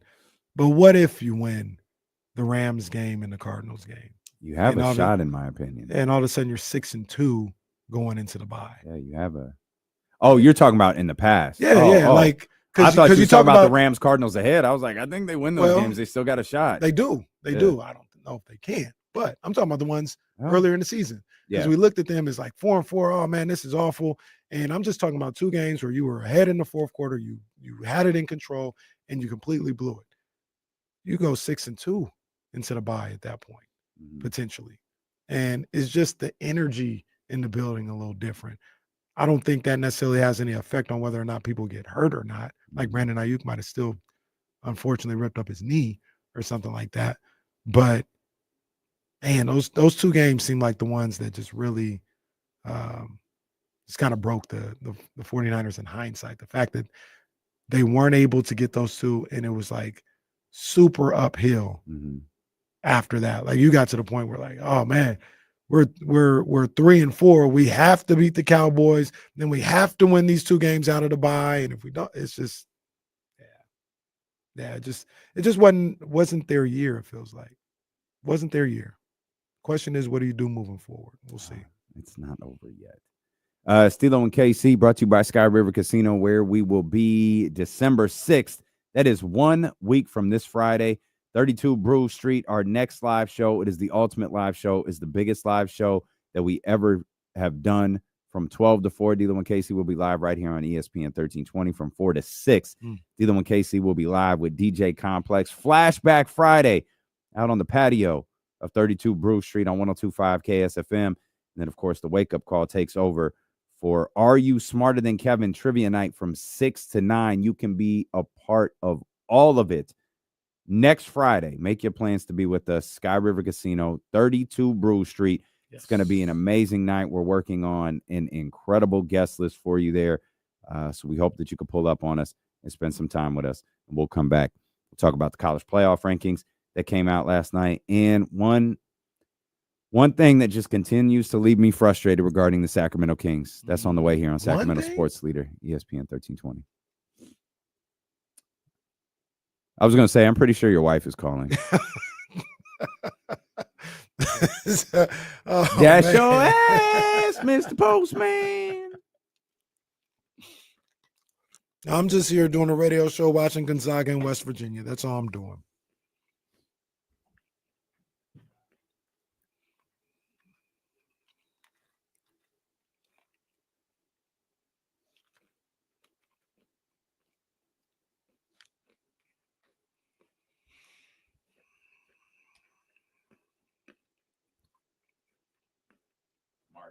In his closet trying to do Is he in America?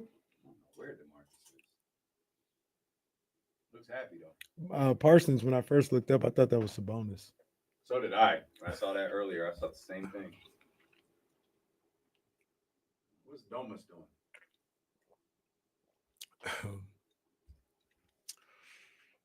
doing? Michael, I don't necessarily know about that. Someone say Brock Purdy's an improviser. So I don't necessarily know about that. I do think like Kyle probably is looking for a quarterback that that can execute. You know what I mean? That can that can read what's going on and, maybe go through the progressions and execute in the pocket before having to improvise. I think he's a believer in that. And to be honest with you, I don't disagree. I am a believer that you have to be able to perform in the pocket to have a winning quarterback or winning team, and be a top flight quarterback. Not to go all Bill Polian on you. No, see, the problem is Bill Polian would think that you can't do the other stuff. He'd be like, no running whatsoever. You have to be able to be in the pocket. I ain't saying that. Running is a part of the game nowadays, but you still have to be able to make plays in the pocket. Bill Polian can draft Mac Jones, and I'll take Lamar Jackson. Yeah, but Lamar Jackson can sit in the pocket and make a play. That's what's so dangerous. Like, you can't. I don't want to say you can't defend Lamar Jackson, but he can do both. You mean to say he can play quarter? He can throw the ball well also? He does throw the ball well. Somehow, some way. I don't know how.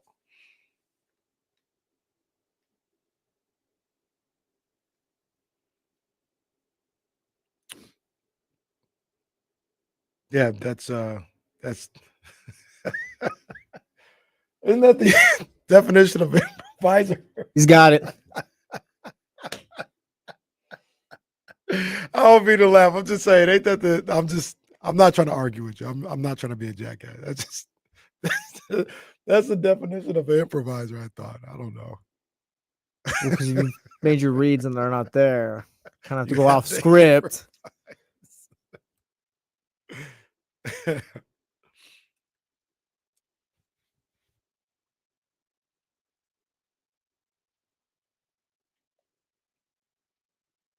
Did Jasmine hang up? She didn't want to talk? I told her to call back, so she doesn't have to sit through the break. Wow, that's special treatment. Probably gonna Didn't do that for tell me. us you losers aren't invited to my turkey drive. Shout out to Marvin Bagley. I remember that day clearly. It was literally the start of the show.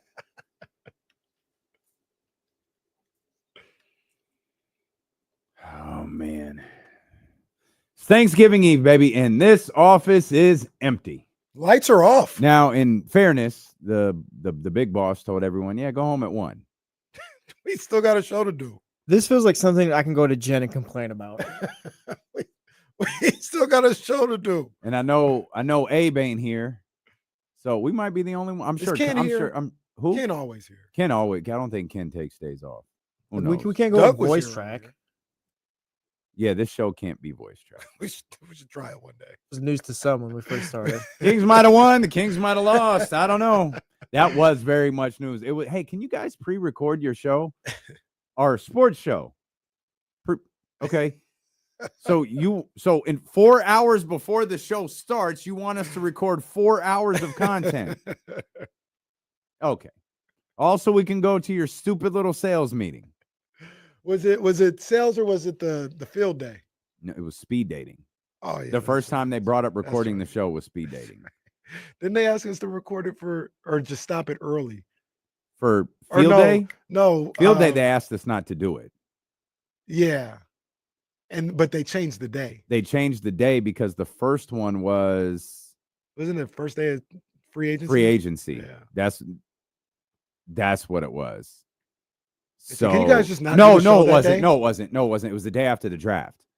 The first field day was scheduled the day after the draft because this field day was free agency because we were prepared to go live from the death trap of field day. Looking back, we were really throwing a fit that week. So the good thing is field day appears to be over. Oh. Now we're going caroling. Well, wait. What does that mean? No, this is a shoot. Yeah, Jesse don't know. Yeah. What does that mean? This is a shoot. We're going to Sky River Casino. We're going to Elk Grove Kia. We're going to Matthews Mattress. We're going to sing Christmas carols. I hope you guys have fun.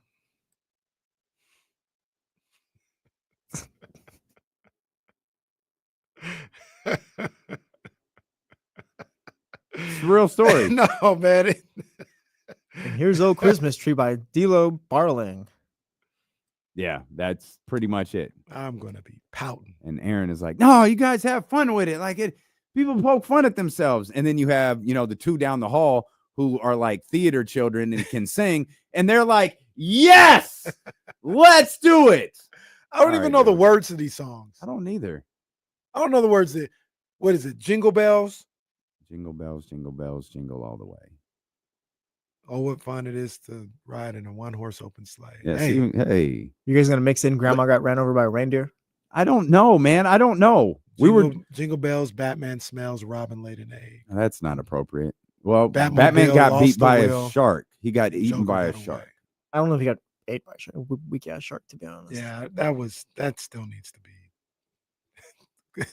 We need answers.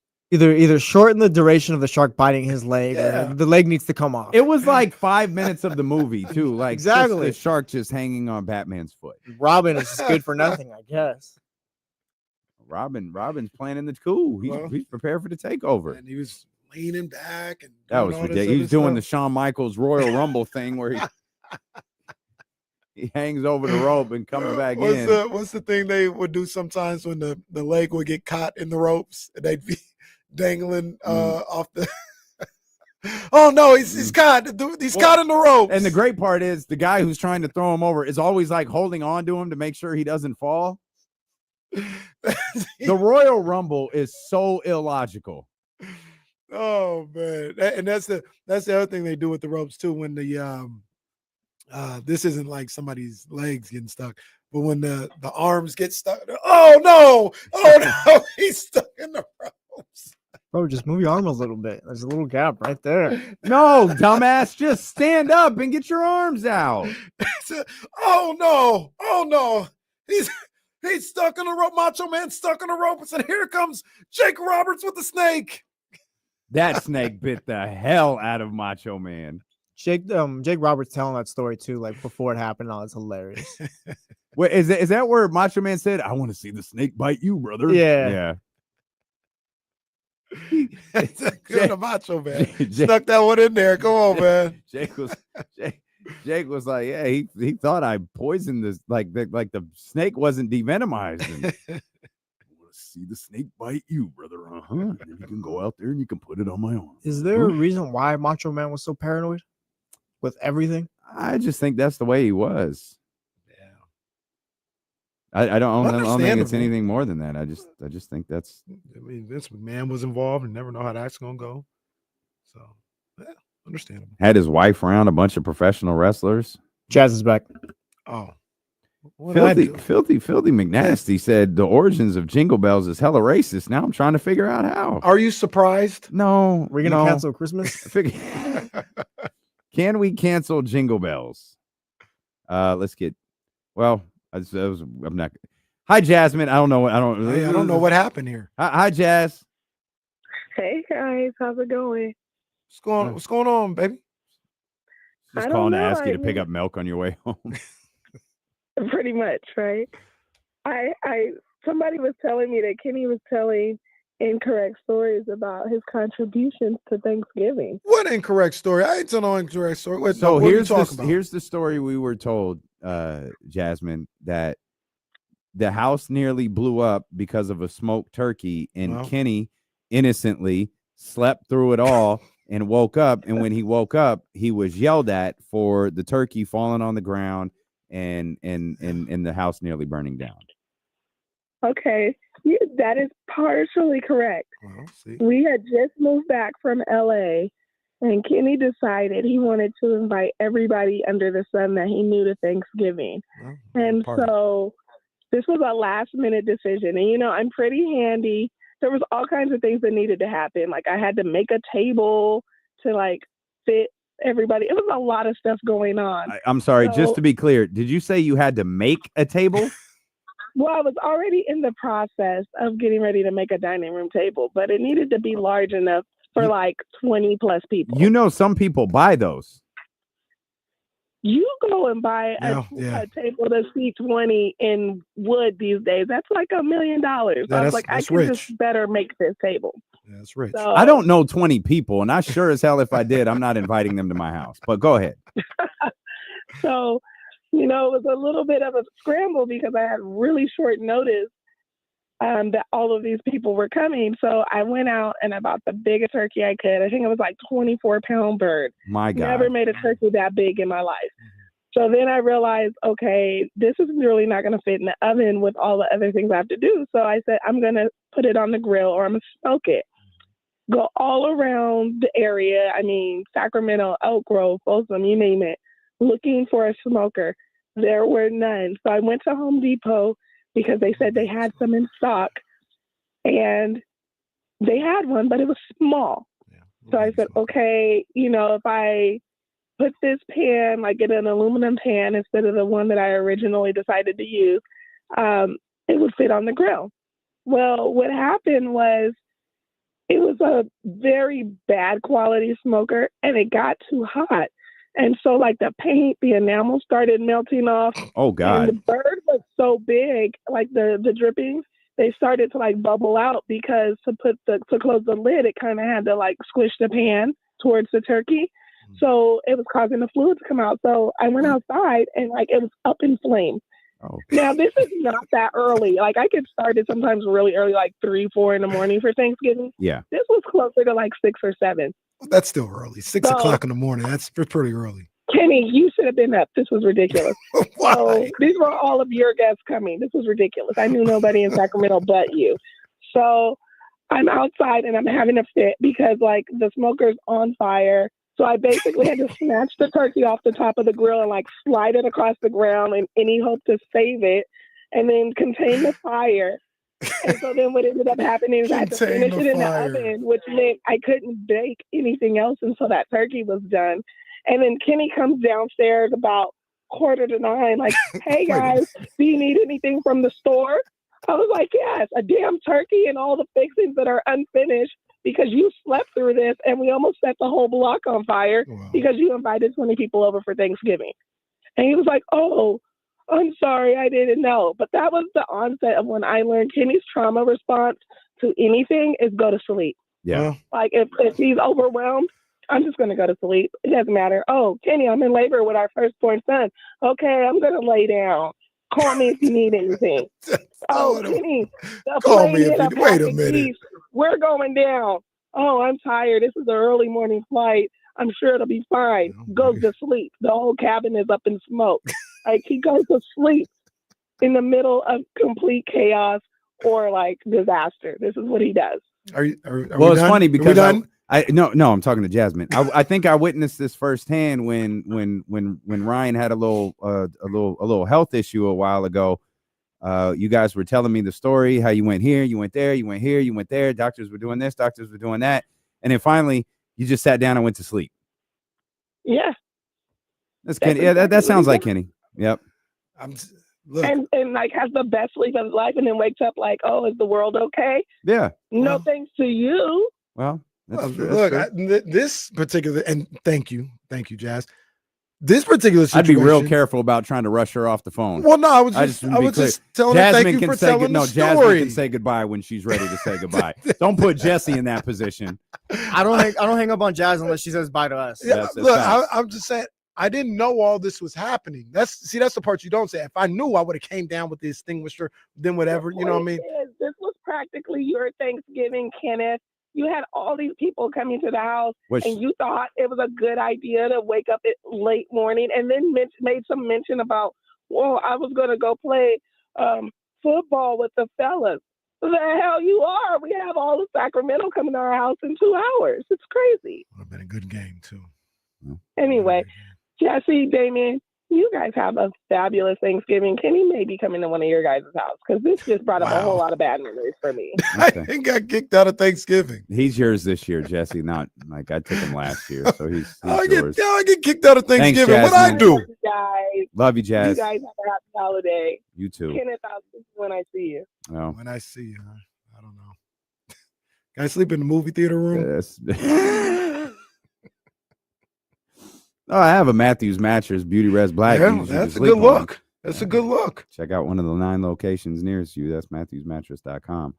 I think the equivalent to that would be like if Kenny was like, all right, taking the bus to the Warriors game, people. And he's got the people. We don't got no bus. Yeah. or Kenny's not here. Yeah, or that. Yeah, he's glad to know this is a thing that he does on life as well. No, right. Yeah. No, it's a shoot. Like Kenny has no like sense of urgency whatsoever. If we get None. If we get the bus to go to the Warriors game, best believe I'm on the bus. But I'm saying you already promised in the but you already told people that we're getting the bus. I said that's what we were. I said I'm trying to speak it into existence. You told them we had a house party with no house. What I say? Well, basically. Let me see. When they play, we can still. No, get that stop together. it. No, we're not doing this. We're not taking a bus to San Francisco. Why not? Because you don't have a bus. You don't have a plan. You just say stuff. I'll put it together. And then when it doesn't happen, you go yell at the staff. Poor Security Bagley said, I thought it was really happening. See? Sunday, January 5th. See? Rachel says he could be on the bus. Sleep. Well, no, look. If we taking a bus to We're the not. Warriors game, We're not. it's gonna be a lot of champagne and campaigning on that bus. Where there would be. There'll Yeah, be there a lot of definitely would be. champagne and campaigning. Yeah, there definitely would be. Where's- But none of that is happening. No one's here. Talk to Karosh. No, Karosh is at home with his family. Sylvia's here. Are the engineers even here? No, everyone's gone. I think I'm gonna go take a lap and see who's like.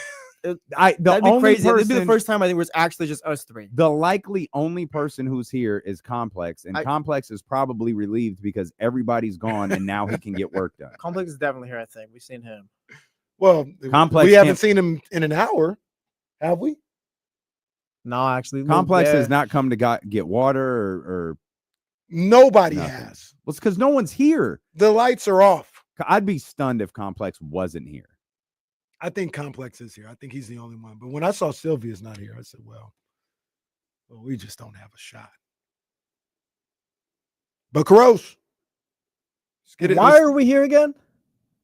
Because we're here for the people. That's fair. Never mind. Shout out Chatty House. We're here for let's the people. let's get it sold, man. Let's get it sold. Going to Old Sac tonight to light a Christmas tree or something. Oh, you are? Yeah. Oh, okay.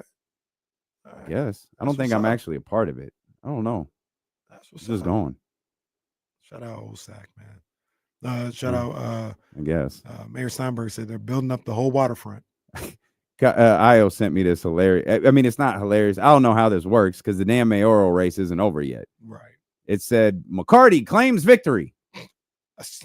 McCarty claims victory. I saw that too. Dr. Flo has yet to concede. Dr. Flo is behind like less than 3,000 votes. There's 8,000 uncounted ballots. And this jackass is out here talking about, I'm the winner. I won. I don't have to wait anymore. I'm the winner. I already don't like this dude because of the way he ran the campaign. So you could be friends with if this dude winds up winning. You could be McCarty. You can be friends with him. Not my job. Yeah, it ain't Did gonna I be see me. that it was Flo's birthday? Dr. Flo's birthday? Yeah, it sure was. Yesterday. Dr. Flo. Yes, sir. Happy Dr. Flo. Yeah. Carlton in the chat says he says we're here for the roast of KC. Ain't gonna be no roast of KC because my mood is a little too unpredictable. I might take all the jokes and you say one wrong thing and He'll cuss you out and You'll block get you cursed. like he did Victor. you'll get cursed out. I ain't gonna lie to you. My temperament isn't good enough for a roast. It's just not. You might say the wrong thing in the chat today to get cursed out during the break. It's happened. I've seen it. Come back from getting my green juice. December. No, Zabo, nothing happened. No, not with me. Oh yeah. You all know my temperament ain't here for that. Yeah, you know my temperament for that. Yeah, we 18 weeks. How many weeks we into the season? How different them kickoffs look? Jackass. These dudes out here. Oh man. Hey, I did want to mention, just in case people didn't know, or it was like I don't know what they do overseas, but like tried to sweep it under the rug as far as the news cycle. But Conor McGregor was found guilty of sexual assault in a civil trial. Yeah. Or libel of sexual assault, I should say. Yeah, that was I'm gonna be honest.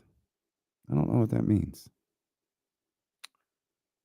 It was a civil guilty. trial. So you're not guilty in a civil trial. He's liable for a payment. Is that what it is? Maybe that's what they're saying. Because I saw that too. Because there was a lot of stuff circulating about his. I don't know. Is it his fiance or his wife? I've seen Connors. 2 different videos. Okay, I don't know if I don't I've know heard if, 2 different. I don't know if they're married or not. Okay. Yeah. Her response was not good. Like, ma'am, with all due respect, shut up. You don't have no business speaking on this right now. One, you look stupid. You look absolutely ridiculous defending your boy out here like this. Like, you look absurd. Stop it. Yeah, you don't have to say nothing. But don't respond like that. Right. Yeah, Connor's trash, man. Yeah. And that's no surprise because Dana's trash. They're all trash. Connor claims whatever the interaction they had, he claims it was consensual. So he's not even saying it didn't happen.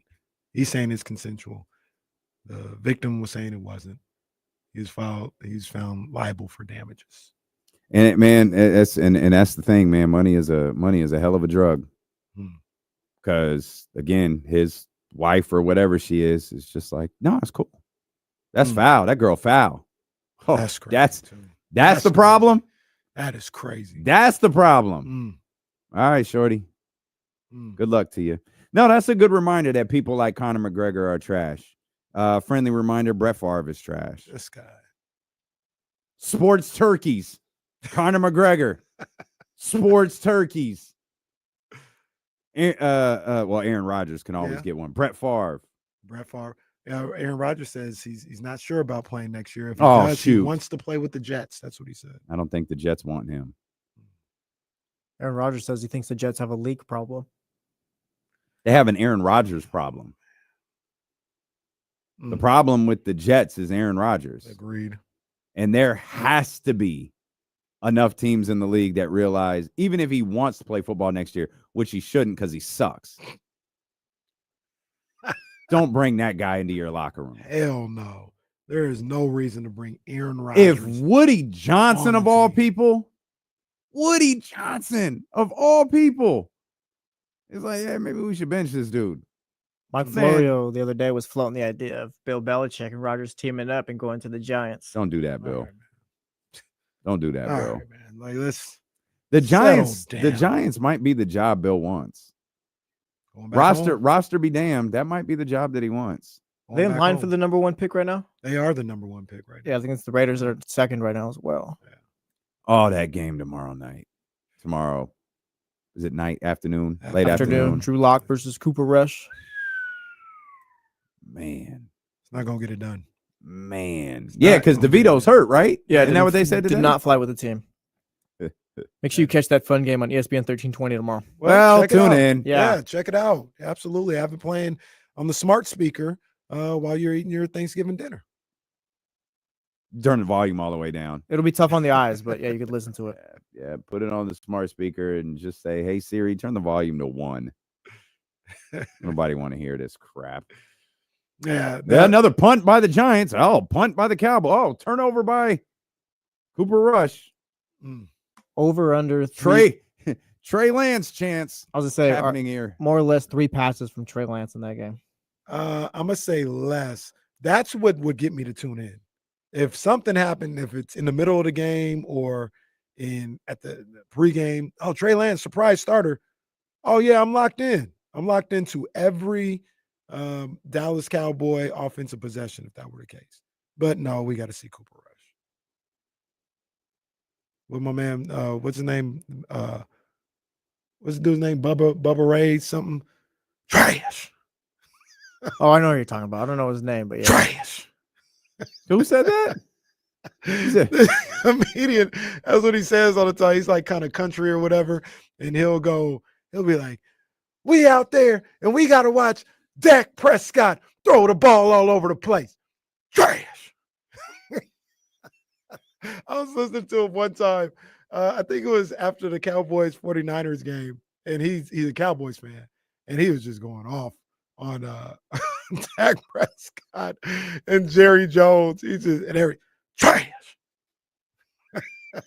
Bubba Dove. Thank you guys. Bubba Dove.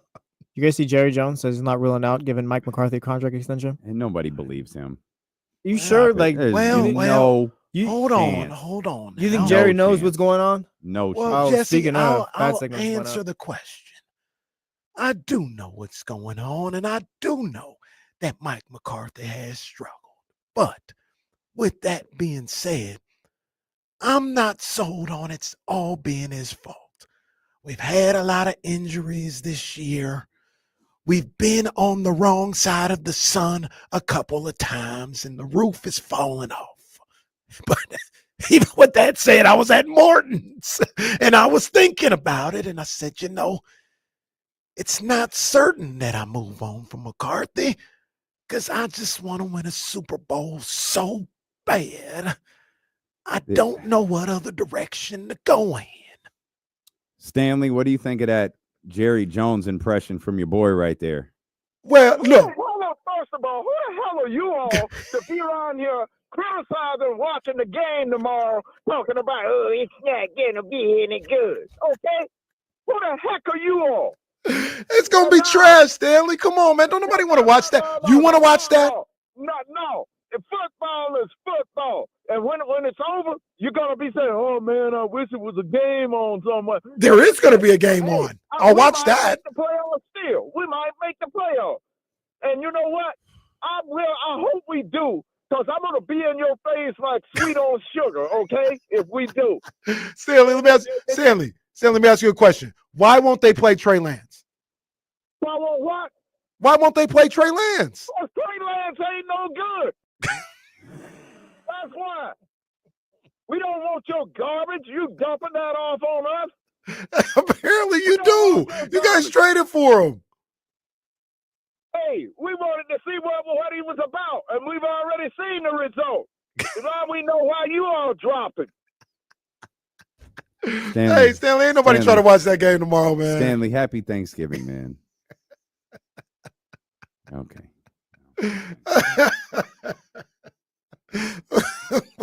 Why do Trey Lance like that? Shout out, Stanley.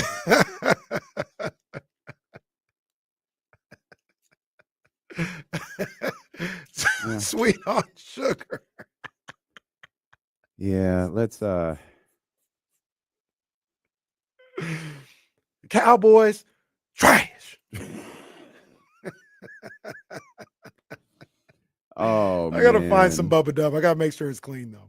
Let's we'll go from Jerry Jones to Stanley to a commercial break. Steelo and KC here on Sacramento Sports Leader, ESPN 1320. That's funny.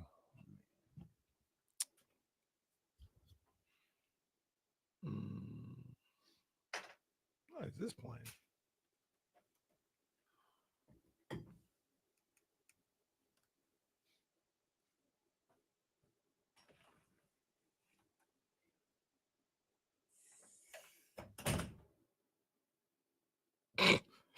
Oh man, I don't even know where this is going, man. I got it. Come on, guys. We got to hear a minute and a half of this.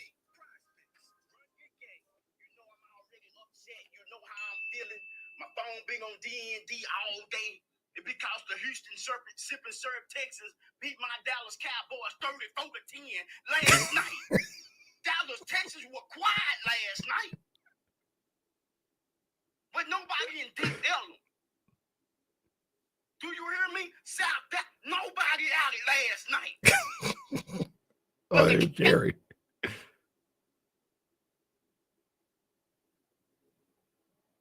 Them swinging, them fofo tipping Houston Texan fans then drove and flew down here and took over Dallas.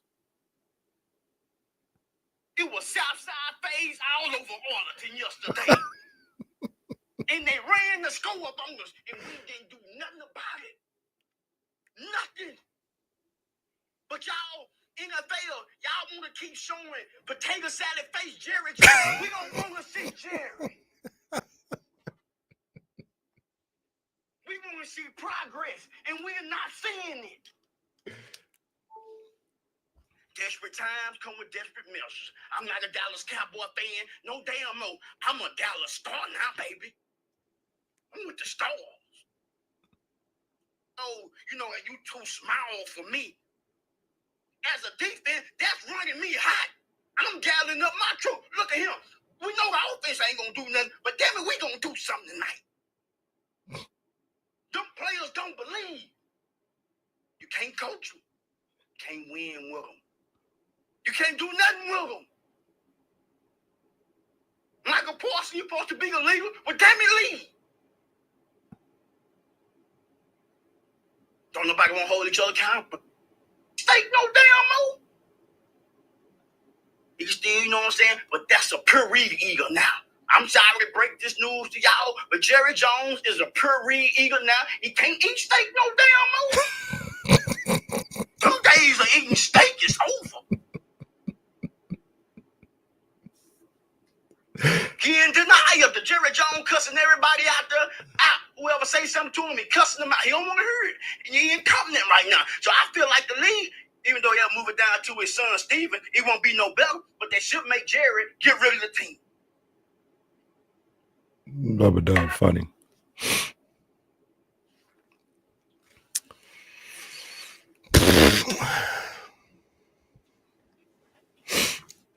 Rest Dog.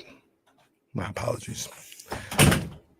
No 13th round. There's not much going on. Shakur allegedly has a new fight ready, but that's trash. That's trash. We will talk about it next week, though. I promise. 13th round is back because I think Fury Usyk isn't far away. I think it's like 2 weeks away. So, Rest Dog, 13th round will return.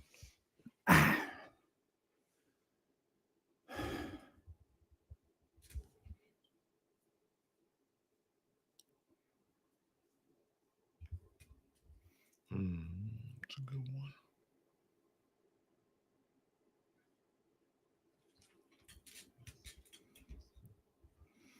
I have stunning news. What's up? What's up? What's up? Complex, Andy, and New Aaron are all in New Aaron's office. Oh, well, I'll be damned. Just all hanging out, I guess. I knew there was no chance Complex was gone. I saw Andy's room shut down. I thought he was gone, and then when I walked out, there they were in the big dog's office. Well, there we go. I'll be damned. Good stuff. I got good news too. Let's go do the rest of the show from there. Live.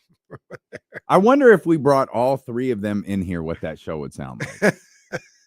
I think New Aaron might be a wrestling fan. He made several WWE references in our conversation. Okay. All right. I like that. Yeah. Does Complex like wrestling too, or is no? No, he does. He does? Yep.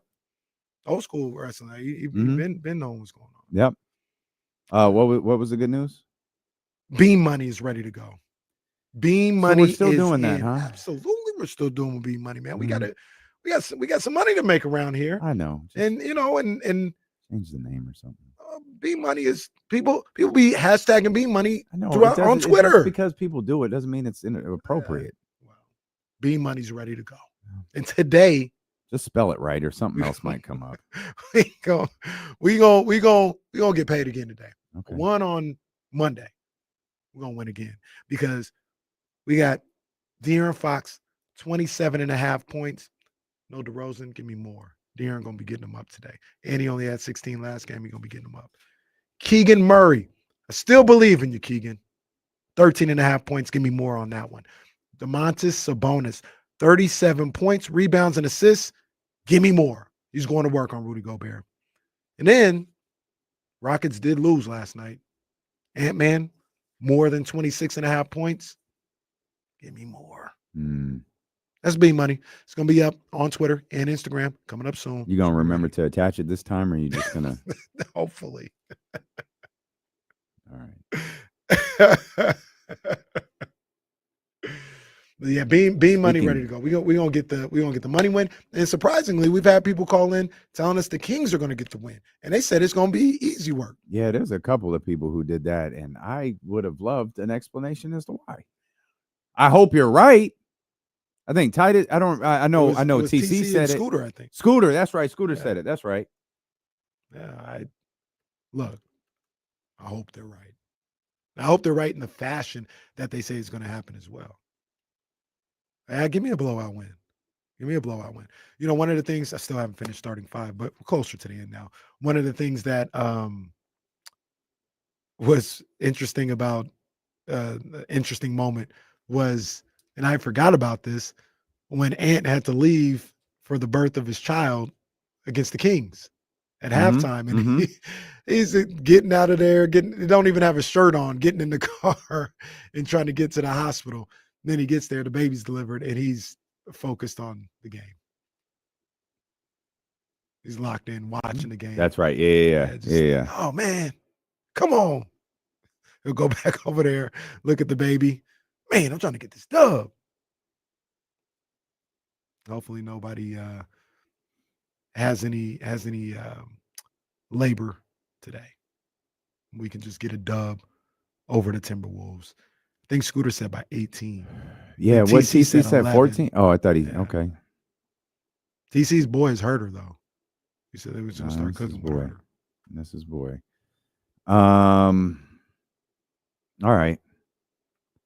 We were talking about the characters around this show. Boss Man knew Aaron being a wrestling fan. I was listening to Gavin the other morning, and he tried to start the show talking about like he really loves college football. I didn't know that. Yeah. What school he like?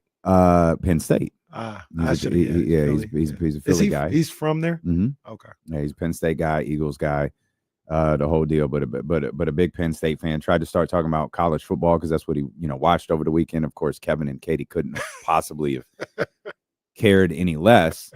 So I was kind of kicking it last night, and I was text Gavin. I was like, "Hey man, you was talking college football? Why don't you come hang out with us next week?" Because he even was like, "I'm not talking to you two. I need to go talk to D'Lo and KC." So I was like, "Hey, why don't you come on next week and talk college football with us?" Because he was trying to break down the playoff system, and this was easy to anybody. This was Katie and Gavin's response, or Katie and Kevin's response. It was just silence. That might even be the response for both of us. It might be. It might. Okay, so it is a little convoluted. The seeding versus the rankings, the buys versus this. It's all right, man. Yeah. All right, but I was like, "Hey, man, come hang out with us. Yeah, we'll talk about it next week." And obviously, the latest round of rankings came out yesterday, and that is. I didn't know. The conversation is funny. Like, there's always going to be conversations about. Last couple of years, it's the 5th and 6th and 7th team. Now it's the 13th, 14th, and 15th team. And does this, like, if Georgia loses in the SEC championship, do they deserve to be in it with 3 losses? Does Alabama deserve to be in it with 3 losses? It's, I guess those conversations are always going to be there if it's 12 teams or if it's 65. Yeah. You're always going to be thinking about the last 2 or 3 out. Alabama is still getting kind of talked about their pathway in with 3 losses. I feel like they should not be in whatsoever. Like, no, man. Like, you're not in, and you're gonna probably lose the SEC regular season, and you wouldn't even make the championship game. No, Alabama doesn't need to be in. They got waxed by Oklahoma the other night, or on Saturday night. No, sorry. Arizona State makes the surprise entry into the bracket, and now there's this wild scenario where the Big 12, I forgot the wording. The wording is, I'll find it. But the Big 12 champion, although you're supposed to have, hey, the Power 5 champions get in, there's a scenario where the Big 12 does not get their champion in. I think it's if Arizona State loses this week against Arizona, but they're in the Big 12 championship game, they're in danger of not making it, even if they won the Big 12 championship game. Because I think if they lose, they're not the regular season Big 12 champion. It's really bizarre. It is bizarre. But what? They're talking about the Big 12 may not get their champion. There's a scenario where the Big 12 doesn't get their champion in the college football playoff, which would be a catastrophe. If the Mountain West was able to get theirs in and you couldn't get your champion in, that would be awful. What? How is that possible? I don't understand. Why does the regular season so the Big 12 championship is the regular season champion? I don't understand this. Something like, because the argument would be, is there a chance you're wrong?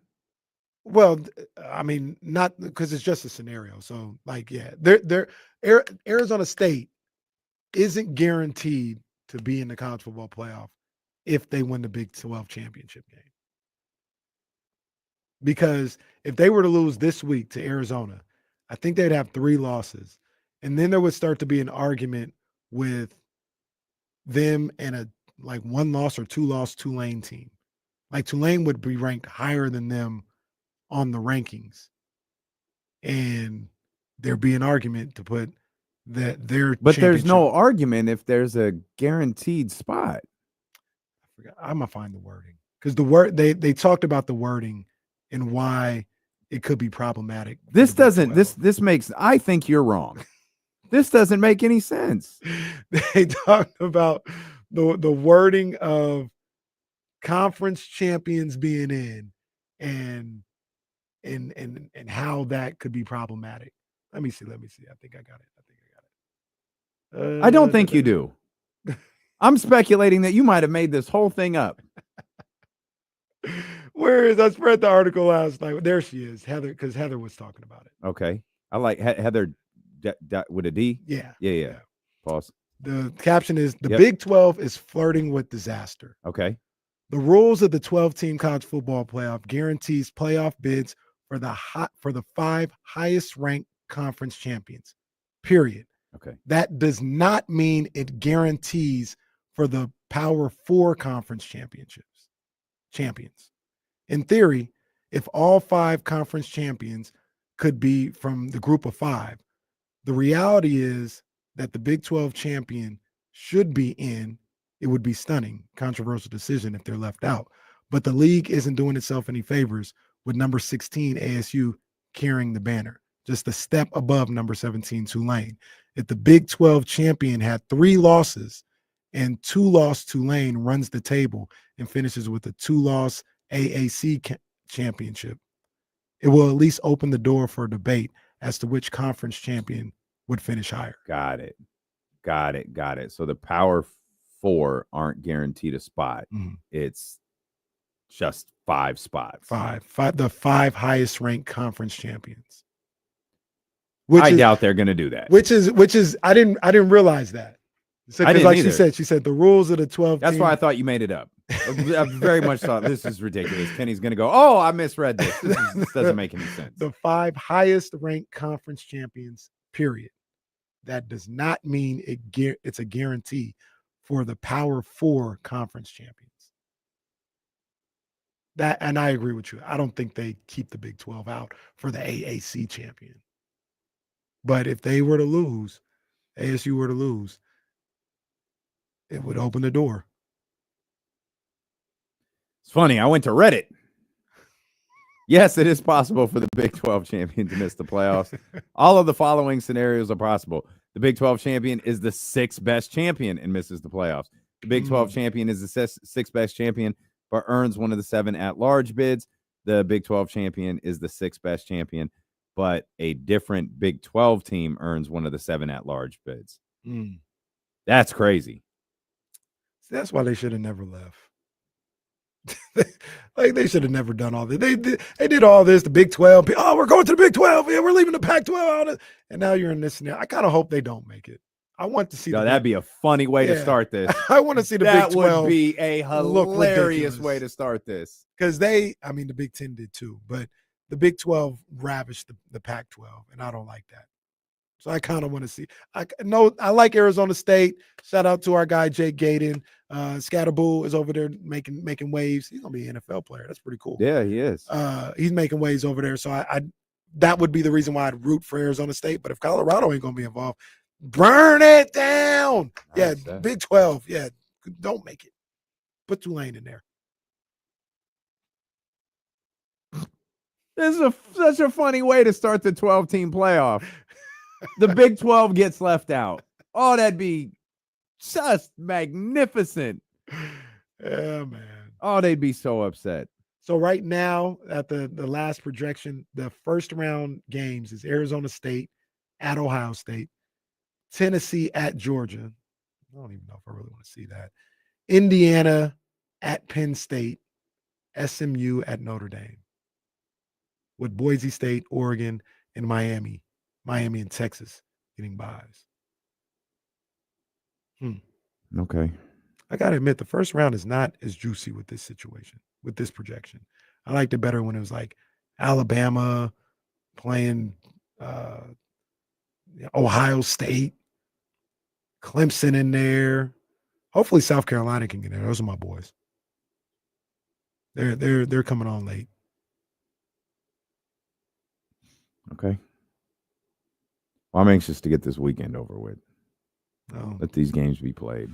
Did you see what Ryan Day said? That's a tough look. What did he say? You know Ryan Day's dad. Oh, don't mess this story up. Ryan Day's dad, I think, committed suicide when he was like 7 or 8. Man. This dude said, other than losing my father, losing to Michigan is the worst thing to happen to me. Like, fam, look, Yeah. I understand what I get it, but dog, what are you doing? Yeah, what are you doing? That's his story, so I can't tell him he's right or wrong. But That is crazy, and that's fine. Look, leave the first part out, right. Just leave that part out. Why can't we just say losing to Michigan is bad? Why do we have to go there?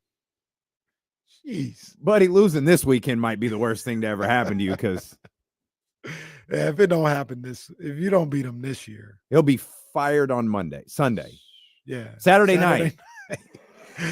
He'll be fired before noon. It's that not game funny. will be Yeah, that 9:00. man will be fired before you eat dinner.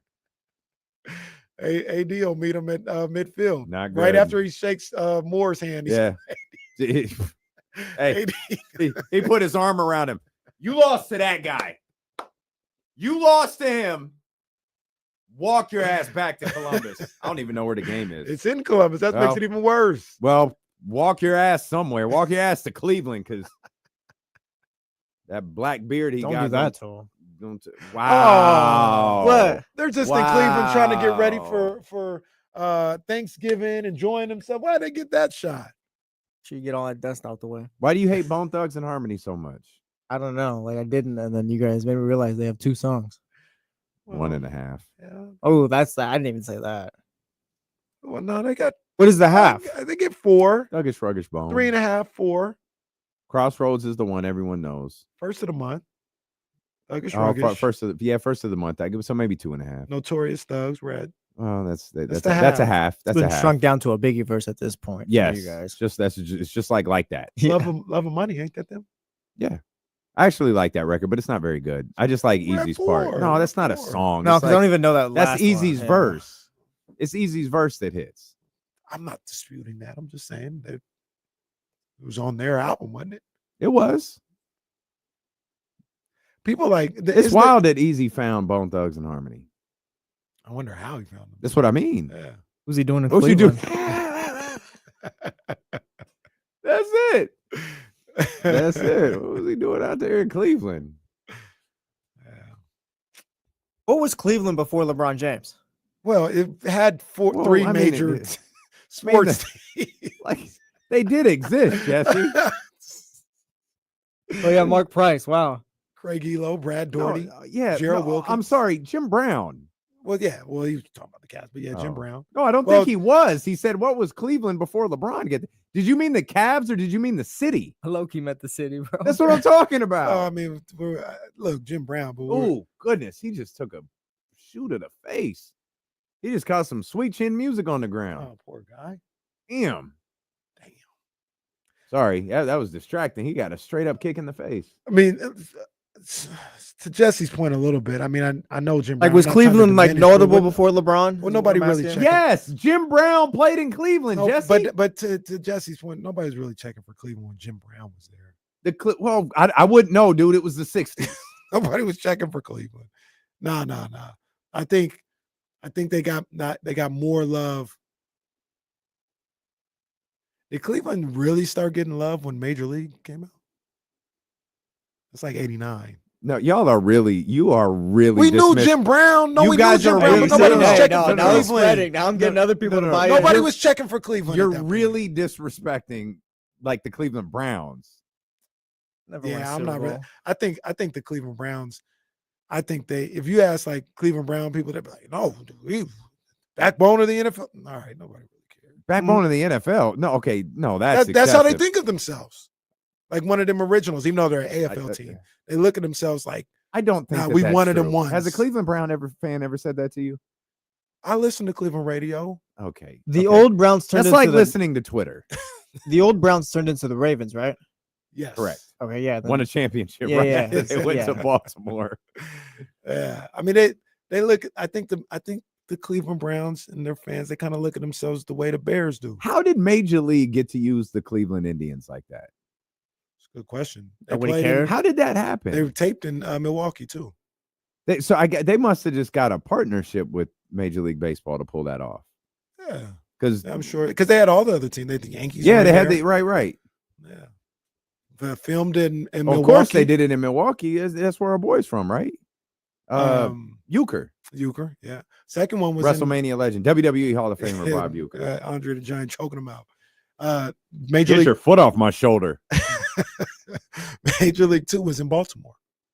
Okay. Camden Yards. Okay. I never knew why they couldn't just be in Cleveland, but It could be like laws, like everything. I feel like every black movie is shot in Georgia now. Yeah. Movies and TV shows. They all the little peach pops up at the end. well, why were they in Wisconsin? The laws might have been easier. The filming laws might have been easier.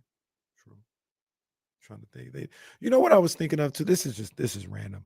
Why I need my man when we talk to Dr. Luke Wood, when we talk to AD Mark Orr, I'm gonna ask them. We need a basketball tournament here in Sacramento. We need a basketball tournament, like the college basketball. Like we need one here. I was watching games last night. I understand the Vegas one, but they had one in Palm Springs, bro. I know it's warm and all this other stuff, but there was nobody in the arena. There was nobody. There was probably more people in Odyssey Studios right now than that in that arena to watch Washington State and Fresno State. If they can have a tournament, come on, man. We need a tournament. Call it the D'Lo and KC Invitational. Well, I mean, that rings exactly like the Maui Invitational. It's Thanksgiving at the Caraway House all over again. Kenny will sleep through the tournament. Well, no, I'll be there. There's a tournament, but now we got to put a whole tournament together now. D'Lo and KC Invitational. Let's make it happen. I did convince the family that we can someday soon we can do Thanksgiving in Hawaii, so I can go to the Maui Invitational. Okay. That's one of those things where Jazz goes, yeah, we could do that. He's going to forget about it and never bring this Well, up no, again. because she wants to leave. She wants to do Christmas in Hawaii at some point. It's like, all right, let's do Thanksgiving so I can go to the Maui Invitational. How much you think a ticket is going for to go to one of those games? I looked last night. I got the answer.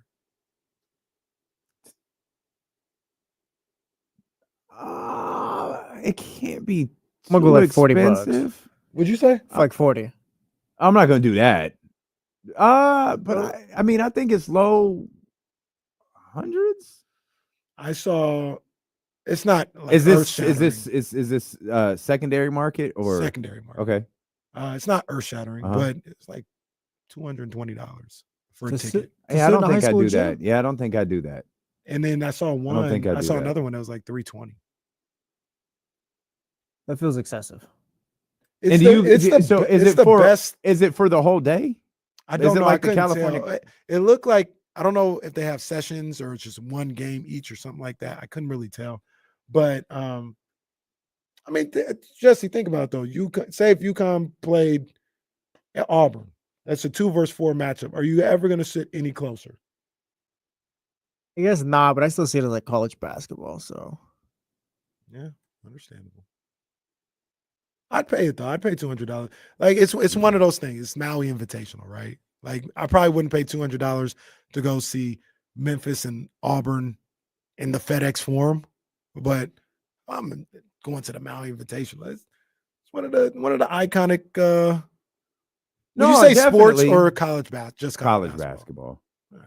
College basketball. No, take it easy to Pal. We're not gonna let you get away with that one. No, it's college basketball. I don't know. Maui Invitational. No, stop Brother, it. it's on at, Come on. It's on at 2:40 during the day right now. What are you doing? Yeah. We watch it. We watch it every year. Because For the last 40 years. Bro, you watch we have nothing else to do. University of Pacific versus Cal State Fullerton. Yes.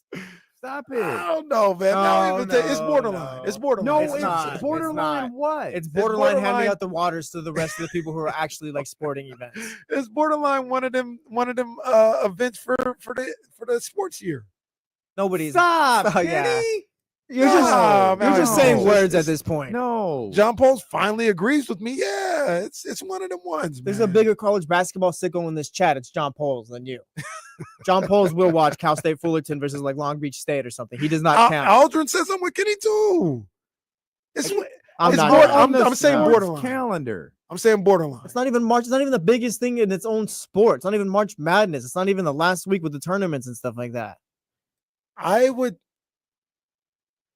could name. I'm I'm not gonna sit up here and 10 things bigger than that. I'm not gonna say it is definitely better or like more notable than championship week. I won't say that. I think it's on par though. The Maui Invitational is.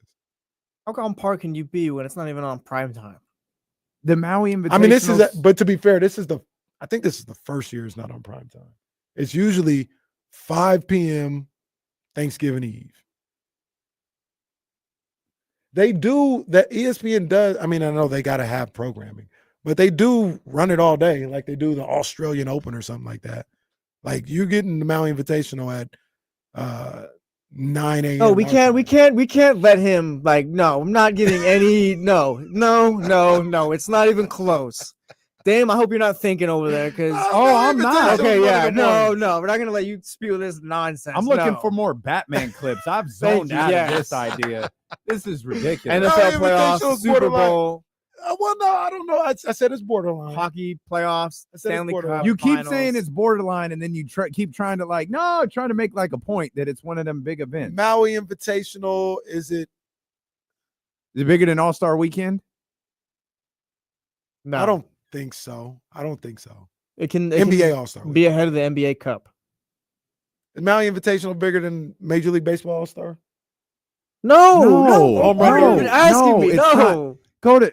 Yeah, think, no, you know what? No, me and Damien quit. What do you think the ratings are? Who do you think got bigger ratings? Maui Invitational or the All-Star? Stupid home run derby does. The home run derby does. Well, if they're listening on ESPN 1320,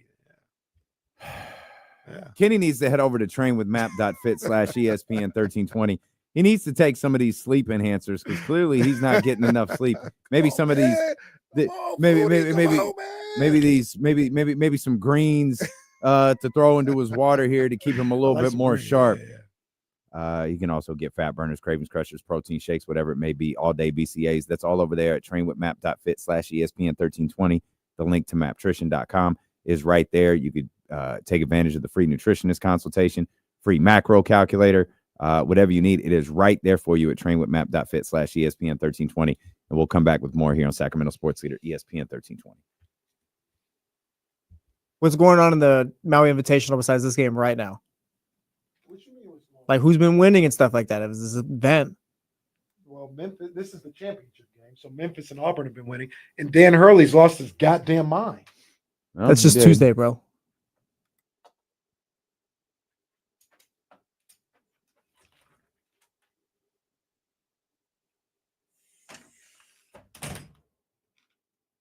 Maui Invitational is the money in the bank of sporting events. No, Money in the Bank's too big. It's fair now. It is. It's like the payback. That's tough. WrestleMania Backlash. Right.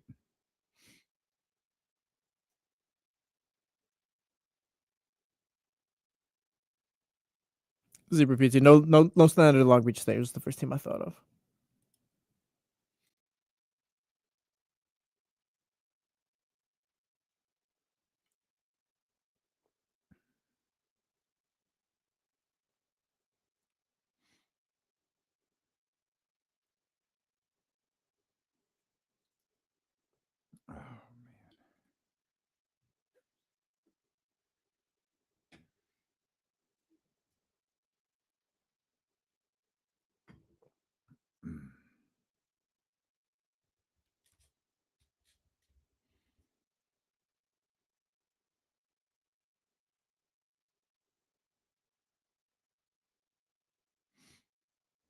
You guys want to pretend your little college thing means something? That's fine. All 6 of you can do it. All of the real hoopers can enjoy it. Y'all get your shit off. Go ahead. Go ahead. Man, Lazy over here cooking.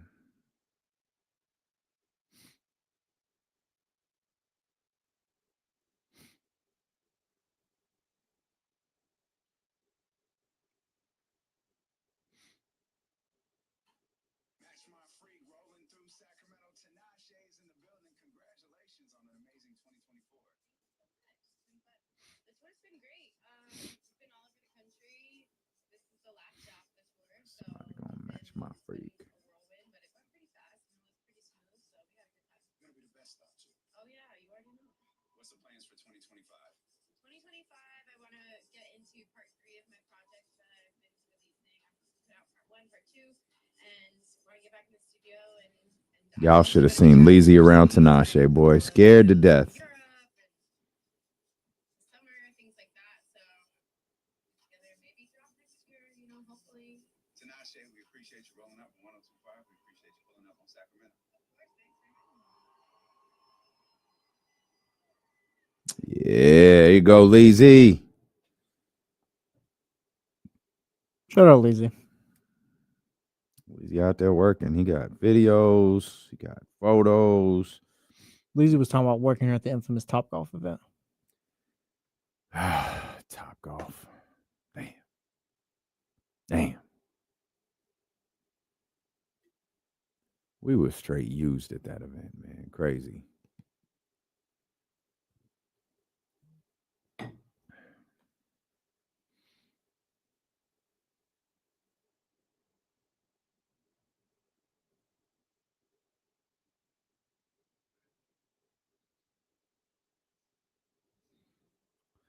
Phone lines are open for you, 916-909-1320. That reminds me.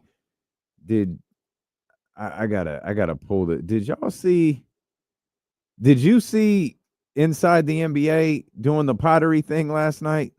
No, I just saw Jalen Rose was with them. Oh man, hang on. You got to see this clip. It is spectacular. Hold on, where'd they go? Give me a second.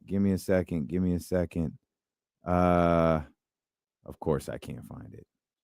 Oh, there it is. Okay, hold on. I'll pull this clip up for you right now. Let me get the Twitter one. Shaq is crazy. Like, I watched it this morning and just kept laughing. Here we go. Hang on. All right, here you go. The Inside the NBA crew. Why were they doing pottery? I don't know. But Chuck, what are you doing over there? It broke off, man. Okay, now put your fingers inside. Okay, well, And pull towards your body. Pull towards your body. Come on. There you go. Is this You ghost? got it. You got it. Is this Wait. ghost? That's what I've been told. Is this ghost? Yeah. Yes, it is, A little Chuck. bit more water. Okay. It's not your imagination. Pull towards your body. Okay. Okay, now move that thumb over here with your fingers. Over here? Not bad. Take this thumb and put it Just over wait here. for Okay. Pretty good. Huh? You got it. Oh, these are Put this nice. hand on the outside now. Okay. Put these fingers Wait for in it. there. Okay. Okay, that was good. Uh-oh. That was good. Okay, you're gonna lose it again. God. Put this thumb over Darn there. it. Put your finger in there, God Chuck. damn it. Chuck, put your finger in there. Put it in here. In here? Yeah, and pull it open. this happened on Pull it television. open, Chuck. Put this thumb Come over on, there. Man. Come on. man. Oh, these look nice. Okay. Over here. Diesel got it too. Over here. Okay. You got it? I think so. All right, pull it towards your body. Okay. Earn it. Oh, you're losing it. Looking like a bowl You're over losing it. there. Bowl. Put this thumb over there. Over here? You're No, Yeah. put your fingers. Mine out of control. Okay. Enough. Okay. The hell's going on out there?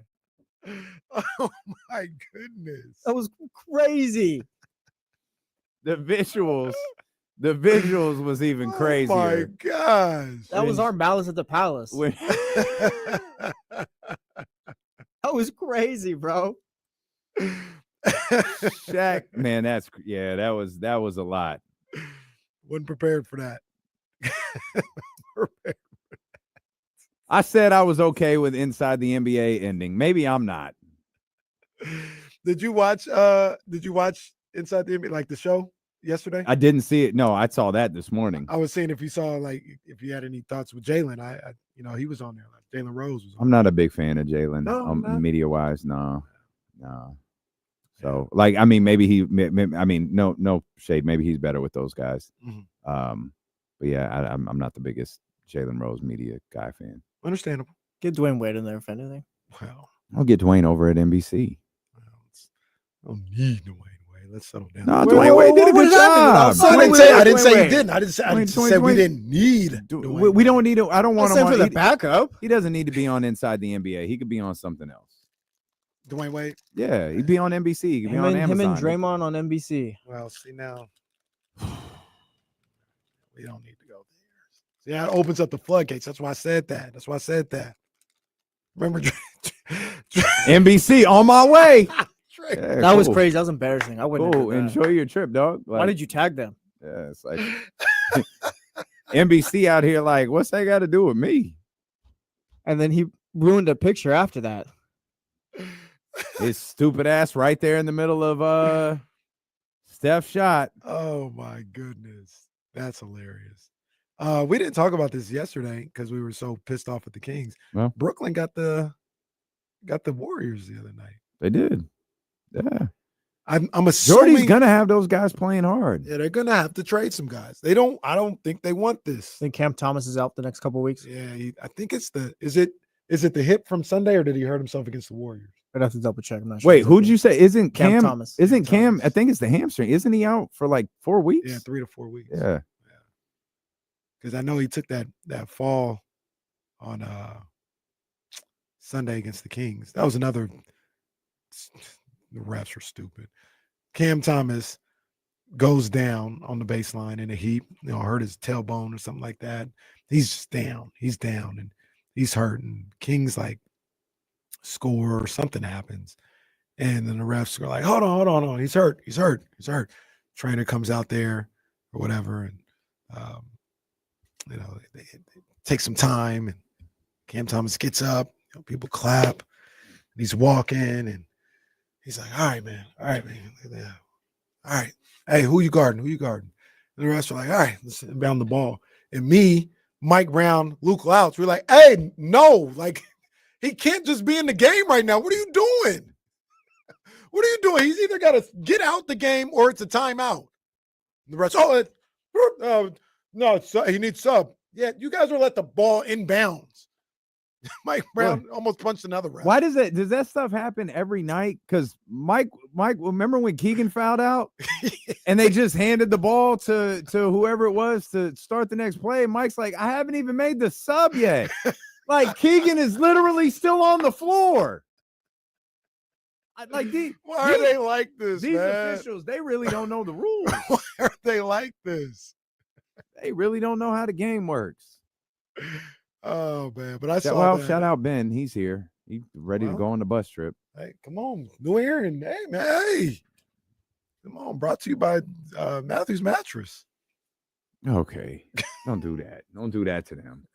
Hey, we can goof off for the next hour, but we have one piece of business we got to do. They say this is a big rich town.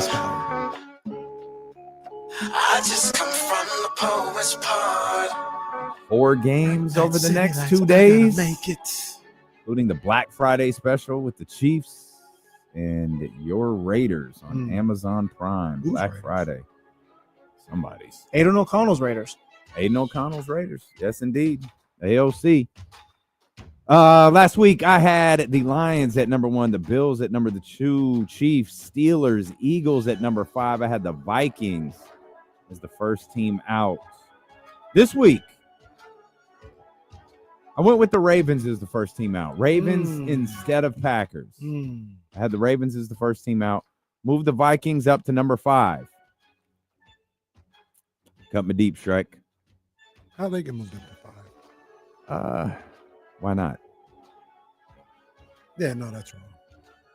I brought the Chiefs up. I brought the Chiefs down to 4. Wow. Goodness gracious. What the hell's going on here? I put the Eagles at 3. I know.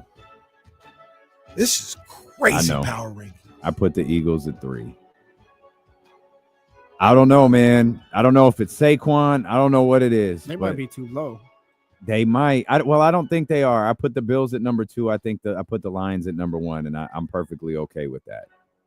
But I moved the Eagles up. Let me ask you a question. Mm-hmm. Did you forget the Steelers? It was a 7-game series.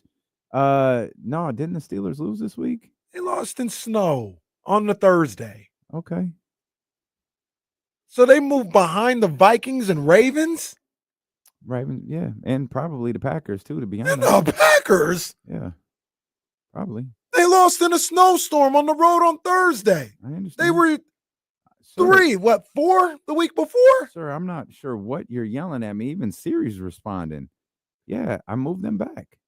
It's a little disrespectful. I don't think y'all always wait a talk second. about how much you love Mike Tomlin, but when it gets down to it, this is what you do to my guy. This doesn't have anything to do with Mike Tomlin. It has to do with the fact that I think John Harbaugh was masterful on Monday night. Really I think that call on 4th and 1 was insane, but it led to a score at the end of the half where the Ravens beat what I think is a good Chargers team. Playoff team. And then you got the Packers right there still lingering around, I think, with 3 losses. And it's not that I don't like that. I mean, Steelers are probably next right after that. But yeah, 19. That's good. No, that's great. 19. They're next. 9. Okay. Well, they'd be 8th. But still. The Vikings keep winning football games. Like I gotta give them credit for that. And I don't know, man. There was just something as I looked at the 3-4 spot that I thought, I think the Eagles are more deserving of being 3 than the Chiefs are. I mean, that's fair. That's fair. I at that point, I don't have any issue with the power rankings. Like the Eagles are playing really, really good football. You don't like that I took the Steelers out? Not only took them out, but to me, no disrespect, the Vikings don't have any business being there. The Vikings, think that's true. The Vikings they're not undefeated. But they're the Steelers for a couple years ago. I don't think that's true. I give them more credit. I think they're better than that. I don't think that's I true. can still see them going to the NFC Championship. I can't. Okay. They're not that Vikings team is not beating Philly. They're not beating Detroit. That they'd have to beat either one of them to get to the NFC Championship game. It ain't happening. Okay. That's fine. That's fine. I don't agree with your assessment on the Steelers being one of the best teams or the best team in the AFC either. I don't think the Steelers are a Super Bowl contender. I think they're a really, really good football team. And that's part of the reason I like the Ravens more than the Steelers. Now, to your point on that, I really thought about my power ranks. Let's go that way. Steelers 5, Eagles 4, Bills 3, Chiefs 2, Lions 1. Now the Steelers had to drop because they did lose. They didn't have to drop, but I dropped them because they lost that game on Thursday. So it doesn't go without penalty. I really wanted to put the Ravens in front of the Steelers, but I couldn't do that. I'm sorry, I don't have it here. Ravens are the first team out for me. I just couldn't do it, but it's tight. It's tight. It's probably a tie between them and the Steelers. For that 5th spot. I completely understand the Eagles being higher than 4 on your list. Yeah, I get it. The only one I don't agree with is the Steelers. That's all. Okay. Didn't even have the balls to give us a first team out. Wow. Well, I just said it was Ravens. Well, I didn't hear you. Big game on Sunday, though. Big game on Sunday. Ravens, Eagles. Oh man, that's gonna be a real nice game. The Ravens can. That's a spot flip. I'd put the Ravens at 3. They get that done. I was about to say they can jump up the rankings. Yeah, that's a power ranking special right there. Yeah. I really need to close this tab that says it's Jingle Bells racist because this is really. What did we learn, pal? Well, I can't get a definitive answer other than it was performed in the 1800s in blackface in a minstrel show.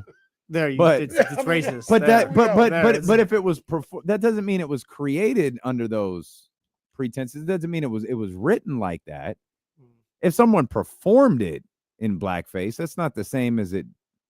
It's not the Jingle same. bells, jingle bells, jingle all the way. I did try to read like the lyrics we don't sing to see if like there's something like, you know, like the national anthem, like Yeah. how they erased the whole verse from the national anthem. I tried to.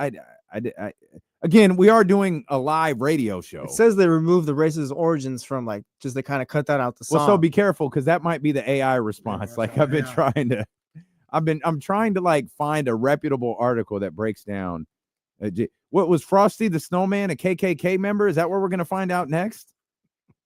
Like this is crazy. You make these jokes, bro, but Rudolph was racist. I feel like if you search anything, you was Frosty the Snowman racist. I feel like you could. Okay, I just found an article titled "An Uncensored History of the Snowman." Oh my God, I think he was. Not surprised. Wait a second. Oh, this is terrible. Oh my gosh. Read out loud with the class. Well, hold on. Give the Frosty the Snowman for. Does that have so? Oh God, please don't let this be a thing. Frosty the Snowman, the cartoon. It's a history that goes back. All right. Okay. I might not be able to. We're live, pal. Well, I don't know. Look, it sounds like the only snowman we acknowledge is Young Jeezy. That's it. That was good. No, I know you're proud of that. You're a Jeezy fan. And that's my boy. That's my boy right there. This is oh God, I'm scared. What will we find out about Rudolph the Red-Nosed Reindeer? He was racist too.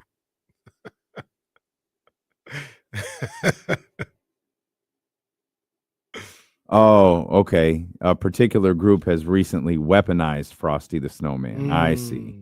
All right. Let's see. I think Jingle Bells is clean now, but is Rudolph the Red-Nosed Reindeer You know what I never watched? racist? You know what I never watched, and I feel like I might have to do it tonight. Remember the black kid on Charlie Brown? They came out with his own movie. I haven't watched that. I might have to watch that. I don't think I knew there was a black kid on Charlie Yeah, Brown. you know why I thought about it is because it comes up every time this time of year on Charlie Brown Thanksgiving. He's sitting by himself. They segregate him at the Thanksgiving dinner. That's why. What was Franklin? Franklin was his name. Thank you guys.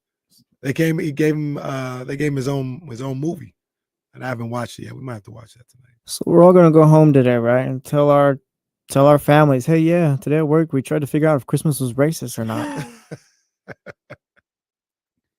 Okay. This okay. I might spend my whole weekend reading these articles. Yeah, I think, like I said, I think Jingle Bells is clear. Rudolph the Red-Nosed Reindeer is a parable on racism and homophobia. All right. Well, I'm not gonna dismiss anything, but come on, Rudolph the Racism Reindeer. man. They made this up now. So Rudolph is article- Rudolph to fight it or So pro it? I'm not sure.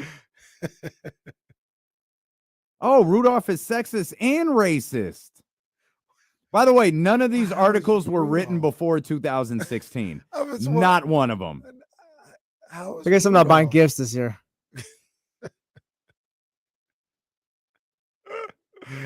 Oh man, I can't take this, man. I knew Aaron just walked past the window right now, and he could walk in. Like, what are you guys talking about?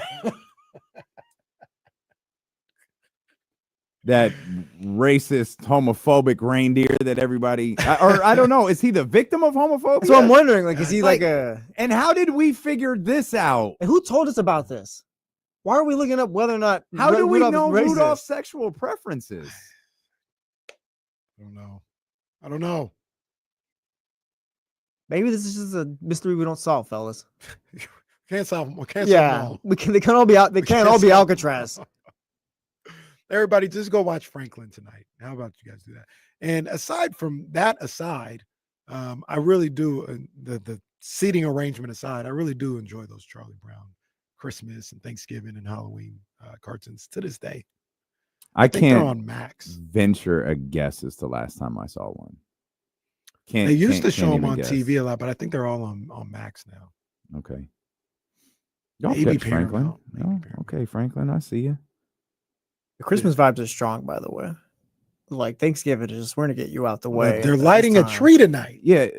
First of all, change your tone. Like, It's what's the, the- well, cool, Yeah, there's can nothing wrong Can we with do it. that on Friday? Can we do that on Friday? No, to be honest, No. no. Why do we have to Let's do it do it today? What's tonight. the rush? It's not a rush. Hey, It's to a be honest, vibe. it's because the Christmas it's people feel like Thanksgiving it. tomorrow. Yeah, but no one really likes Thanksgiving. I beg to differ.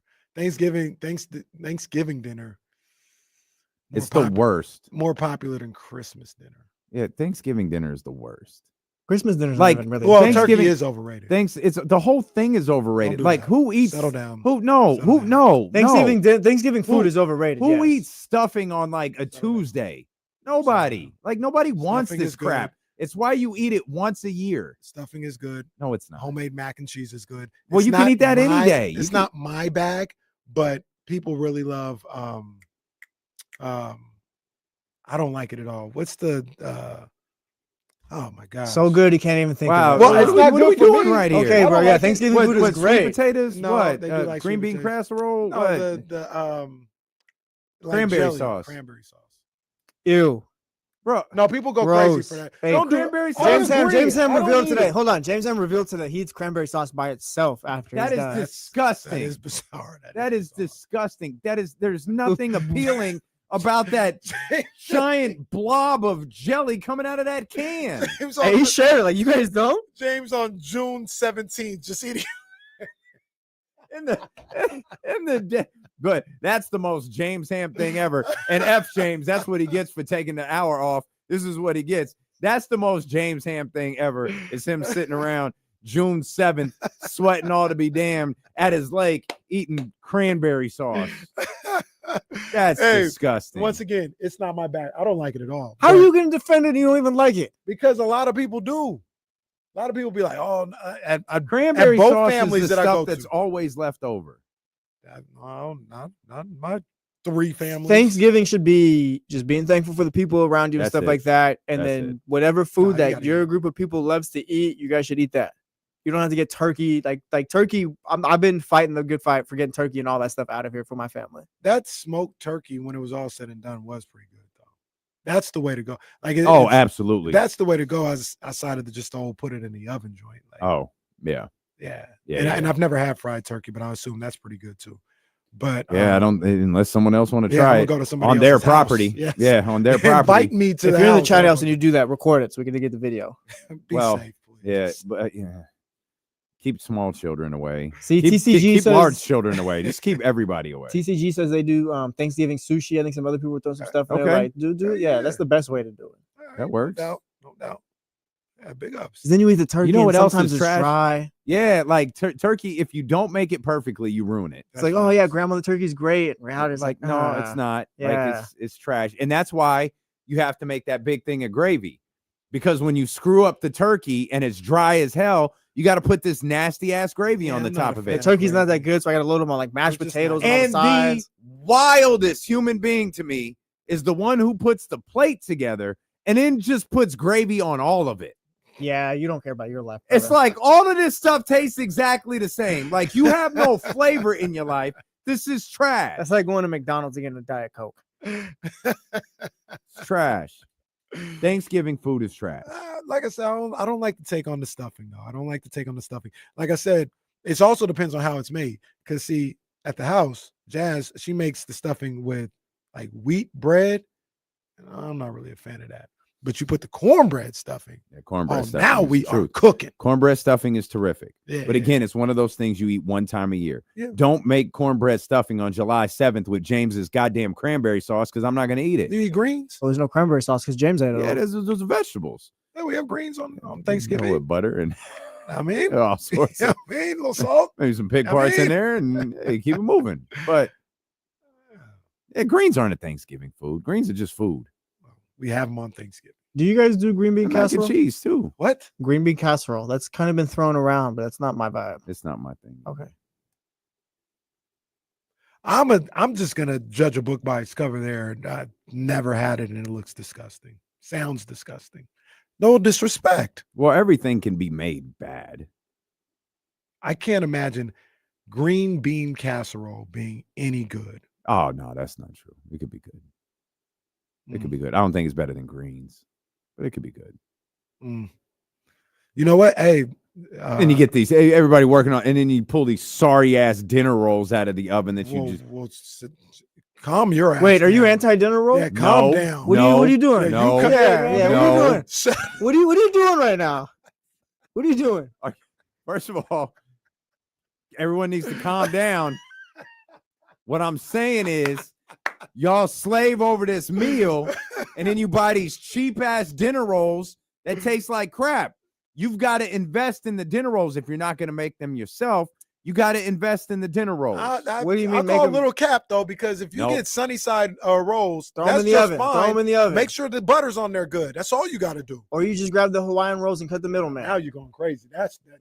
Now you really cooking if you get the Hawaiian rolls. But sometimes because Hawaiian rolls is this close to dessert. Okay, but it's really good. No, it's not. Don't say okay. No, it's not. Yes, it is. It's a little sweet. That's not dessert, though. That's not. They said it's close. It's not even close. That's like a Maui Invitational being close to a good sporting event. It's not. It's not.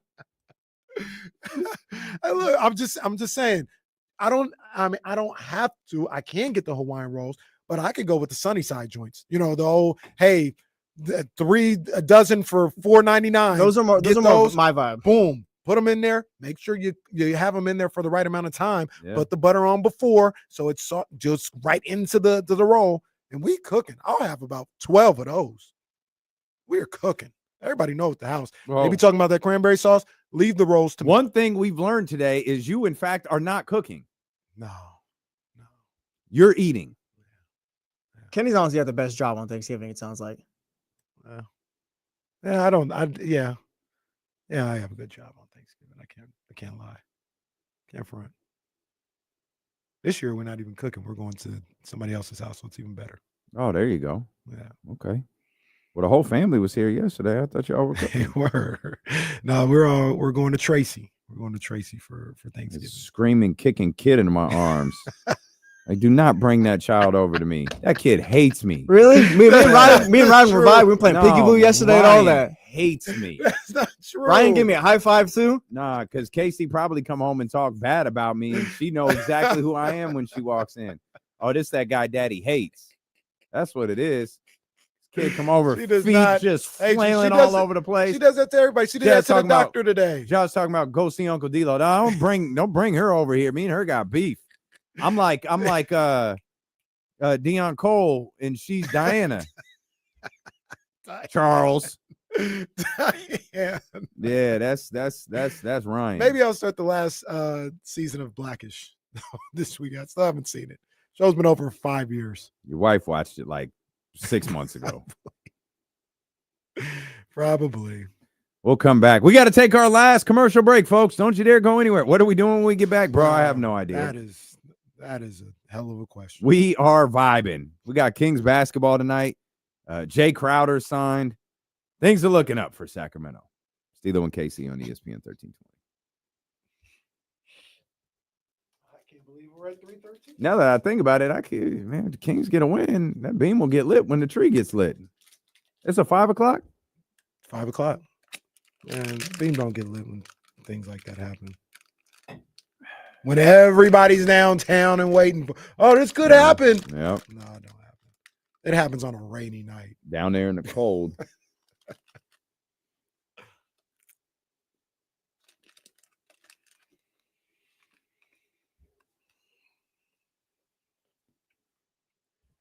Bryce, where you at, man? You got to give us the rundown of Survivor Series.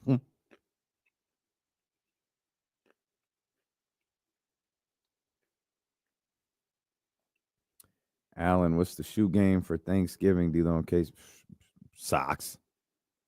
I don't think I'm leaving. Well, I am leaving my house in the morning, but outside of the run to feed the hungry, I don't know what I'm wearing. I'm at the house.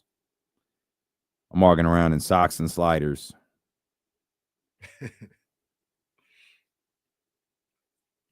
Wow, this dude, shout out to him, man. I don't want to mess up his name. I don't want to mess it up. I'm gonna just say my man Z Photos. He comes. I don't know where he finds this stuff, but I know you've seen the video, the pictures of like, say somebody's across the street where the ice rink is, and they take a picture of Sauce, and he puts a picture of Hard Rock in front of it to show like what it used to be, what it used to look like. He does a lot of that on his Instagram page. He keeps finding these videos of like old Sacramento. And he found this video, I put it on my Instagram, of Downtown Plaza, just like Christmas and Downtown I saw that Plaza. video. Yeah. And it's a trip. And he's got another one of Sacramento in the summer of 1990. This place does look like a different place. It's crazy. This little cup keeps this tea really hot. Contigo? Huh? Is that a Contigo? It's a Stanley. Well, that's why they be fighting people. This thing works. Oh boy. The slogan was Sacramento, where California begins. Okay. Man, I'm not sure there's any way to do this. This will be great on the show, especially this next 30 minutes. No, it's like 45, pal. 30 minutes for you. I mean, 45 minutes for you. 30. Last 15, I'm out mentally. I've been out since about 11:50.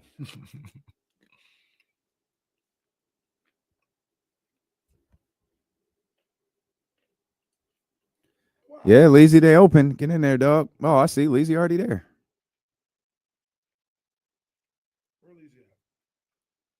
He was on the phone. There's a commercial. Call back, Lazy. There's a commercial he found for Tower Records grand opening, 1986, Sacramento, Florin Road. Chatty House brought to you by Matthews Mattress, where Black Friday savings are jumping off right now. All the month of November is Black Friday. You can save up to $1,000 off of select Beautyrest Black adjustable mattress sets. You can check out doorbuster pricing on Beautyrest Harmony Queen mattresses for just $498. That's nearly half off. They've got so many deals jumping off right now on a variety of different mattresses. They got some mattresses you can get that come with a free adjustable base. Those are valued at $500. You want to get those. Trust me when I tell you, you want to get the adjustable base, man. That is a month. Get 60 months special financing with no money down on approved credit with equal monthly payments required. See store for details. Don't miss your opportunity to grab a new mattress here during the Black Friday savings. And if you buy by 5, you can sleep by 9, same day delivery with Matthews Mattress. They'll get that old mattress out of there, too. Get it out of there. Get it out so they got you covered, man. Head over to one of the 9 locations nearest you. Go to MatthewsMattress.com to find out which one. I guarantee you there is a store near you. Go to MatthewsMattress.com to find out. And I was just going to say, remember, sleep on that. Oh, that's good. You learned. This is very good. It's been a year. Sleep on that. Hey, real quick. I was talking about Prize Picks earlier, and I want to remind everybody, Prize Picks has that free play, that Tyreek Hill free play that you're going to be able to play for their game tomorrow against the Packers. He just has to get half a yard, and you win. So it's basically a Prize Picks free play. Go play that. If you're going to play a $5 lineup, you can win $50 automatically with your first $5 lineup. Just put in the promo code KIFM. That's $50 with your first $5 lineup.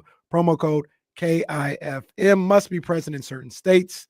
Go visit prizepicks.com for more information. Prize Picks, run your game. Yes, indeed. Did you go to Waterworld when you were? I've been to Waterworld. That was Cal Expo, I think. Yeah. I don't think I went to Waterworld like that. Mainly because I couldn't swim. Are you still watching old Sacramento videos? Yeah, this is fascinating. He says it's me trying to impress the Latinas with my dance moves at Club Tropicana. Oh, Tropicana. Yes, sir. Yes, sir. Club Tropicana. Yeah, I was out at Club Tropicana once upon a time. That's crazy, man. That is crazy. Man, the here today, gone tomorrow clubs are wild. Mm. There are so many of them. Rage. We talked about it before. Rage. That's Yes, where I sir. was at before I could turn 21. Yep. Wednesday night, college night. I'm in there. Stop playing with me. Me and my man Mark Harrow. Okay. Mark was like I don't want to exaggerate, but I think Mark was about 6'3", 6'4", maybe 6'5", white guy. And that was his he was like he was slow, he was kind of plodding or whatever, kind of talked kind of slow. That's the way he talked. Nothing was wrong with him. And he'd be like, "Hey, Kenny, what you doing tonight?"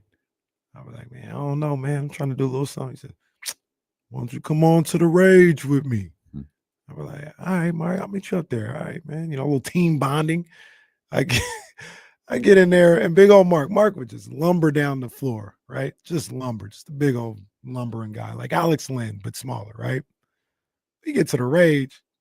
Mark is out there looking like Darren's dance grooves. I'm like, bro, why he out there dancing, pop locking, all this other stuff. See a girl, hey, girl, hey, all this. I said, bro, when do you start moving like this? Every Wednesday. I'll be here every Wednesday. Been just getting it in. My man moving with a purpose. Lazy move with a purpose. Let's see you around Tinashe. Then he nervous as hell. Elk Grove Kia Talk Line 916-909-1320. What's up, Lazy? Yo, D-Lo and KC, squabble up. What's up, y'all? You crazy, Lazy. You wild. I'm sorry.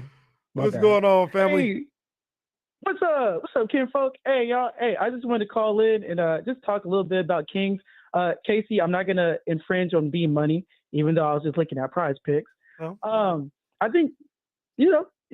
B Money is Kings trademark, so you got to come up with Lee's Money. Maybe you come up with that Lee's Money, but not B Money.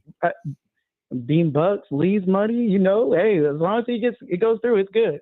I wanted to just call and talk about the Kings, man. Hey, I think tonight it's gonna be rough, but Kings role players really got to step up. You guys kind of touched on it earlier. Guys like Herter, Keegan, they got to knock down their threes. The key tonight is going to be really defense. The T-Wolves, they got guys that can knock down three all around the court. I just think Kings really need this victory. We all want to see the beam. It's been really rough. One other thing I just want to touch on, you guys talking about Thanksgiving food earlier. This is a hot take, but all Thanksgiving food is trash. It's a reason we only eat it once a year. I don't want no dry turkey, none of that. Appreciate you, Lazy. He on point. Well, Lazy right. To be completely fair and completely honest, turkey's the only thing we don't eat the rest of the year. You don't Everything. Eat cornbread. No one eats cornbread the rest of the year. What? Or cornbread stuffing. Cornbread stuffing. I eat cornbread all the time. Cornbread stuffing or stuffing. Period. Y'all don't eat stuffing throughout the year. Stop it. Cornbread stuffing. I asked for that specifically throughout the year. Yeah, she says no. No, she makes it because she's a great cook and a great wife. Oh, don't try to get in her good graces. Why? She already hates you. She already yelled. She yelled at you for like 12 minutes earlier. She told you to come eat at my house.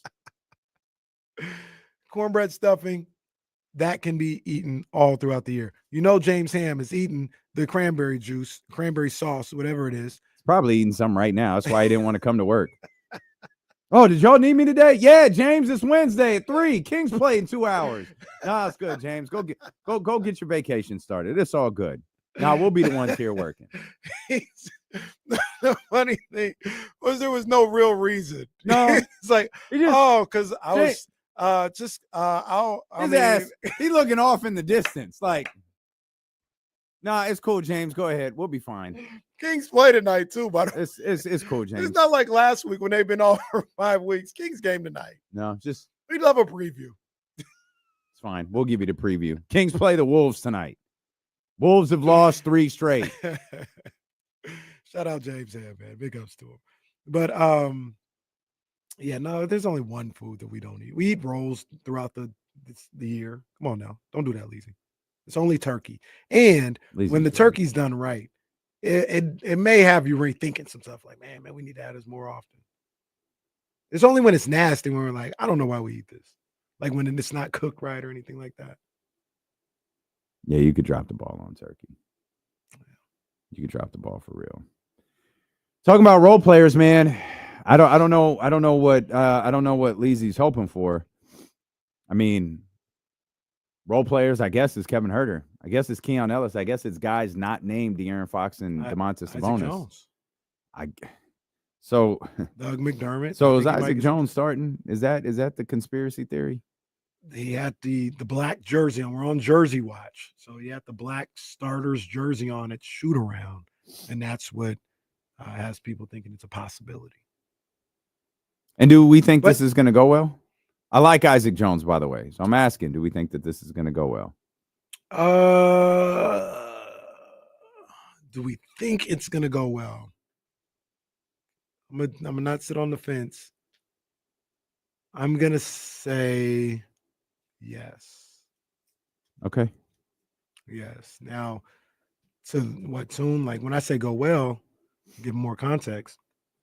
I don't think they'll be down by 13 because he's in the first. That's a pretty damn bold prediction on your part. You know what I mean? I don't think that's the case. I think they'll be able to maintain, either being in the lead or being around in that game while he's there. Maybe Isaac Jones works if it happens. Yeah. Maybe it works. He's a guy that you possibly could throw. So here's the thinking, and I don't know if Mike should necessarily do things like this all the time, but maybe the thinking is you can play a guy like Isaac Jones on Julius Randle.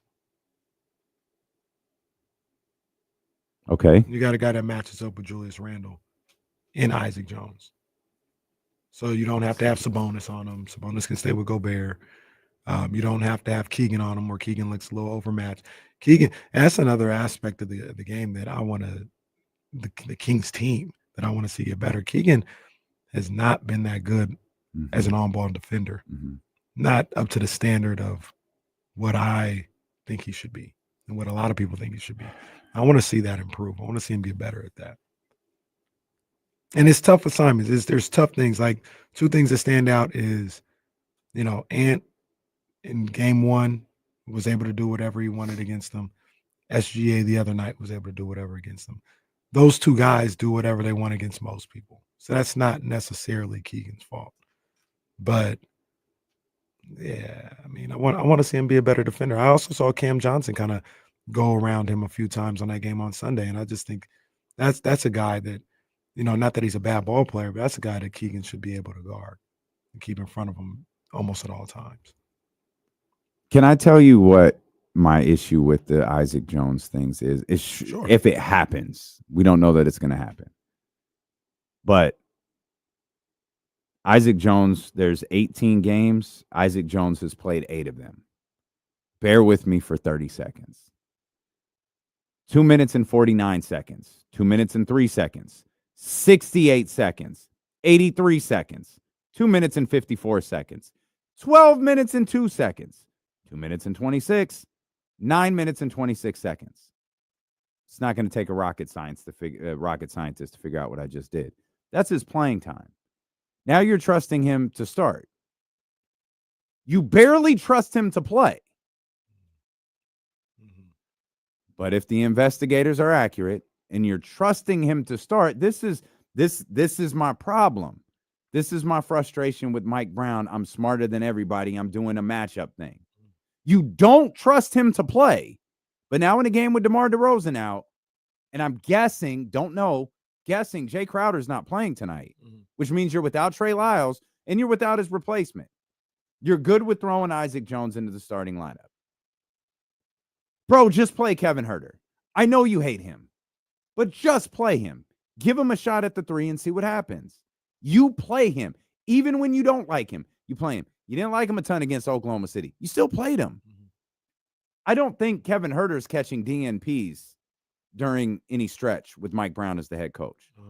I don't. This is the part. This singular part is what drives me nuts.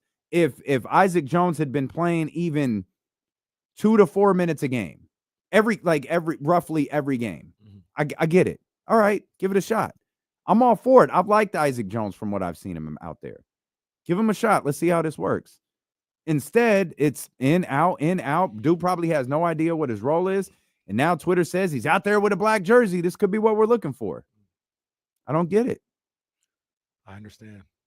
I get it. I understand. One of the things that maybe could be going on is he could be in one of those situations where he doesn't want to put Kevin in the starting lineup because he wants him to start to find his way as a bench player and find his role as a bench player. I don't know. I'm not saying that's the thing he should do. But if you've kind of already made the decision, Kevin Huerter is going to be on the bench. And I know injuries happen, but you're going to be on the bench. And then, oh, never mind, you're going to be a starter for the next couple games. Like, well, just I can understand saying, this is your new role. I want you to get comfortable in that role. I don't want to put you back in the starting lineup. I'll put Isaac Jones and doing KZ Okpala situation potentially and have him start the game. And we should know soon, I think, right? 3:30, I would think. Yeah, but, I mean, I know Biederman is there, so it's not like there's no media in Minnesota. If nothing else, Chris Biederman is there. Of course, there was a late lineup change on Monday, which wasn't true at all. But that's when we wound up finding out that the change was made was pretty late. So we'll follow it. We'll see if we can find out who, in fact, is starting with DeMar DeRozan out tonight in Minnesota. Again, Minnesota has lost 3 straight. This game just reeks of similarities to that in-season tournament game, that NBA Cup game that took place at the Golden One Center when De'Aaron scored 60. Is like Minnesota can't find themselves. We talk about identities, Sacramento Kings and their identities. Minnesota's no different, and their acquisition this offseason was also like a removal. They had the trade with Karl Anthony Towns and Julius Randle, and there were some people that thought it worked. I was one of those. There were some people who thought it didn't. I think you were one of those. And right now, the didn't work people are winning. And this is a team that had, at least I think, significantly higher expectations, certainly higher expectations than the Sacramento Kings, both media-wise. And, I mean, I'm sure this was a team that was talking NBA Finals appearances this offseason. So they're desperate, and they're on their home floor. Yeah. So the Kings got to come in with the same sense of urgency that the Minnesota Timberwolves did a couple Fridays ago. Yeah, 100%, man. And I think this is an opportunity. You're looking at a team like Minnesota who, regardless of the records right now and the standings right now, you probably feel like, I'm assuming, maybe you feel like this is a team that you are going to be competing with. You know, a team that you're going to be in the possible top 6, a run for top 6 with. You got an opportunity to kind of give them a little nudge while they're down. Take advantage of it. They might feel the same way about you. Like, oh, I look at the Kings as a team that, you know, we're going to have to deal with in the standings later on. Let's give them a little nudge while they're down. It's just going to be kind of a battle of both of these two teams trying to see who can, you know, kind of knee the other team down, you know, while they're down, while you're trying to get yourself back up. So it's an important game for both of these teams. I would like to see the Kings come out with a sense of urgency in this game, a sense of desperation in this game. Say it all the time. Take your cool jackets off when you walk through those arena doors. Be ready to get grimy. You ready to get after it, because I guarantee get Wu-Tang. Yeah, get your 8-inch Timbs on, because I guarantee you Anthony Edwards is going to be ready for that. Guarantee you that. That's in his DNA. We saw it in the NBA Cup game, like you said. They had lost a couple of games. He said, "No, we can't lose another one. We can't let that happen." Well, Reese will be happy. Mike Conley's dealing with a toe sprain. He's missed the last 3. I assuming he's missing tonight's game. I'm not following the injury report, but I'm assuming. I wouldn't. Yeah, I'm assuming he's missing tonight. So his boy will get to play tonight. Yeah, Rob's gonna play, man, and Rob played pretty well last night. You know, just kind of watching some of his highlights specifically. You know, he showed flashes of why a lot of people, my son included, think he's a special player. Still young. He's still a guy that's learning the game, so I don't expect him to be the best version of himself, not even the best version of his rookie season right now. But he's a guy I think the Kings got to watch out for. He's usually a shifty guy like that kind of gives the Kings problems if they're not paying attention. And yeah, stay locked in on Rob Dillingham tonight. Make sure he feels like a rookie tonight. It was one of the things that's been frustrating this season, at least so far this season, I should say, is seeing the development of some of these other basketball teams that seem to have just outpaced the Sacramento Kings when it comes to just getting better, taking steps, like having whether it's an exciting future, maybe you've got to use your imagination a little bit, but you see something there. Like, I don't know what Houston is. Houston looks good. Mm-hmm. I don't know how much you've got to use your imagination for what they're going to be moving forward, but it's like, this feels like a pretty decent basketball team. Yeah. The Spurs are taking the steps that everybody thought that they would. The Spurs are taking the steps that everyone thought, like, yeah, Wemby is built out. Like, yeah, okay, see that. They're about in the same, if nothing else, they're in the same tier as the Sacramento Kings are right now. But you see these teams develop, and it feels like the Warriors have somehow completely retooled. To be one of the teams at the top of the conference. And that's not even talking about like Orlando and some of these other squads. It's frustrating to see that and wonder, like, where does Sacramento fit in all of this? Like, was that it? Was the Beam team it? Was that our one moment in 18 years? Was that it? Well, you kind of hope they're not the Atlanta Hawks, who had a little run, and that was even the Hawks. That was run. It. But even the Hawks consistently won games, though. Yeah, that's true. The Kings had Kings fans so upset the other night. Tell me you guys saw it too. I saw about 4 or 5 instances. Maybe it was a trend. Maybe I didn't catch the origins of it, and people were being ironic with it. But they had people tweeting out old Kings videos. Like, I missed this team. Where did these guys go? I saw about 5 different instances. I saw game 1 of the playoffs. I saw the Kings-Nets game where they shot the piss out of the ball, as Kevin Durant said. Yeah. I saw, I think, opening night last year when Malik Monk dunked. It's just people are just sad, just pulling up on Twitter old Kings videos. That's how upset they have people. In November, I missed this team. Where did this team go? 18 games in, already reminiscing about your ex. Damn. Just tough. They gotta find a way to turn some things around. I don't think that they're that type of team. I don't think they're a team that's just lost in the abyss or anything. I think they're a good team. I still do think that. I don't think they're playing well. I think they're stuck in the mud. They're kind of lost in what's going on, but I do think they're a good team. They just clearly, obviously got to play better. I don't think these guys are going to fix the 3-point shooting numbers, though. And I don't know how sustainable that is. So why do you think they won't shoot their average traditionally? Like, you need Kevin Huerter to step. Well, Kevin Huerter, but what's his name? Still under 30%. Keegan Murray.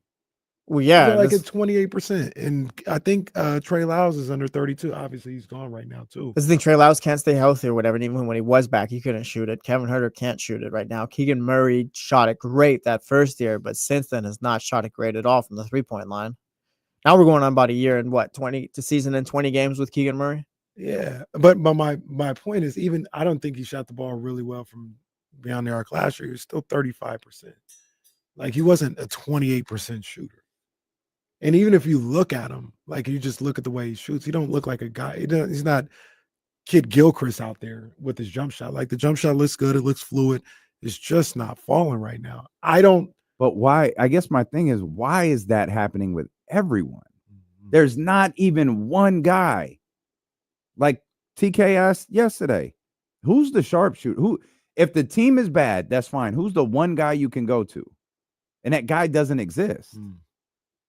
your highest percentage, I think, of like at least of a that had, a certain number of attempts was De'Aaron, and that was like 34.5%, I think, 35, maybe 34.5.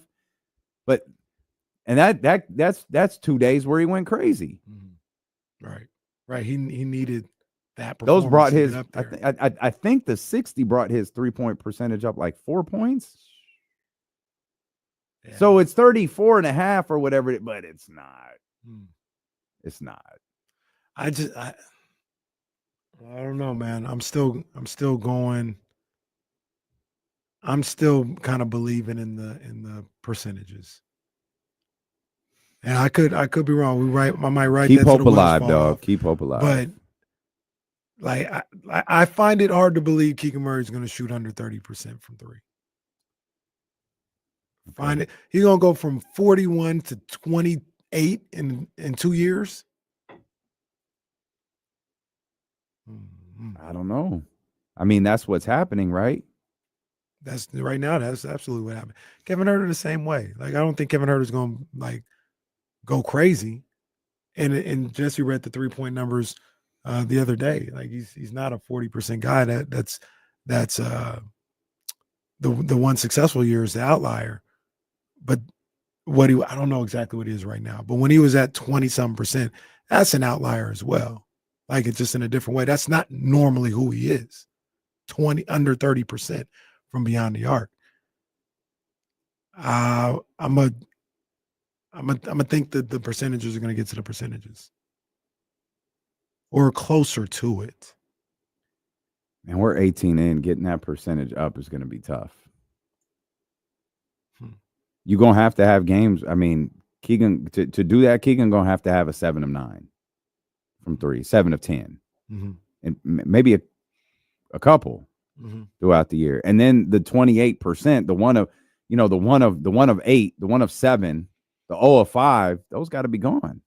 Yeah. It's not to say it can't happen, right? But 18 games in, we have no reason to believe it's going to stop. Do we think Kevin hitting the bench is going to affect him?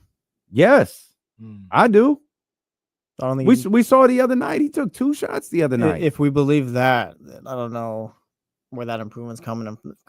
Improvement is coming from the time being. I could be wrong. I could be dead ass wrong. Well, that's the thing. I think we've seen it too. He played 10 minutes and took 2 shots the other night. The 10 minutes isn't his that's not his fault, but he took 2 shots. Mike probably saw it. It's time for a change, honestly. Like, it's not. They made a Keon Ellis change. Well, yeah, but it's not working with this group of guys. I'm not even talking about the top 5 or whatever, but you probably need you need different role players who can knock down a 3 and all that. Like, it's just you've gone too far with this group as far as what they can be. I think it's time for a change, at least some minor changes with role players and all that. Do you guys think, from what we've seen this year, you think Jay Crowder can be better than Trey Lyles? Did Trey Lyles has been this year? Yeah. I'm not sure. I feel like he can't. Trey hasn't been very good this year. Right. I'm not sure how much Jay can give you, though. I don't think he has to give you very much. Yeah, that's the bar is low. Yeah, like what are we talking? Can Jay give you 10 minutes? 10 to 12 minutes a game? Do you have Trey's numbers? I'm pulling them up as we speak. You think Trey can give you 10 to 12 minutes? I don't know. I don't know if Jay can. He only gave me 50 games last year. He's gonna play how there's only 60 games something left. Like, he's kind of already on that path where like he's playing less and ability's kind of dwindling a bit. Now we're kind of asking him like, "Hey, come help us." Trey Lyles, 19.5 minutes a game, 5 points, 33% from beyond the arc, 36% from the field.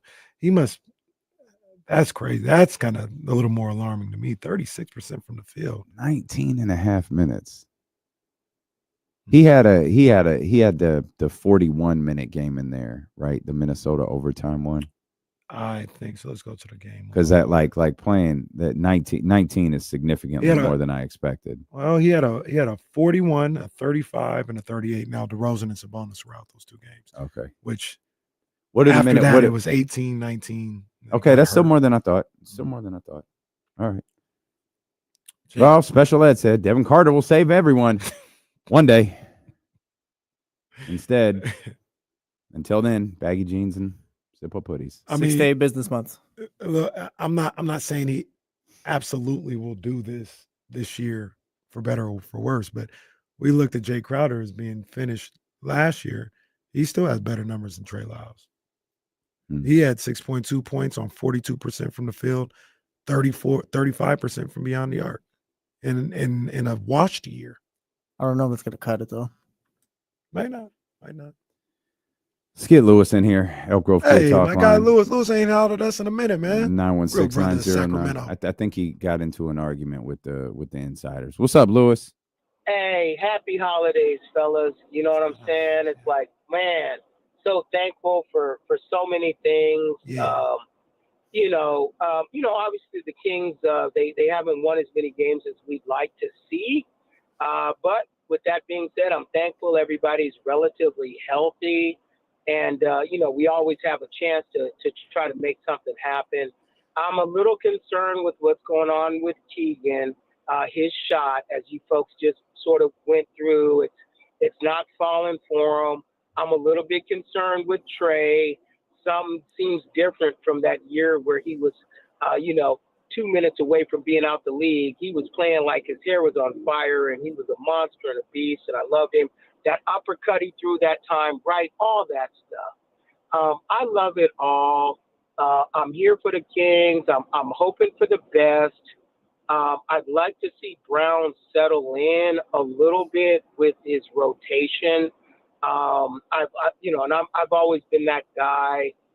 It's McLaughlin one night. It's the other guy another night.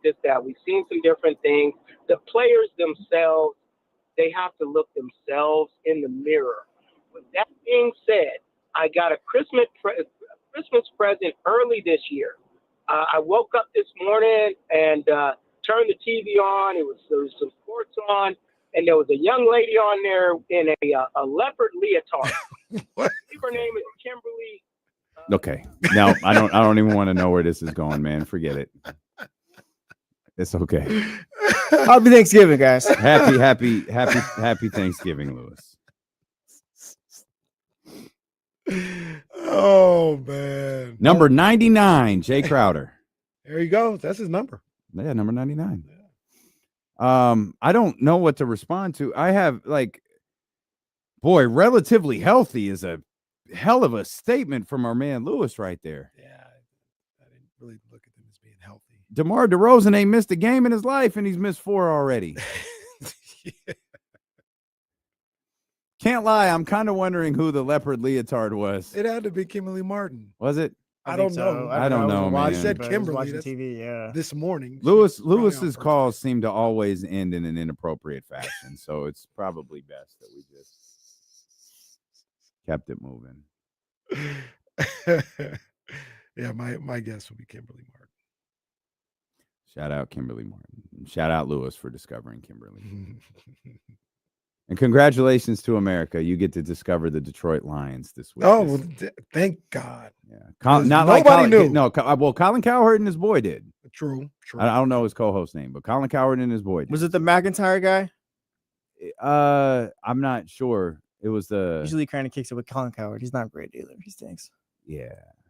There's not a lot good about that whole network. Crew. The whole existence of Fox. There's not a lot good. It's not. Look, hey, some people might like it. It's not really my bag. Paul Pierce was with me. The rest, yes. Jesse's boy, Paul Pierce. Out there living his best life. Getty could be a mess, though. Yeah, that's an understatement. I was really hoping we'd know who'd start tonight. Kings wearing the Blue City throwbacks. I mean, I was really hoping we'd know before the show ended. Wow, 4:05. You want to talk about your boy Brandon Crawford before the show ends? Brandon Crawford, man, big ups to him, man. Big ups to him, man. Hey, a great giant. Had some great moments. Part of all 3 championship. No, 2 of the 3 championship teams. Great giant, man. I wish he would have been able to finish his career with the Giants. Farhan doing Farhan things. Not to mention Farhan give one last F you to the Giants, Farhan. Not trading Blake Snell at the deadline and getting anything back for him, and watching him walk down the 5 to Los Angeles. Well, I don't think he walked. Thanks, bro. They probably sent a jet for him. Farhan might have been. I want to say, am I exaggerating? I don't think so. When I say Farhan might have been the worst thing that ever happened to the San Francisco Giants. Might be. He'd come in there and, well, look, the biggest thing is we got to have the Vazorp. And if we have the Vazorp, that means that the Berserk will match its intensity, and then that will bring in the performance that we want. It doesn't necessarily mean that we'll get a win. It doesn't mean we'll get a win, but wins are overrated. Just like runs are overrated, just like not allowing runs is overrated, because if the Vazorp and the Berserk combine, that's what's really showing indication of success. What was after the Vazorp? The Berserk. Are you okay? Who let this guy in here? Oh, don't get mad when he does impressions, when you pull his strings and he just starts. Yeah, you know what? Kyle Shannon, how you feeling? You know what? It's Wednesday before Thanksgiving. Can we get the Ultimate Warrior in here? Well, first, Brock, he threw a little bit and stuff, and it's just one of those things where you just got to figure out if, and stuff, if he's going to be ready to go. Brandon Allen, even though he had a decapitated finger, I still thought he was the best option on Sunday. Imagine and stuff, and Fred Warner on stuff. He's playing with a bionic ankle, and he's been doing that since week 4 and stuff. And we're just gonna go out and play. And imagine tuning in Grant Cohn, you shut the hell up. We hate you. Now. You're a jackass, Grant Cohn, and you're a jackass. We hate you on stuff. Thank you, Kyle. Imagine New Aaron just got in his car to go to his new house, and he's like, "Hey, let me check out D'Lo and KC." By the way, that was Kimberly Martin. You found the leopard print I don't pants. even know. Well, see, I don't even know. I don't know if she's the pants. I don't know. She might be wearing a dress. I don't know. You just see the top. Looks like a regular Kimberly Martin top. I don't know. All right. Well, we didn't. In Lewis's defense, we didn't let him finish whatever he was going to say. So it's fine. Some callers, I have to screen their jokes, and I think I'm going to have to do that with Lewis now. I don't know, man. Lewis, I don't know, man. Lewis can cook. Well, that's part of the bit now. And now I'm looking. She's wearing a dress. I don't know if it's what did he say it was called. I think he said leopard print tights or something. I don't know. Leotard. It's a leopard print dress, long dress, all the way down to her ankles. I think we made the right call. I'm pretty sure we did. Can't really know how to dress though, so this don't surprise me. She dresses fantastic on the show. Very stylish. We should always follow our gut. Now that I realized,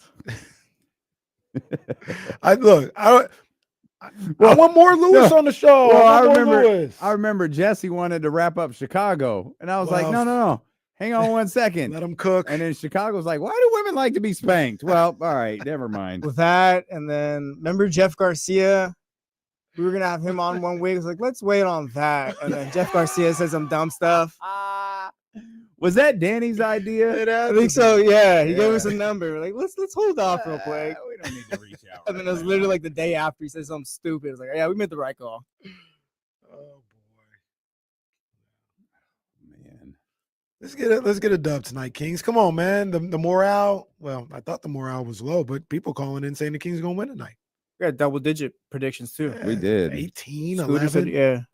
I think was it Lizzie who said they were gonna win tonight too. He said it was gonna be tough, but he yeah, Lizzie. I mean, hey, take a positive approach, man. Let's go. Is there anything a win does to change your thinking about them at all, or we just need a few games and some consistency? Breathe the Timberwolves are what, 8 and 9 right now? Yeah, so they're not doing good. Right. They're not doing well either. So think about that though. They fall to 8 and 10 if the Kings get them tonight. Like that's where the Kings are, 8 and 10. Mm-hmm. Don't lose to a team on a back-to-back. I mean, and if nothing else, that's the other thing. Don't lose to the team playing the back-to-back. I mean, they're at home. Was that yesterday's game in Minnesota? I didn't look. Yeah. They had and that's the thing. Other stuff. So the strategy is going to be to get out and run, right? I mean, they always want to play with pace, but the idea is to get out there and run and see if you can gas them out. You would think. I don't know. See. I mean, I think that's always the case. You just got to get some stops too, though. You know, if you're taking the ball out of the net, obviously, but just take it out the net and run. Like, yeah, but it's different than actually getting a rebound. Yeah, for sure. You know what I'm yeah, saying? very So, different. Gotta get some stops. And the story of this team for me right now is hitting your 3-point shots. Kings are 17th in pace this season. Hit your 3-point shots. Bruce Pearl is a mess. He is an absolute mess. And with that, happy Thanksgiving. The show's over. You said it. Yeah, we got to go. We got 20 seconds of filler, I guess. All right, we're going to head over to 102.5. Cowboys, Giants tomorrow. Well, Charlie wanted us to promote those. Thanks. December 6th, Sky River Casino. Make your plans to be with us 1 week from Friday. Yeah. Countdown starts Monday. Make your plans to be with us here on Sacramento Sports Leader, ESPN 1320. Vamos Kings, light the beam.